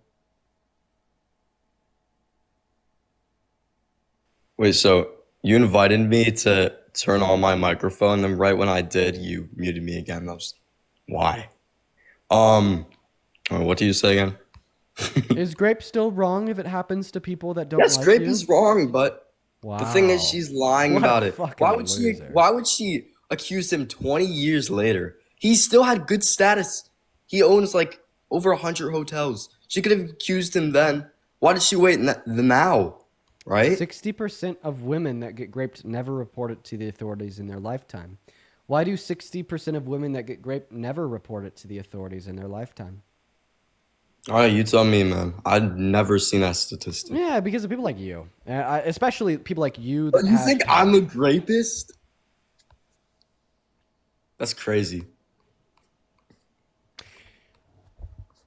Imagine you were like randomly engaging in a conversation with somebody and you just like unprompted with no context said you weren't a P3DO. That would kind of be like a red flag, right? What? And like you just I like swear you just unprompted in a accused- conversation with no context and no prompt said you're not a rapist. Okay. I'm gonna go back to what I was saying. Very odd. Very odd. Let me go to the pro-life. I'm gonna go back to what I was saying. Just very odd. So, a lot of women don't report rape to the authorities or wait to report it because of men like you. And when I say men like you, I mean people that uphold rape culture by condemning the victim, calling them crazy, calling them insane, and literally trying to demonize them. You literally just got done giving me an argument demonizing her. You literally just got done sitting up here and saying some stupid shit like, oh, not Kamala. E. Jean Carroll said that we need to get rid of men. She wants to get rid of you, Dean. That is like literally demonizing propaganda 101, right? So that is why women don't share these experiences. This is why so many of them will die without telling the police. And this is likely why E. Jean Carroll waited 23 years to report it. It's because the water source is tainted. There is a lot of harm that can be done unto victims of rape that publicly share their experiences because so many people are willing to adorn the rapist and condemn the great victim. And it's not like this didn't happen to her either. You're doing it right now. She also lost her job as a journalist, and she's been turned into a monolith of the left, dehumanized and demonized by millions of people on the right. And it's led to the current sitting president calling for her imprisonment on Twitter. Of course, these things are going to be pressures against reporting. Of course, these things are going to be reasons why somebody might wait. And honestly, if you want to tell me that she only did it before the election because he was running for president, I might agree. But I'd agree to the end of her being a goddamn patriot. She was raped by this man, and she went for so long without publicly talking about it because of the harm that could be caused onto her. That guy then runs for president, and she throws her career out the window, and she throws her reputation out the window, even though it was a bad thing that happened to her, just to ensure that Americans were informed about who they were supporting and who they were voting for. Makes perfect sense to me. I don't know why so many people on the right act like wanting to hold somebody running for the office of the presidency accountable because they might be our president, because they might be the most powerful person alive, is insane, authoritarian, or wrong.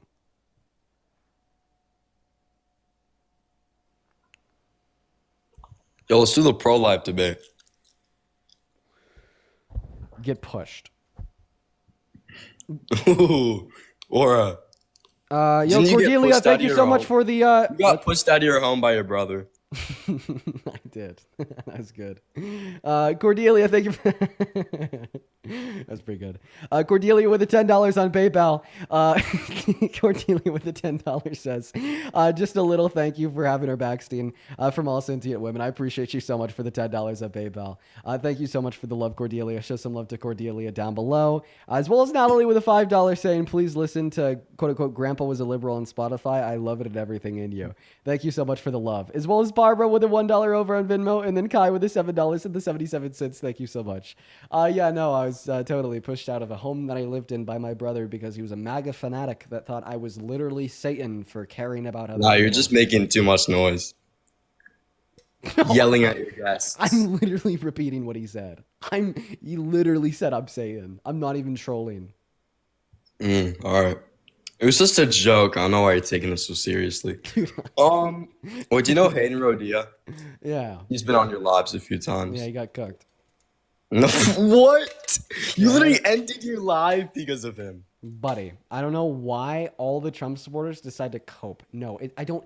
In my life, No, because I Hayden guess it cooked gets you. banned. You did not get banned. You literally said that the live has ended. And you didn't even... You ended the live. You were lying about that. Hayden cooked you.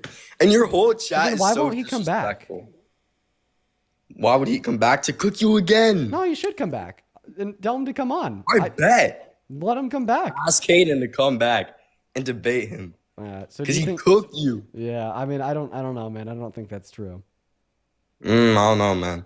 So You do should you watch think- this Do you think that video victims of about it. rape should be able to access abortion? Wait, actually, I have a question. Yeah, I do wait, think that actually, if no, you're no, not raped, yet. then you should have an abortion. Specifically, how did he cook me?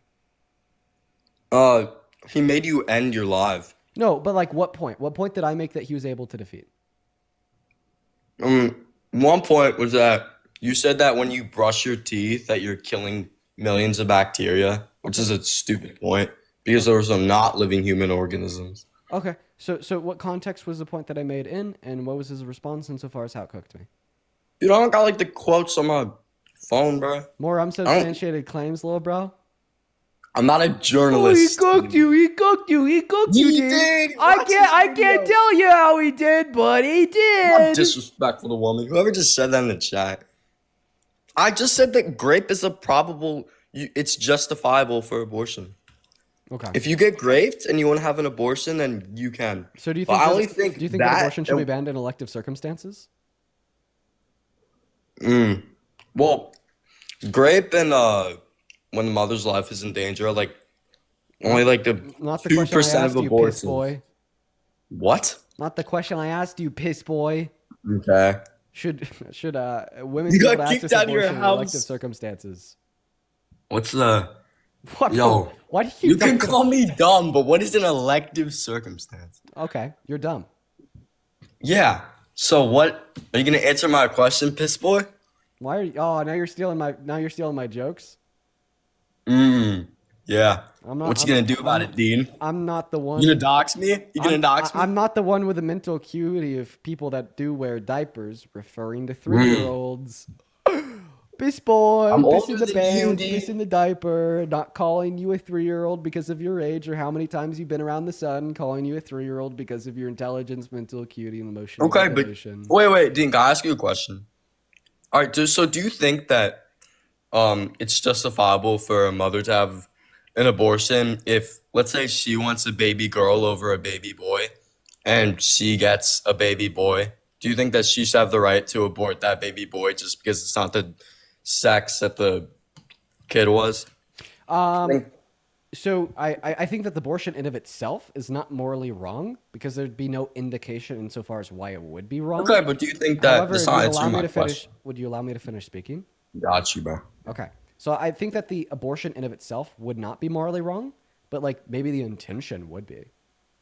All right. However, I don't think that this would make the action morally wrong.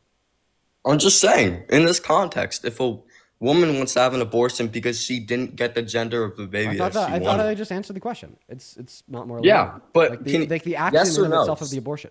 The Give answer's me no. a simple yes or no. The answer is no. It's not morally wrong. Like the intention would be, but the action What? itself, Okay, man.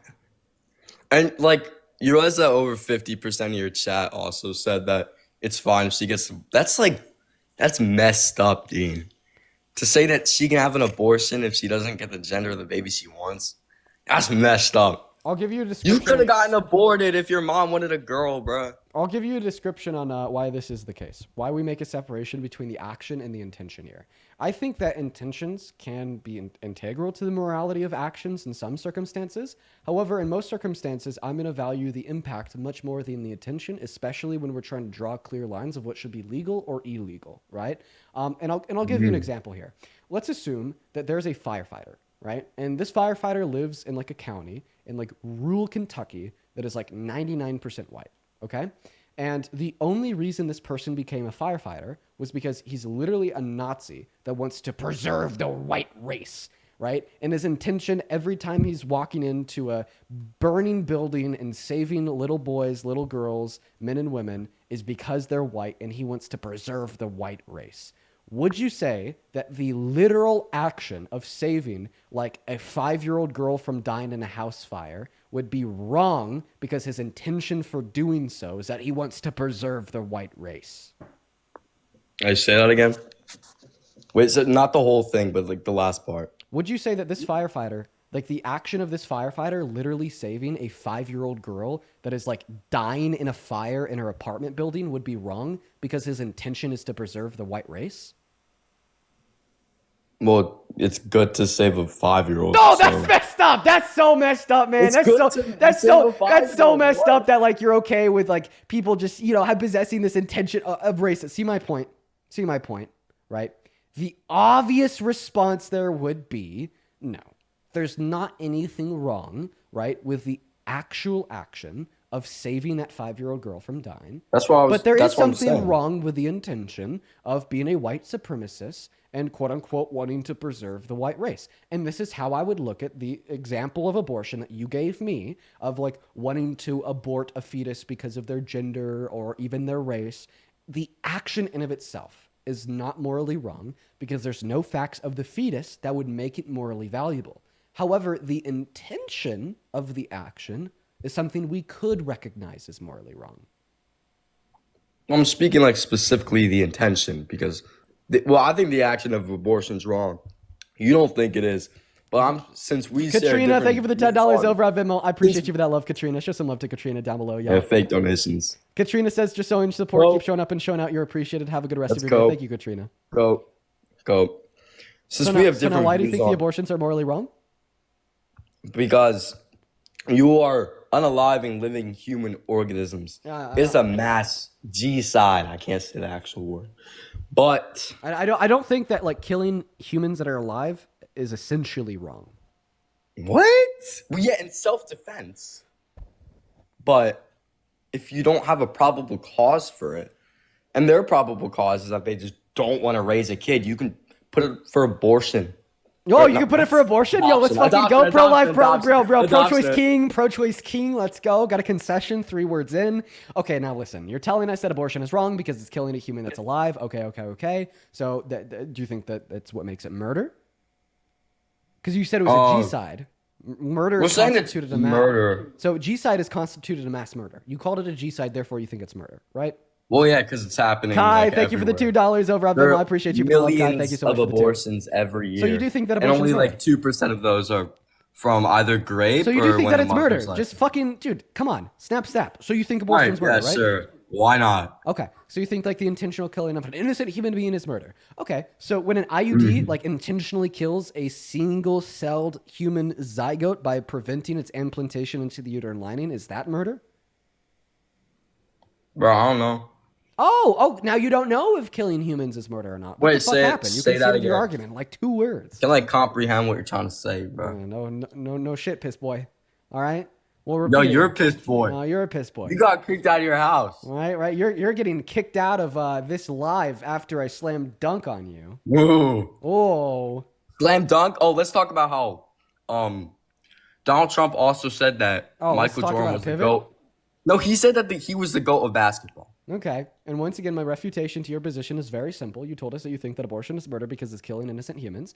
However, would this therefore also imply that you would say an IUD, which obviously I don't know what that is, that's an intrauterine device. It is a form of birth control. An IUD can allow for conception to occur, meaning there's an innocent life that exists, an innocent human life that exists, but it prevents its implantation into the uterine lining, essentially starving it and or killing it while it's still a unicellular organism.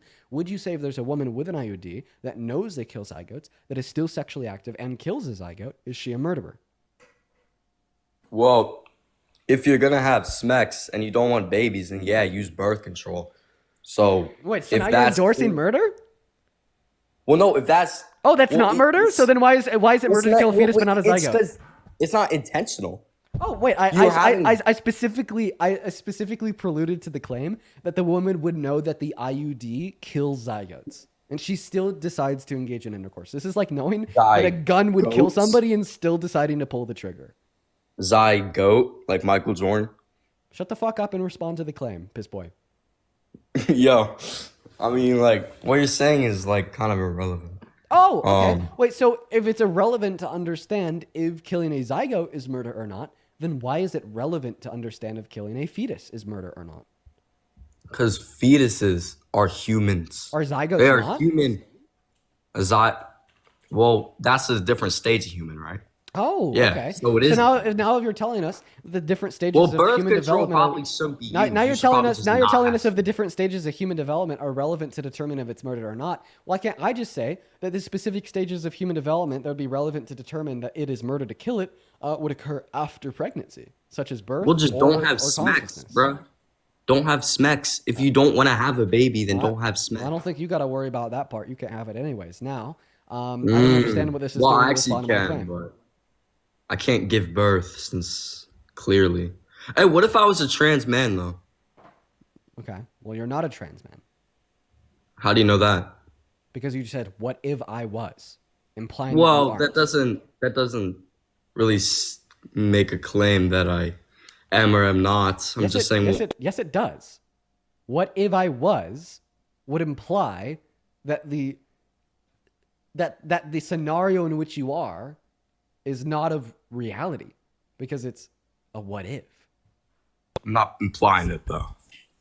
You can say what if I was, because secretly you make Dean think that I'm not when I am. You tried. Respond to the argument or get kicked. Ah.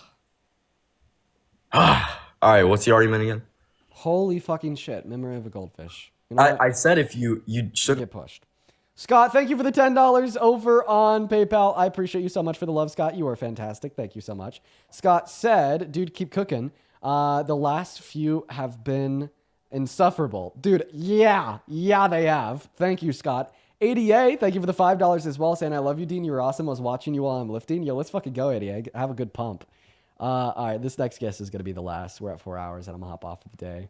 My girlfriend requested that I make her a steak for dinner, so that's what I'm going to go do. Oh, man. Yo, what's up? What's up? Dude, should I go like, okay, I haven't done this for a while. It's probably like date night time. Should I like get her like a really nice steak for date night, chat? There's like a store that's close to me, and they sell prime ribeyes. And they're like $15 a steak. Sometimes even more expensive, like 20. They're expensive. I save them for the rare occasion. I do it like once a month. But should I go get her one of those $20 fucking prime ribeyes? Do you know how to cook a steak? I actually do. I cook a fucking great steak. I probably cook a better steak than you. Wait, hold on. I actually think I saw you do it on Twitter. I'm not gonna lie, it did look good. I can't lie. It looked good. Bipartisanship right there. I do cook a mean steak. It's been a long time in coming. Okay, the chat consensus is yes. How could I possibly go against what the community wants? I'm gonna get her that nice ass steak. Okay, how old are you? I'm 20. Okay, But hey, don't kick me. Wait, I'm just kidding. I'm 22. I was born in 2003. But look, could I ask you like a different question? Do you support Trump? No, but can I just ask you one other question? No, I'm gonna please? ban you. I'm gonna ban you. Let's go to now move on to the next guest. We're gonna go on and move on to the next guest. Everyone, just give us a minute so we can get that next guest loaded up into the box. We got Eliza loaded. You guys Bethany, thank you for the $15 over on Venmo for the girlfriend's steak to treat her well. Parker with the $20 over on Venmo to get your girl a steak on me. And Lauren with the $20 on Venmo for your girlfriend's steak. Yo, let's go. Yo, dude, holy shit. Show some love to Lauren for the 20, Parker with the 20, and Bethany with the 20 down below. Oh my goodness. She is going to be getting that steak. That is very kind of you guys. Thank you so much, Bethany, Parker, and Lauren. I'll throw some flowers in there too now. Hell yeah. Ooh, that's gonna be a nice steak, quite frankly. Hell yeah. Appreciate the three of you. Gonna have a good dinner tonight. Welcome in. Do you support Trump? Yes, I do. How old are you? I'm 18. What year were you born in? 2007. Okay, and why do you support the worst president of your life, quite frankly? Before we start off with this debate, I just want to make clear that I'm in here because I really do want to change my mind about all the stuff that I do support. I come from a very conservative Christian Catholic family, so that's like the only thing that I've been like believing in, such as, for example, pro-life, which is like the most basic thing that is in conservative families, that everybody is pro-life. But I do want to like be more open-minded. I've talked to you like twice already, right? No. I think I have. Why? I don't know. I just think I thought I remember the same spiel. So why do you support Trump? Well, first of all, I support Trump because I did like his first term run is because the first time he ran as... Why are you lying about not being up here before? I remember you. What do you mean? I just remember you. We've already talked. Why are you lying? Because we haven't. I think we have. When? Am I getting gaslit right now? No, like literally, I barely open TikTok. This is like the first time I've been on live ever. Chad, I'm very susceptible to getting gaslit. Fun fact about me. I'm very susceptible to getting gaslit. Why do I believe her?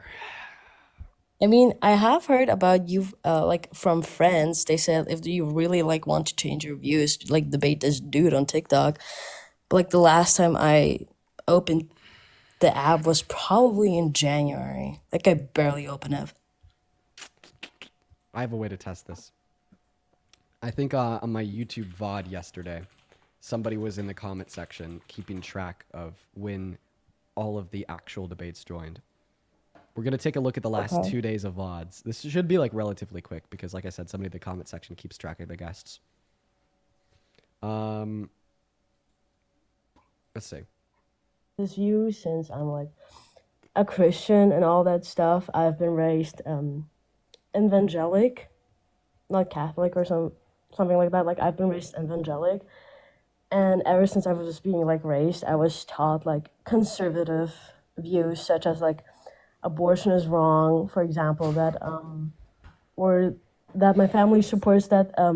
For example, I've been like what I've been taught is that the border, that he is good for the border control for like illegal immigrants, although I do not support how it's being handled. Why are you gaslighting me? Because I'm not. Dude. You're gaslighting me. You're totally gaslighting me. Stop gaslighting me. Is the worst No, president. this is really fucked up. You shouldn't gaslight people like this. That's very evil. I don't. Yes. I'm not a gaslighter. That is you. Live stream. That is not me. That is not you? No. Oh, what the my fuck? God. Why is she doing this to me? God damn it. She's good at it too. She was convincing. Oh man, she was convincing too. I'm not gonna lie. Yo, Tyler! Oh my God, bro! Thank you so much for the $125 over on PayPal, dude. Thank you, Tyler. You were awesome. Thank you so much. Thank you, Tyler. That is insane. Show some love to Tyler down below in the chat. Let's get 1,000 Tyler W's down below in that chat. Thank you so much. Tyler said, if you don't cook her a steak, then take her out and make it fun. Make it a date night and just forget about everything but you and her. It's comforting to see the young men putting yourself in this position to help raise awareness and for being a voice for people in your generation. I'm from Generation X, and I wish there were more people that had level-headedness like you display. You know, let me tell you, I really do love and appreciate every single donation that I receive. You guys are literally so kind. But like specifically donations that are like, take this money and do something nice for your girlfriend. Like, I don't know why, man. It just somehow even puts a larger smile on my face. As well as thank you for your kind words. And about my level-headedness. It's something I could work on, but I'm getting better at it. Tyler, that is incredibly kind of you. If we could please show some love to Tyler down below in that comment section. It would mean the world. Welcome in, Max. Do you support Trump? Oh, I love you! I love you! I love you so much! Oh my God. And beautiful blue eyes, oh my God. When is my...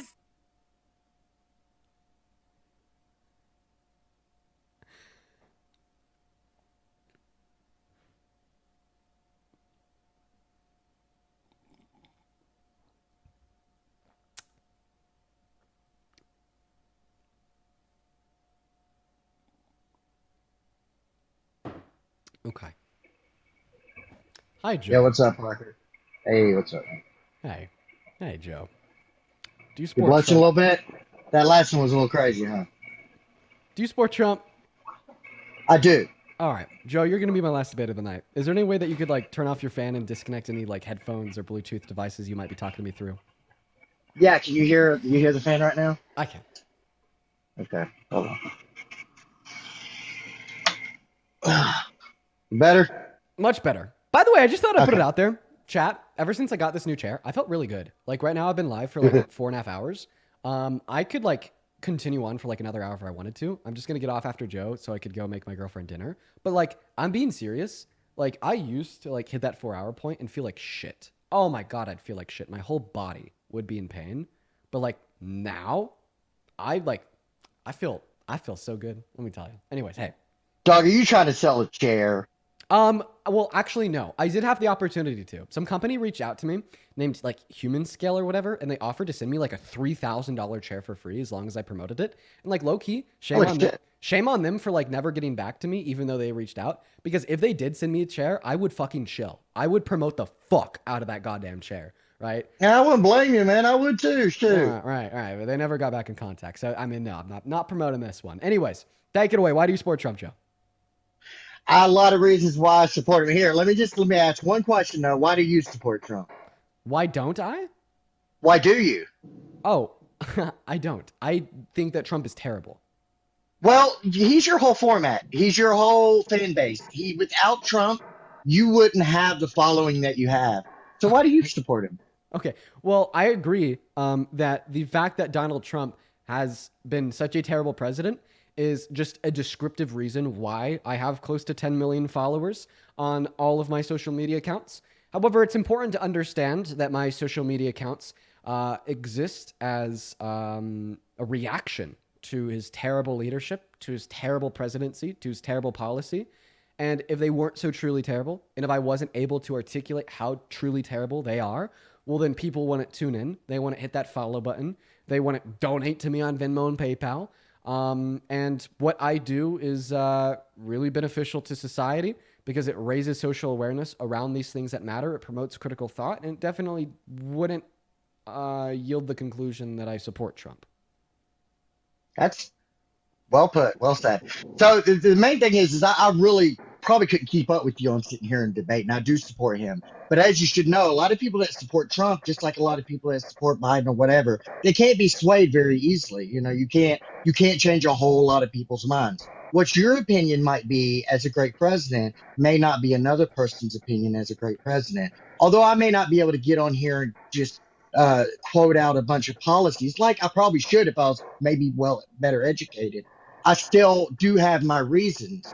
I have characters. One of them, I know that you could sit here and quote that he's been in trouble for this and he's done this and this. But I don't think that we would have a stable country right now if it wasn't for him. I do believe that he's going to put an end to the Ukraine war, WAR. I do believe that a lot of things are going to change for the better. No doubt there are things that are worse. I'm not going to be ignorant to that.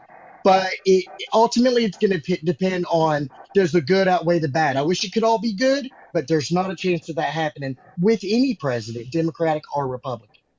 Okay, so your argument is he's good. I think you gave me like one specific thing there, saying that he was going to end the Russian-Ukrainian war. Yeah, I promised that on day one, over 200 days into his term, and finally last month, he readopted the policy of the Democrats. I'd say he failed there.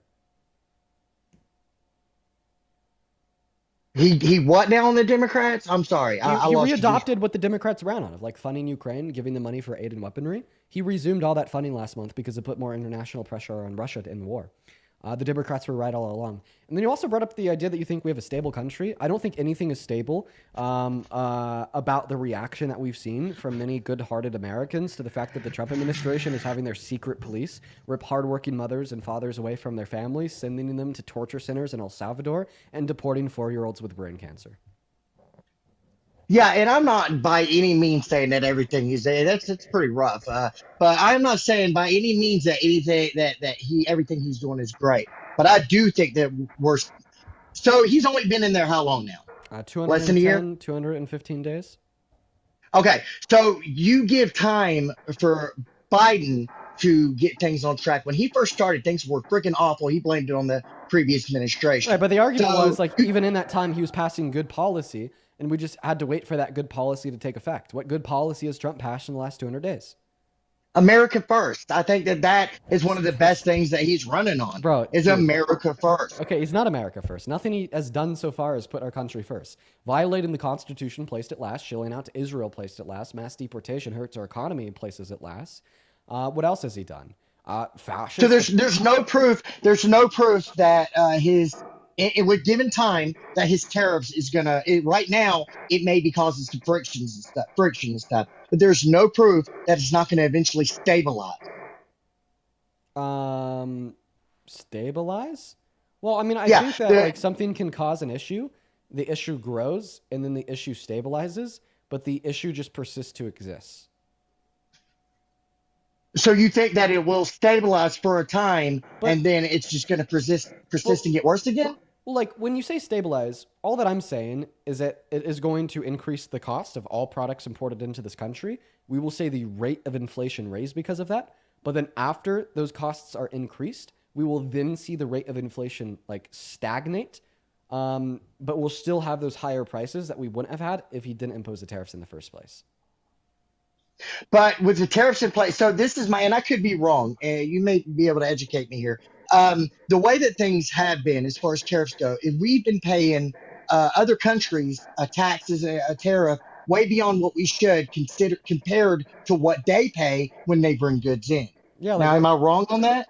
Yeah, in some senses you're wrong. Like Canada doesn't really charge us many tariffs. In fact, the tariffs that they do charge are in accordance to a trade agreement that Donald Trump made with them in his first term. Yet Canada has been the victim of Donald Trump's rhetorical attacks of being unfair towards us, even though they're just acting in accordance with the deal that he made with them during his first term. Like I'd say that's pretty unfair. Okay, yeah, I don't want to really get on the. I was hoping you wouldn't go towards the Canada thing because I disagree with that one. That's one of the things I do disagree with is on Canada. But let's talk about more of China and Japan and things like that, of that nature. You may have me on the Canada thing. I did look into that a little bit, and I thought that was a little sketchy on that. He was able about China. He was able to get China to reduce their effective tariff rate onto us, and that's going to be very beneficial to China. It will be more comparative advantage, more goods going into the country at a lower cost. It'll help them innovate faster because there'll be more competition in their marketplace. He helped China, right? But what we got out of the deal was us having higher tariffs on them, meaning there's less competition from foreign goods, meaning that there's less innovation in the American marketplace, and the goods that do come in are hit by that higher tariff, meaning that they're costing more, meaning that we're paying more for the bare necessities to live. That was actually like a China W. So you think that in the long run will help China more than it helps us, Yes. even though they're having to pay more to pay America more? these contracts? Well, the people that pay the tariffs are going to be the importers, and then the importers pass them off to the consumer. Okay, so and like I said, I basically jump on here not to argue with you, but to educate myself, and because you would probably get me on facts alone. But but as far as the tariffs, now I know that the taxes pay tariffs, which comes from the people, and I know that if another country puts tariffs on America, then it's usually a taxpayer that has to handle it. But isn't the same thing with the economy in say China? If they raise the tariffs, which makes it put money into America more, doesn't that increase America's funds and decrease theirs? So if they were to raise tariffs on us, then it would have hurt them, right? But they reduced the tariffs on us. So doesn't that help us? If they reduce the tariffs on us? No, yeah. If they make us have to pay less tariffs. It does. It does bump our exports to them a little bit. However, I'd say like a marginal increase in American exports to one country is going to be less beneficial to us than like the benefit that will be experienced by China when they have more competition in their marketplace. Not only because we're exporting more to them, but because other countries are as well, because we've also increased our tariffs on other countries. They'll have more innovation and they'll have more goods for lower prices. It'll help China more than I think it'll help America. But didn't we also get contracts and more funding for America from the Middle East and from Ukraine and from different countries? So here is a graph of investment into American industries. Okay. So if we look at the Biden-Harris administration, they went up. But if we look at the start of the Trump administration, they've gone down. So yeah, Donald Trump has definitely like loaded the few W's that he's received. However, because of the instability created in the marketplace and the lack of foreseeability into the future of the marketplace, there's been less investment overall. Okay, but do you see on that graph, it shows in the year in 2020 is when it started to go up. Okay. So every president, that's very like clearly 2021. All right, 2021. So almost every president, a Democratic or Republican, will say that all the bad things that is going on in the first year of their term is because of the last president. So couldn't Biden just say, I mean, wouldn't people just say, oh, that was because the last president is the reason why it's going up now? I don't personally prescribe to such reductionist logic. I don't think it's always true that everything that happens in the first term of a president's tenure is to blame on the last president. But you got to agree that that's been like a running point, a talking point for many presidents. And it's kind of there's some truth to it sometimes, which is why people have taken it and run with it. But I'd say it's pretty reductionist and not always true. Okay, do you think that that if the president, so if there was a different person running against Trump than that ran against Trump, would you have voted for them? Yeah, I would have voted for you if you ran against Trump. Okay, so you see where your mindset is just automatically, and which is a lot of people is, and I'm not trying to change your mind, I couldn't, but you see how you're already focused on against him, no matter what or who runs against him. Yeah, but you're against and him. that's not because of like Trump derangement syndrome. It's truly because he's like that bad. But you said you would vote for me over him. What? I could have a body under my house right now. You know what I'm saying? But you said you would vote for me. I mean, as the over court him. determined that you have a body under your house, the court determined that he raped a woman. I mean, like listen. But it's also lawfare. That was supposed to is be actually proven. That was supposed to be a little bit more of like a rhetorical statement than a literal one. At the end of the day, all that I'm saying is that like Donald Trump is like truly evil. I think he's truly one of the worst presidents we've had in American history, the worst president we've had in modern American history. And there's not too many redeeming qualities about him, and he hurts so many people in so many ways. I'm like truly radicalized against him, not because I'm deranged, but because he's deranged. Do you think that he uses now the court system and the law to hurt his political rivals? He's trying to, that's for sure. But you don't think that the Democratic Party used it against him? Yeah, I didn't see Biden calling for cops to arrest judges or for the Supreme Court to issue a ban on nationwide injunctions. So you didn't see governors, senators. You didn't see governors, senators, House representatives saying if you see people that support Trump, go after them. You didn't see them Yeah, I didn't see saying that. go out in the streets. That I forgot her name. There's a woman literally said she was a congresswoman. She literally said if you see Trump, somebody support Trump, go after them and let them know that you're there and cause this and that. There was a lot of people that ran we had a on. congresswoman say to let Trump supporters know that you disagree. Okay, and isn't that what I do? Oh no, she was saying more than that. If you probably pull it up. Who's she? I can't. That's the thing is I'm stumped right now. I got a brain fart. I And just what's can't this think and of her that? name. Well, she was saying that if you see a Trump supporter, it's an older lady. I think she was a congresswoman. But anyway, she said if you see a Trump supporter out there, if you see someone that's supporting Trump, then you let your voice be heard. You go after them. You do this. And I don't remember verbatim everything she said, but she wasn't the only one. There was people that was literally running for office, and their whole thing for running for office was, "I'm going to get Trump." Now Like you Alvin didn't Bragg? hear. Yeah, just Yeah, W fucking a Alvin lot. Bragg. I fucking love that guy. Based. Are you See, kidding so me? you don't see this where that's What a kind of machine. biased. No, dude, what a against an machine. individual. It's because Donald Trump did the crime.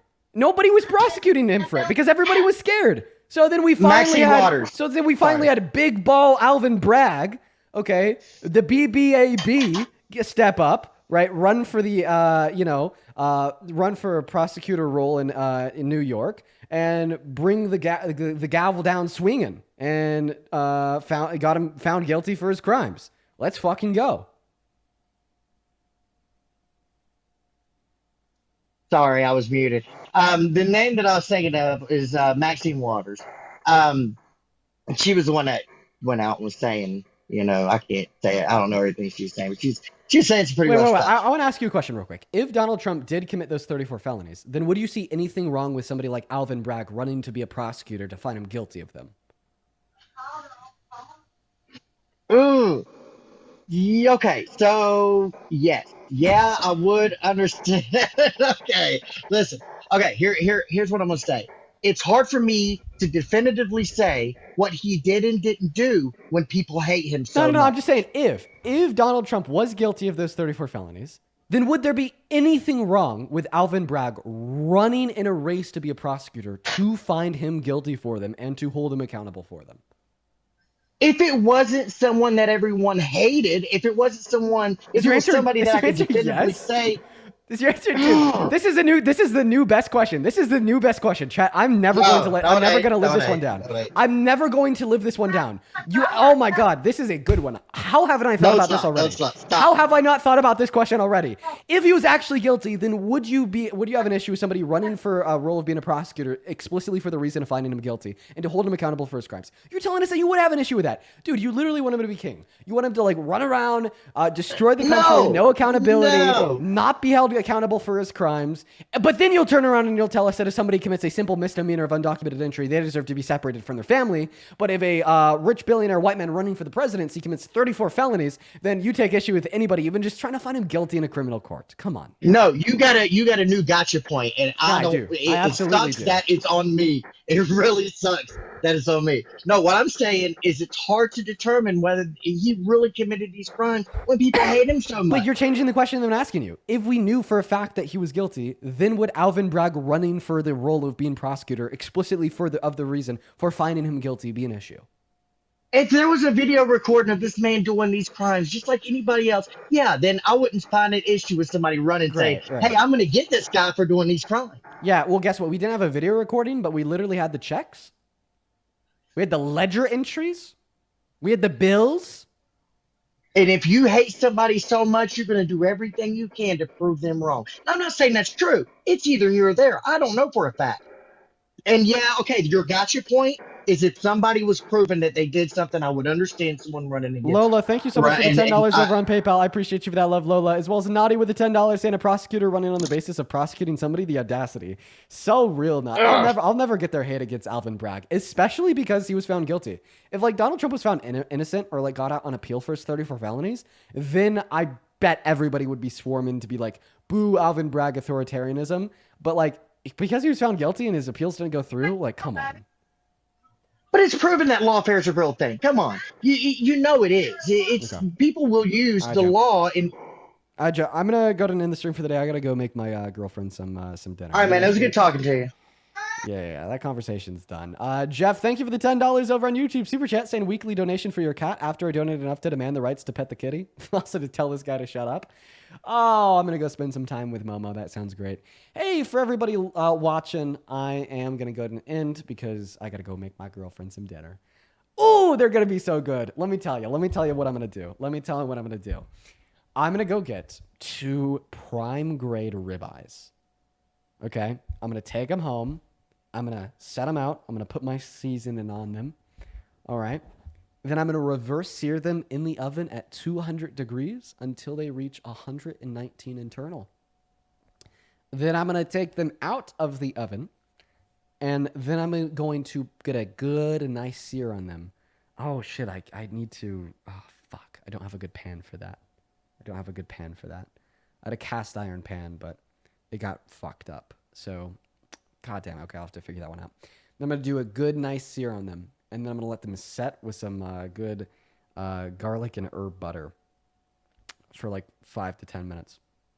And, oh, they're going to be so good. Let me tell you. Maybe it's because we figured out that we like our steaks really buttery, right? But, like, literally, I think I make a better steak than, like, most, like, steakhouses.